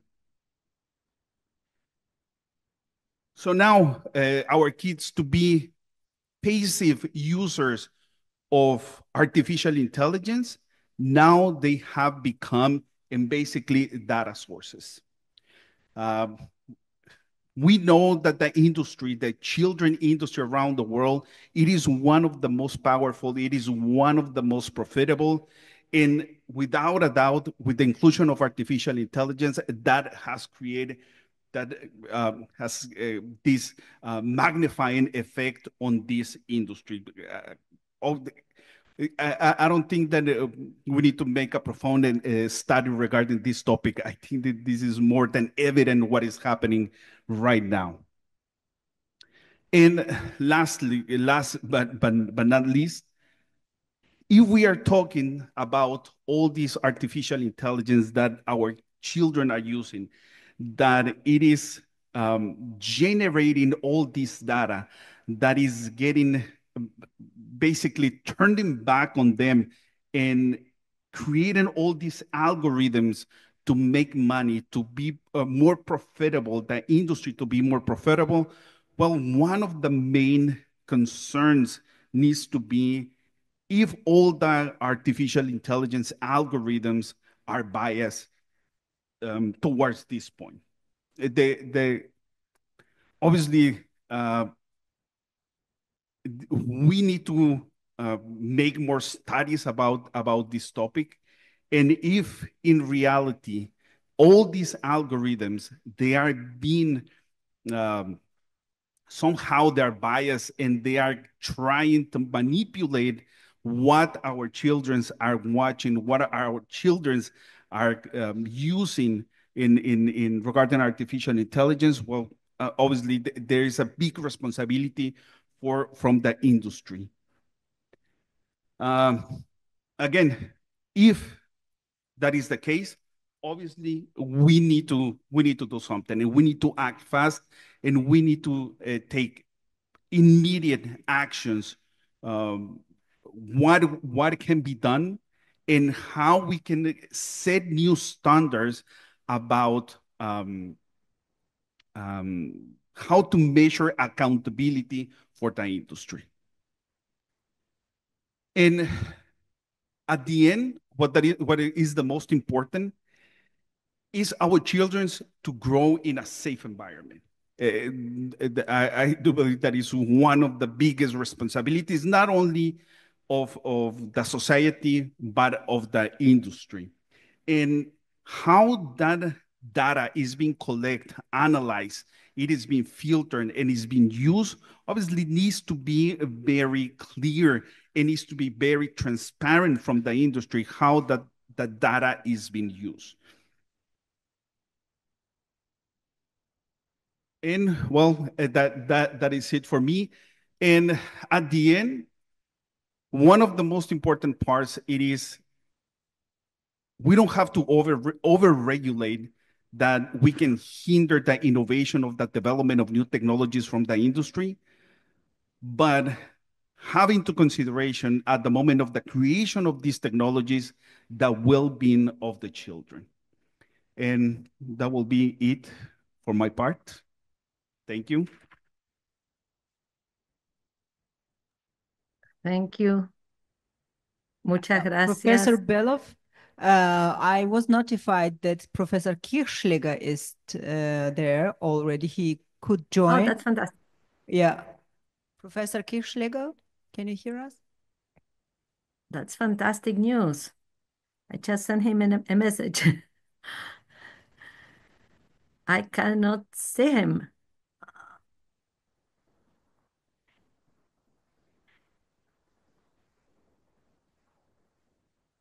He's there, but Professor Kirchschläger, can you hear us?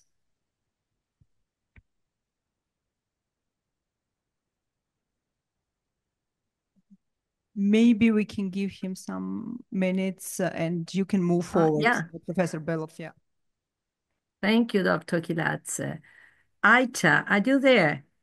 I see your name. Yes, I am. Can you hear me well? Yes, we can hear you Hello. very Sorry, well. I Hello. had some technical issues as well. I'm joining from my phone now. I hope you can hear me well, and yeah, It's perfect. Thank you. Thank you so much. So yes, unfortunately, I won't be able to share some slides, but I'm very happy to be here. And first of all, maybe I can tell a little bit about myself. I am a researcher working at the University of Edinburgh, and today I'll be talking about, and I also work at the Digital Futures for Children's Center at the LSE with High Rights Foundation, and we already heard, I think, during these 2 days, a lot about children's rights and the work that we have been doing at the DFC. But today I'll be talking about specifically on business responsibilities, more in the context of AI use in education and our very recent research that is coming up and what we have found, and also what this really means in the context of responsibilities of businesses and what we can learn from it. So as I said, I'm sorry I can't share my screen now due to technical issues. But so if I could start with the first building upon what we have done a little bit before is, and also that would consider actually where the AI comes, what challenges and opportunities it brings, and whether anything has changed, what we are seeing more in the context of education. Having said that, I must really highlight that although I keep saying education, one of the key things I really, really want to mention today and highlight today is that with AI, especially with generative AI, with the hype that we have been seeing in the past years, and more interconnected different sectors are getting, entertainment, education, even we are seeing more, what started as health and, assistive technologies are becoming embedded into different tools. So everything is becoming really embedded. And what we are seeing now, looking at mainly, currently we are looking at UK, but of course we are also looking at this AI in education or AI tech landscape globally as well, is everything is very much integrated. And even if they're not integrated, even if the purpose is not education, help children in their learning, how children are using, for example, social media like Snapchat or character AI is very much for their learning and very much to help them in their daily lives. That includes education, that includes their well-being, that includes so many questions they do have about their relationships, about their social lives. And why I'm saying this, where am I coming with this for the business responsibilities? I'm coming to the fact that I think the first one of the key things that I think we really need to think about when we whether regulate or comply with the law or do use data ethically, do design technologies ethically in a good way, is that we shouldn't separate. Of course, there are sectoral differences, but it's a fact that different type, AI in different sectors in so many ways, it's affecting children in the ways that they were not initially designed in mind. For example, as I mentioned, something not specific for education sector is actually using a lot, by children for education reasons. So where I coming from that, what I want to say is that child rights here becomes super crucial, because when building a technology, when designing a technology, when making decisions, business decisions about the design or like data processing or compliance, it's not. I think it was never enough. It was never adequate to look from a certain person, a very narrow approach. But now with AI, we 100% know that it's not enough and it's not working if we limit ourselves to a specific approach. So like a holistic approach, a holistic child rights based approach, and also the impact, really assessing, evaluating the impact. Any decision that can be designed, that can be data processing, it does have on children are super important. So I think that is something I really would like to highlight. And when coming to the reality of what we see today, unfortunately, as we have been seeing in our previous research at the DFC, nothing has changed about commercial exploitation of children's data, about deceptive design, and also children do not have agency. They're not being asked about, they're not being given the opportunity to actually really have a say about how their data is being used. If that hasn't changed, things are just getting, I think, worse, more opaque and less transparent. But this is not to say that everything is bad and AI, should be, there. It's just like, it's really a reality. And if, I had some really good examples in the slides that really showing that actually what most of the companies are claiming to do, even for compliance, when we look at actually, whether they really do comply, for example, let's say with the Asia Product Design Code or GDPR, it's a huge difference. Like it's not what is being said.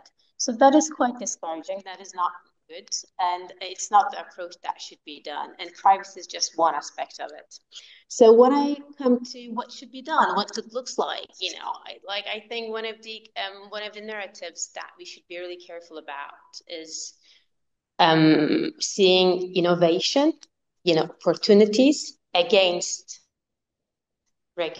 child rights, respecting our approach. So whether either it goes together, and actually there's a lot of evidence now showing that regulation and great frameworks like Asia Product Design Code, for example, when companies do comply with it, it really helps them in so many other ways, not only for compliance, but also making their product better and more in a way that actually caters for the needs of children and other stakeholders even more. So I think I would like to highlight that what businesses' responsibilities are is, although it's a fact that regulation compliance is, but also I think it would be really good to see that these as opportunities and looking at good examples of what had worked and actually doing something better is not only good for children, but doing something good for children is not only good for children, I think it's good for everyone. And actually there's evidence showing that already in different countries and mainly in the UK as well, how things really work.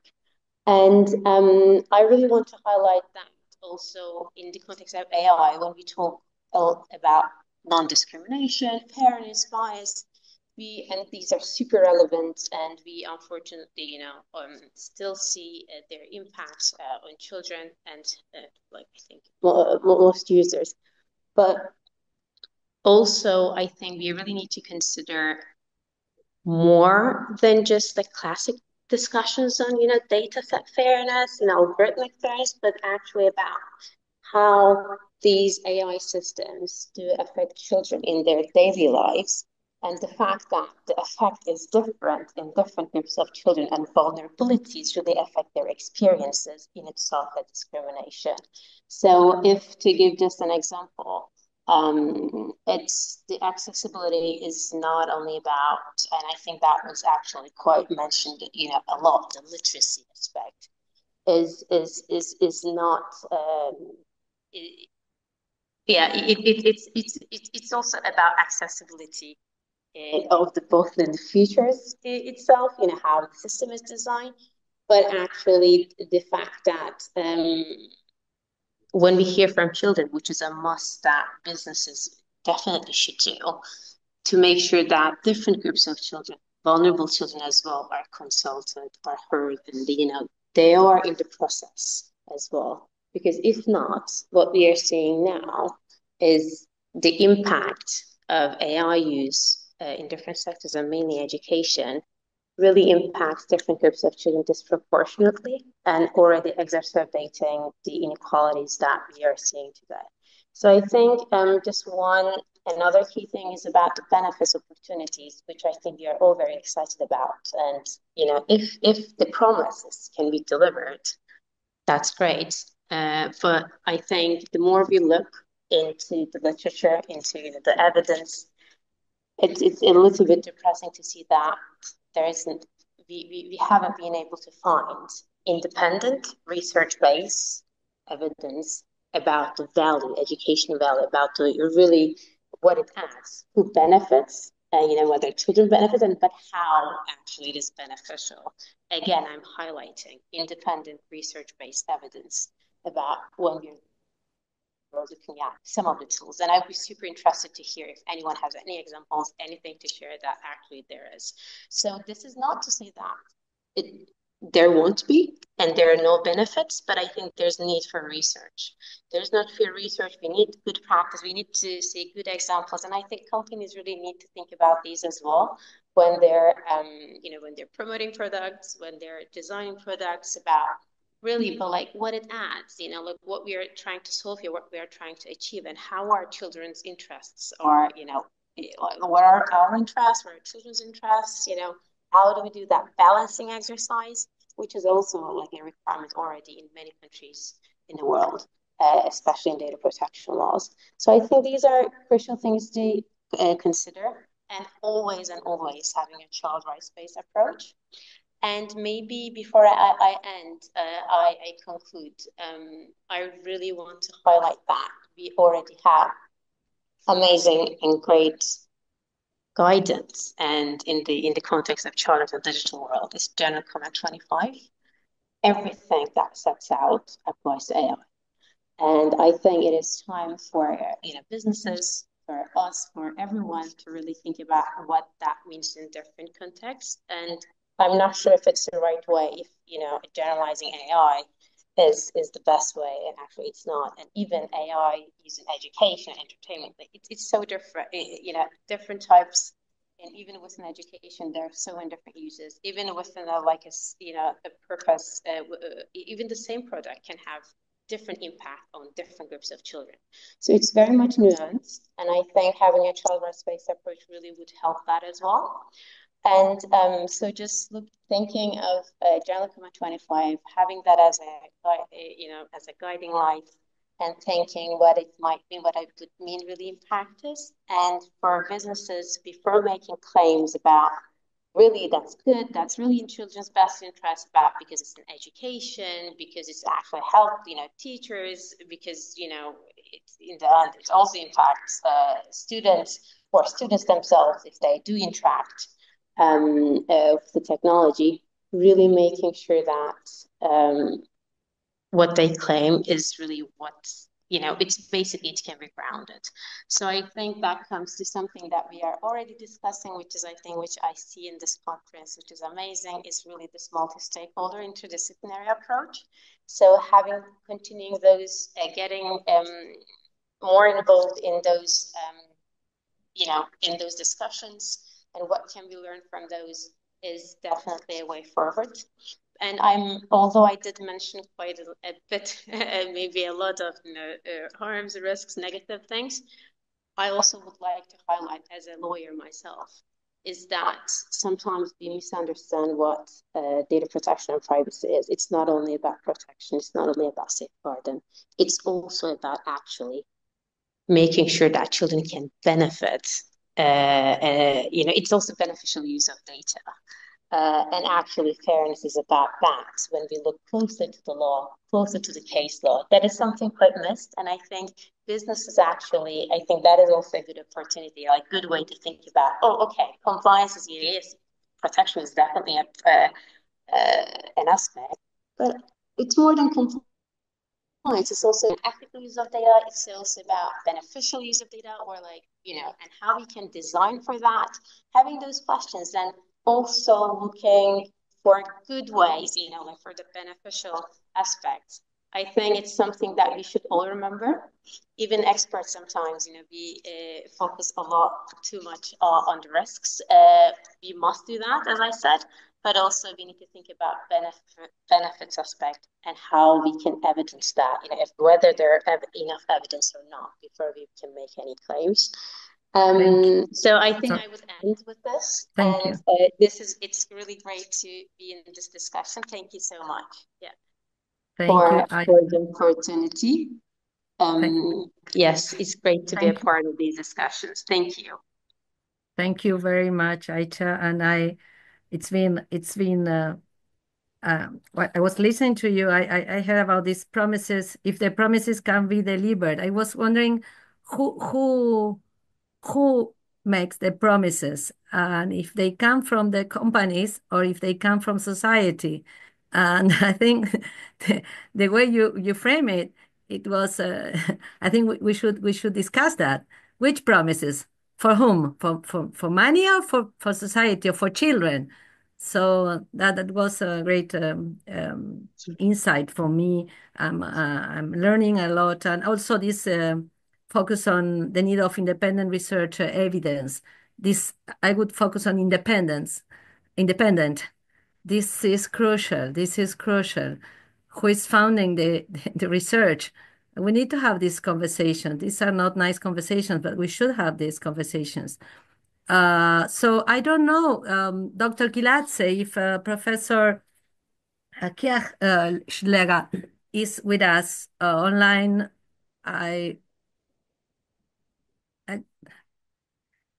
Sophie?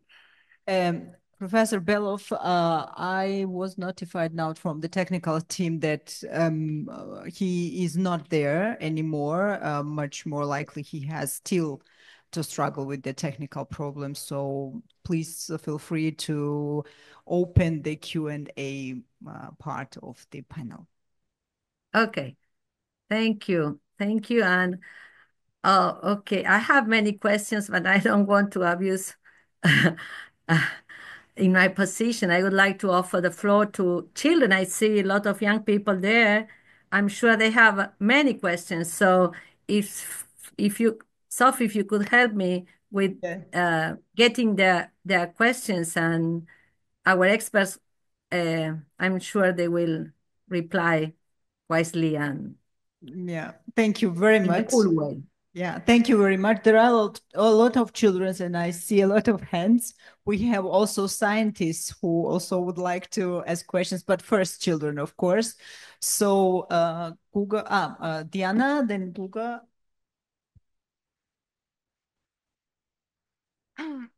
First of all, hello, my name is Diana Kajirashvili. I'm 15 years old and I'm from Georgia. First of all, I want to thank you for making today's conference so interesting and diverse with all you, with your great presentation and speeches. It's a great honor for me to listen to you.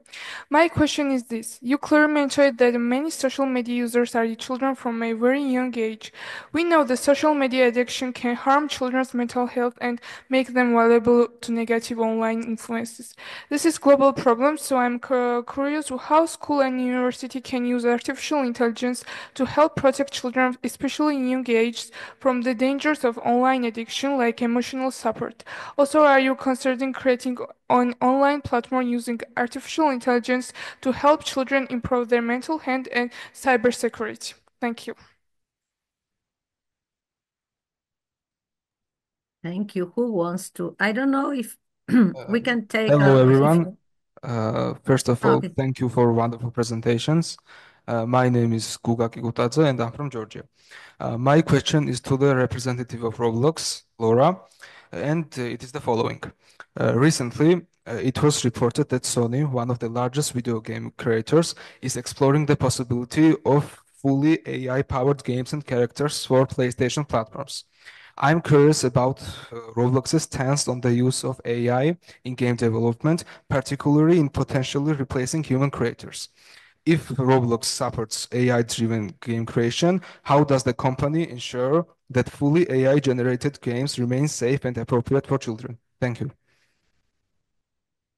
Thank you, children. Is there anyone who would like from children's part? Yeah, sure.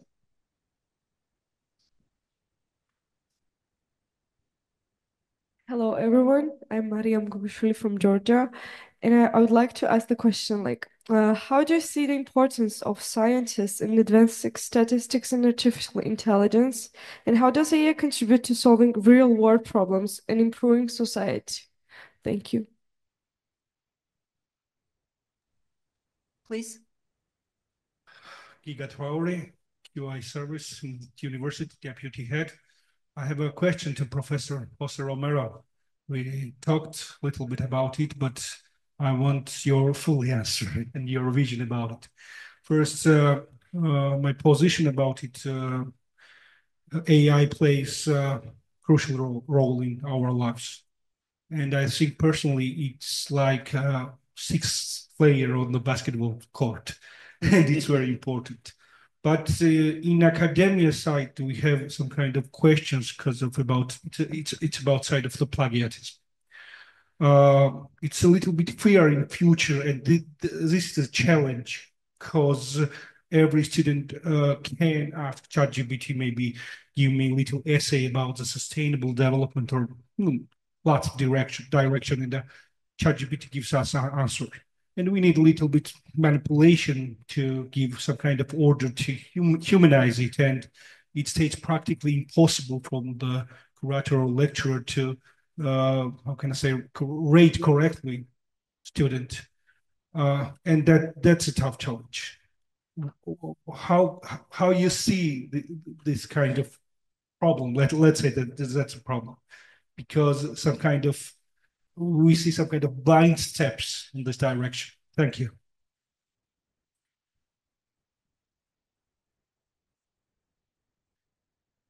Hello, everyone. Thank you for such an interesting speeches.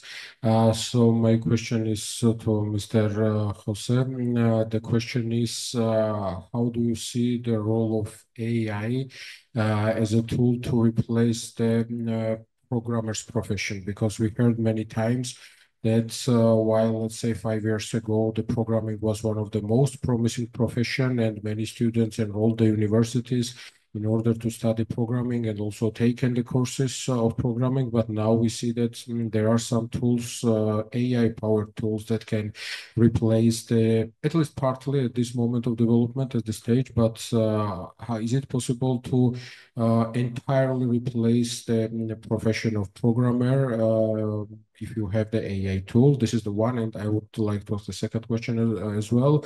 How do you see the role of AI in the universities is it possible to have in the future the AI tools that can replace at least partly the lecturers? That's very dangerous, but anyway, I have to ask. And what are the threats, related challenges as well related to it? And if you know, by the way, are there any universities in the world that's working on this in this direction? Thanks. Sorry, my Sophie? name is Tengiz Taktakishvili, professor, head of the bachelor's program in business administration marketing and business administration management. Cool. Thank you. Is Thank there any you. questions from children or adults? Okay. Professor Belov, floor is yours. Thank you, Sophie. I think we have 20 minutes.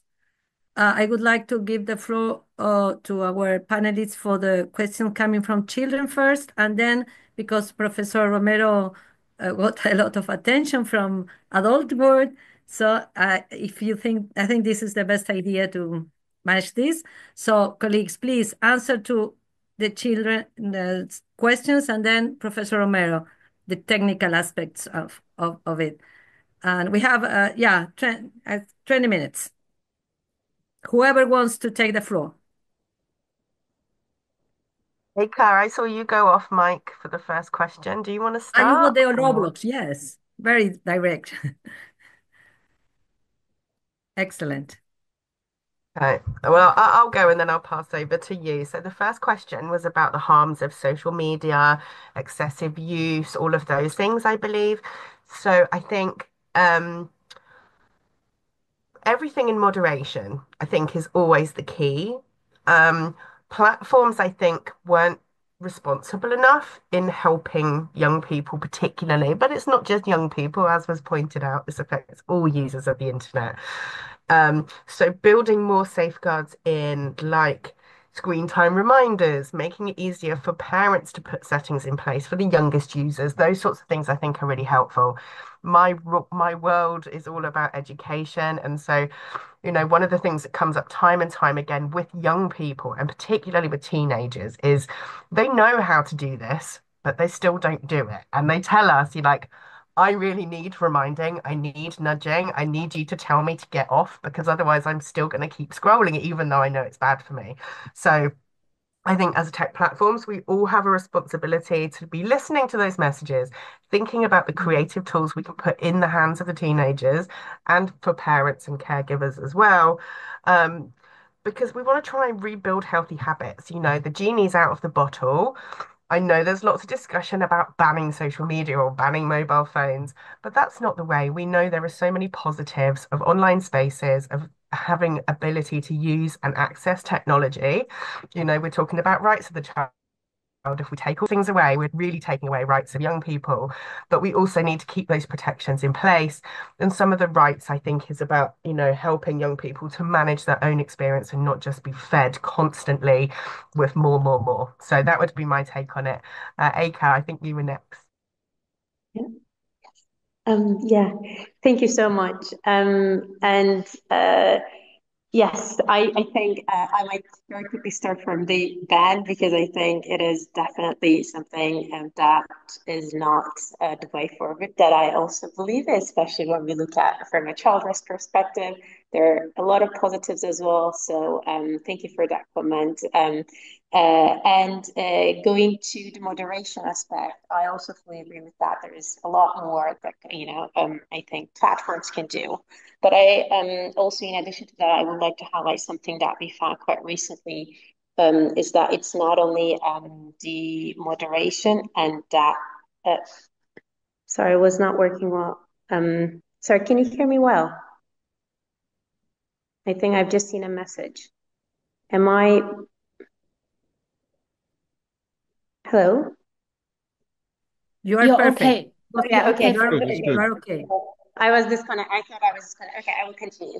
But also, so it's and in terms of content moderation, and in addition to that, I would also like to highlight that in educational tools, what we found is that It's also the content, the messages, the help. So the help that the tools are giving. For example, in a Gen AI, a tool called like Magic School AI, that which seems quite really nice from the outside, and actually it is, it looks like some teachers find it quite helpful, useful, might be, but actually when we did a little bit of experiment on it, it's the suggestions it's making to children. It's not only the point I made. It's not only the character AI, the classic examples we know, but when we look at the educational tools, the chatbots there, the content that it provides, although it might not look very harmful from the outside, basically what it did is suggesting to a child thinking about and ending their life, and being depressive, not giving helpful information, giving irrelevant information. A child based in the UK giving information from the US, for example, like called the police for the police number there. So the content like that, or even telling children that, for example, yeah, you can tell me more, engaging in a way in the chat, but like, yeah, tell me more. I'm not going to tell anyone. I'm not going to tell your teacher. So like, these are, and then the child actually giving more and more information, giving more information, getting more engaged after the fact that those can be seen by the school, by the teacher, which should be the case when there is something really, really serious. But what we also found out that alert didn't really go to the teacher.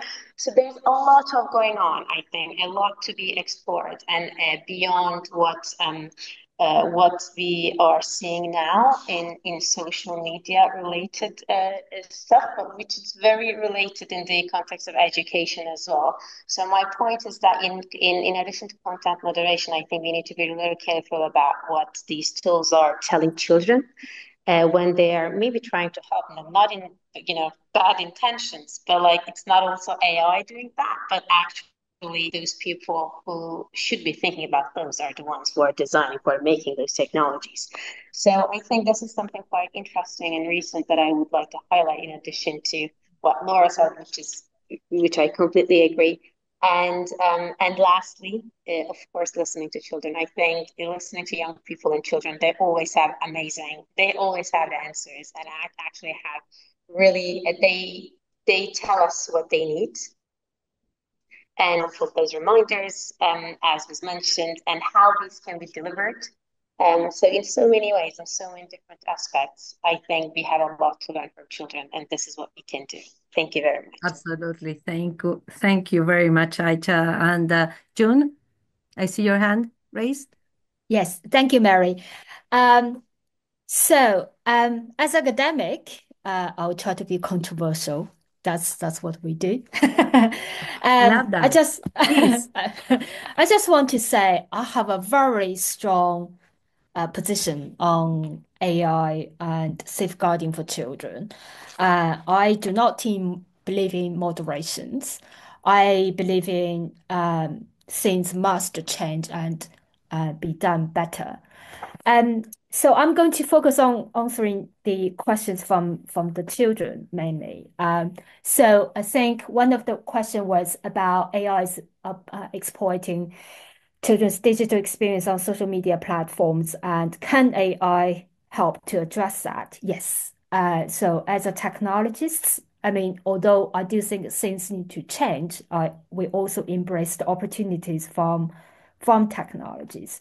I think when we're talking about AI, I don't want to turn this into a kind of a long lecture about AI, but there are different forms of AIs being applied to all the social media platforms, as well as platforms often accessed by children on a daily basis. We're not talking about AI decision systems.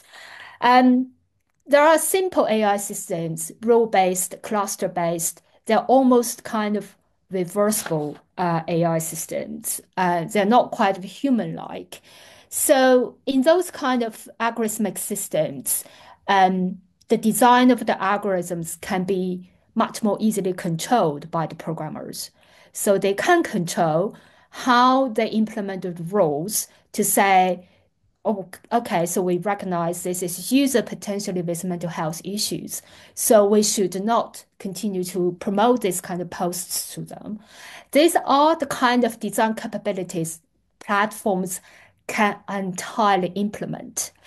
And I agree with what Laura says. Children should have the rights to develop and they should learn how to manage their screen time.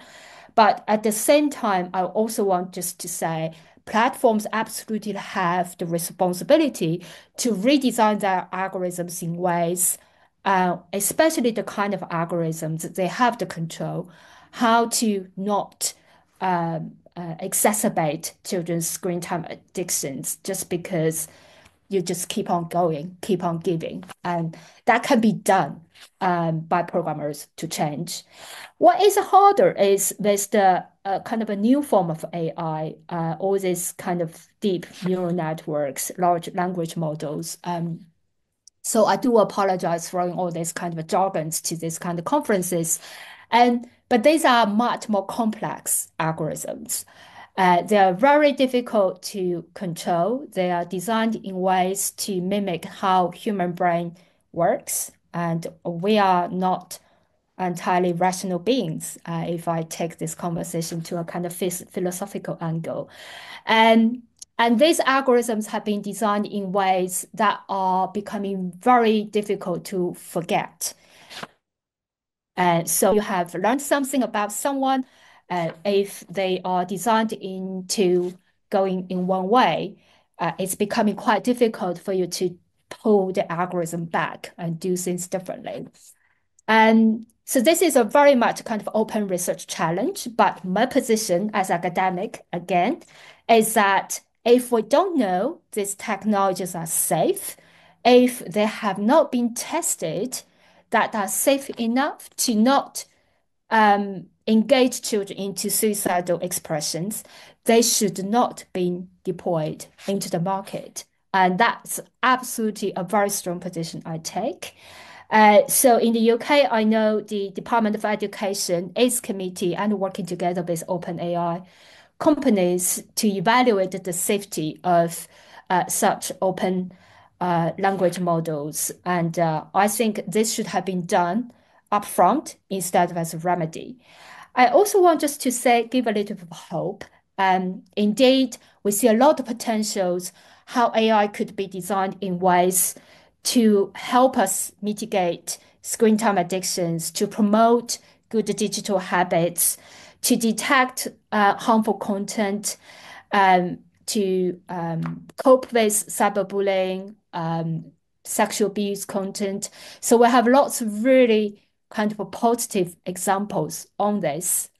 But we also have done lots of research quite recently in Oxford, as well as many other computer science departments, to evaluate the appropriateness of the seemingly magical large language models. It seems like magical potion for all, but it's not.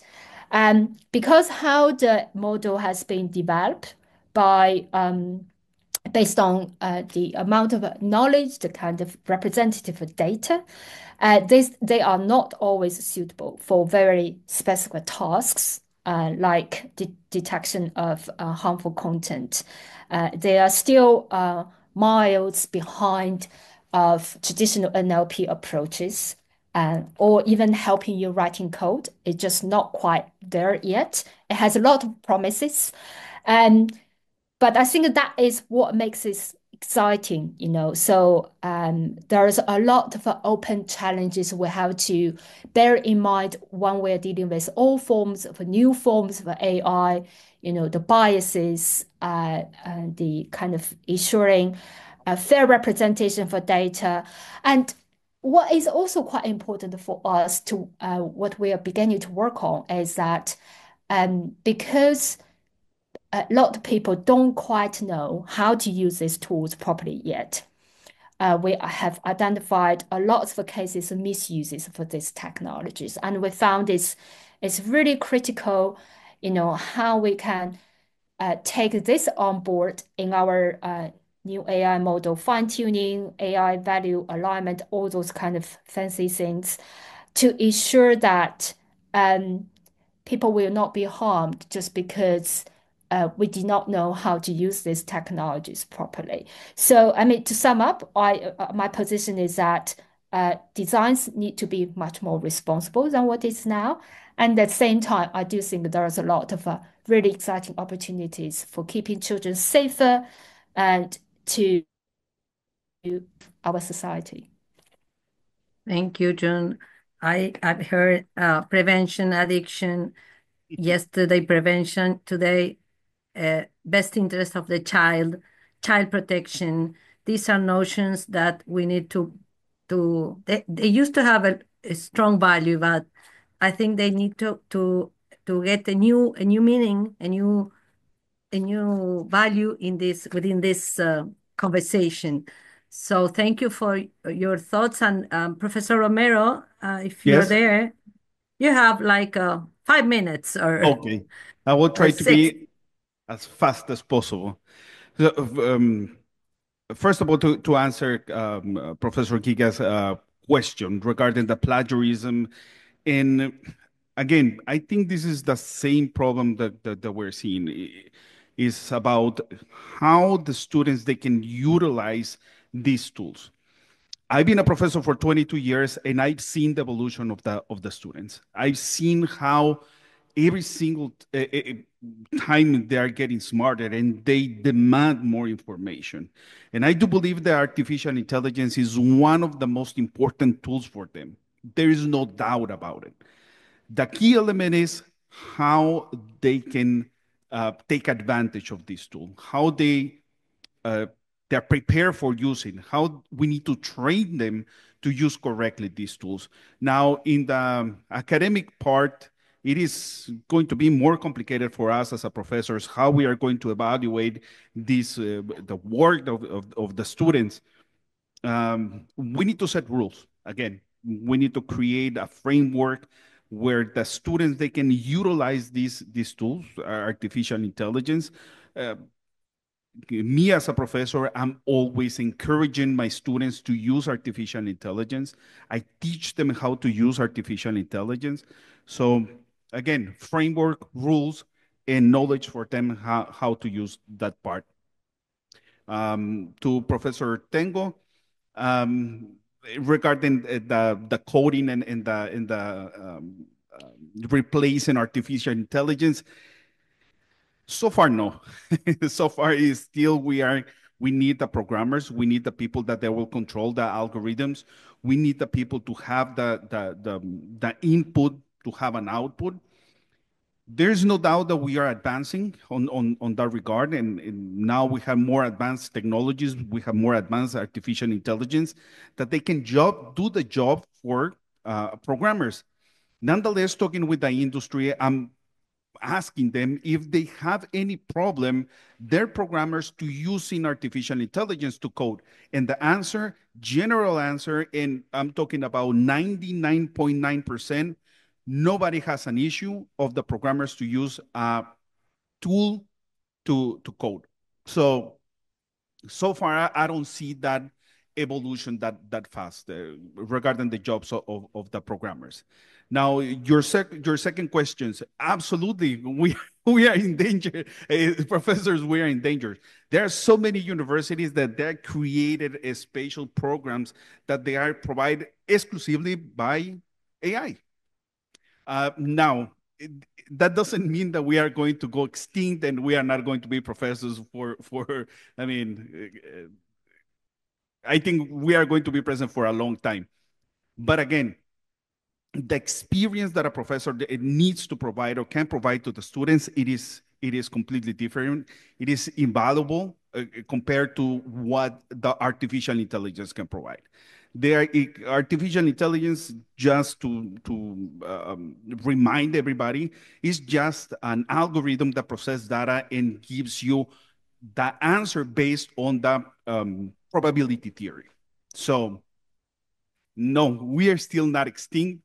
We are still here. Thank you very much.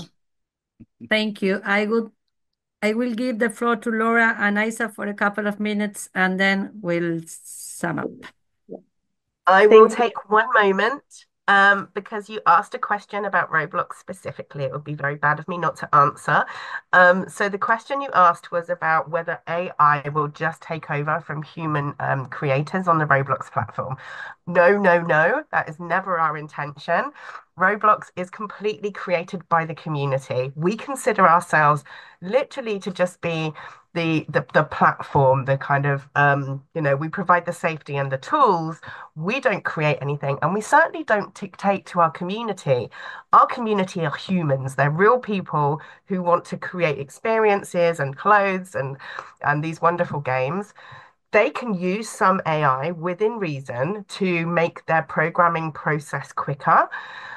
It can be used in some very simple games and experiences, but it wouldn't be enough that people would find it engaging, want to be on the platform. And there would certainly be questions about any monetizing that would happen in terms of that. I think it would be really obvious very quickly if there were completely AI generated experiences, but we don't have the tooling for that right now. And as far as I know, it's definitely not on the roadmap. So great question. But if you want to come and hang out with real creators, Roblox is still a good place to do that. Thank you, Laura. Isa, 1 minute. Yeah, thank you so much. Acha, Just sorry, to Acha. clarify, I wanted to clarify a few things. Just in terms of saying no to banning, that was not about, safety issues. That was about the social media, and that is actually evidence-based. So Professor Sonia Livingston and at DFC and also many scholars already showed that that is also not aligned with child rights. So that is different. And I think in terms of safety by design, child rights by design, that's a no-brainer. And my stance is also super clear about that. And I would like to really highlight that if companies had complied with the law in the beginning, and from the start, we wouldn't be facing many of the problems that we are now facing with AI. So I think really the compliance is a key issue, and I agree with June that, especially on Department for Education, also we are working a lot on EdTech related issues, is that many of the tools that we are seeing now shouldn't be there, and the safety approach needs to be super clear, and it needs to be both maybe ex ante and ex post and during the process as well. So basically, before anything is on the market, there needs to be robust assessments. So I just want to clarify that. And again, I think January 2025 is the way forward, and we can think about the design implication of that more. Thank you very much. Thank you. Professor Bello, yes. May I say something before you sum up? Of Just course, very yes. quickly. This is your Congress. No. It's all together ours. So I just want to say what I wanted to say in the beginning, but then because of some issues, it was not possible. So thank you very much, Professor Bello, for excellent moderation, and all panelists for really excellent presentations. I have learned a lot, and I think children as well and scientists as well, all the attendees, we learned a lot. So wishing you all the best, and I hope that we will work together for the best of the children. Thank you. Thank you, Professor Kiladze. Thank you, all the panelists and people there, children, smart questions. I've learned a lot. I'm a lawyer and a professor. So I was writing with a pen while you were talking, so you can see the distance. And I just to sum up, I think I would focus on two issues. In whose hands is the power? Power. This is a conversation about power. So if we human and children have the power, we can decide what we want to do with this tool. I don't know anything about this tool, but I know about laws and power. And this dialogue, this exchange proved that. So one question about power, and I heard this morning also, but this is morning for me, sorry, that regulation helps. Regulation helps. So this is what my final thought about this. We need to focus on children, regulation helps, and power. So thank you very, very much to all of you, Sophie Kiladze, and all the organizers, and I wish you all the best with this this is history on the making. So I feel honored to be part of this, even though I know nothing about the things. So the floor is yours, Sophie. Thank you.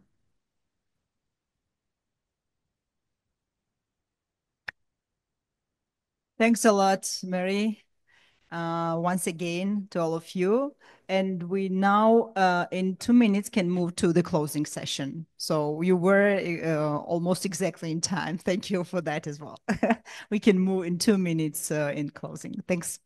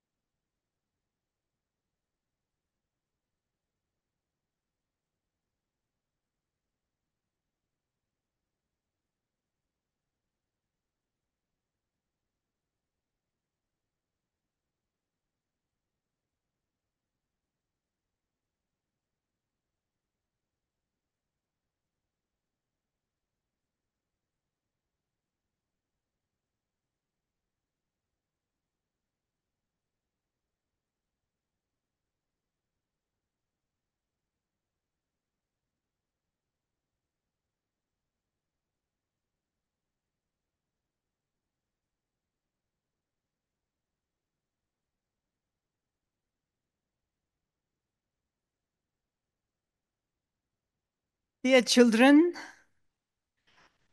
ladies and gentlemen, it's an honor for me to close this wonderful event yesterday and today here in Tbilisi, where also we had a lot of participants from around 60 countries of the world, different time zones, and I'm really happy that the University of Grigol Robakidze has supported this great event. I would like to thank all the organizing team, but also all the moderators, panelists, those who were online, who were here in person, those who were just participating in different forms. I'm really happy that we could come together in order to speak about this present, which is also at the same time our future as well. We have seen a lot of different points of views from states sharing good practices, from academia, a lot of scientists, which I appreciate very much, a lot of business representatives, education, CSOs. It was really amazing. We have seen those different perspectives, different points of views, but most importantly, many of you have underlined, we had a lot of children. And this is, I think, one of the most important parts of this conference. I remember one friend of mine who is working in the field of child rights mentioned to me several years ago. He said that once he wants to raise a fund for an event, for a project about children, he always gets that. Once he wants to raise a fund for child participation, where he wants to bring a lot of children, there are almost no possibilities, never. So I thought about this, and this is true, because if you see different events, conferences, etc., there are not many which involve children, or sometimes which involve children from different parts of the world, or many children. I think the children are those who can tell us what they want. And if you have just followed what children said, and what also different stakeholders said, it was very much in line. The children see also what are the opportunities, what are the challenges, and of course, We cannot work about children without that. Thank you very much, all of you. And the one point what I got from this conference, very important point, we have a lot of work. We have a lot of work to move the issue child rights and AI forward. All our roles, in different roles, better to say, but to work together. In our fields, but to work together. This is, I think, what makes mostly the outcome, what makes this issue moving forward and in the best interest of the children. Once again, I would like to thank Grigol Robakidze University, the rector, Professor Mamuka Kiladze. I'd like to thank ITU for huge support and huge assistance also while preparations of this conference. And all of you, especially those who made a long way from their countries to Georgia, to Tbilisi. I think, as I said, we have a lot of work, but we will do this. I'm sure that in 1-2 years, we will gather together again and can share with us, with each other, what we have done since this conference, and we can share best practices. And again, we will have children with us. Thanks a lot.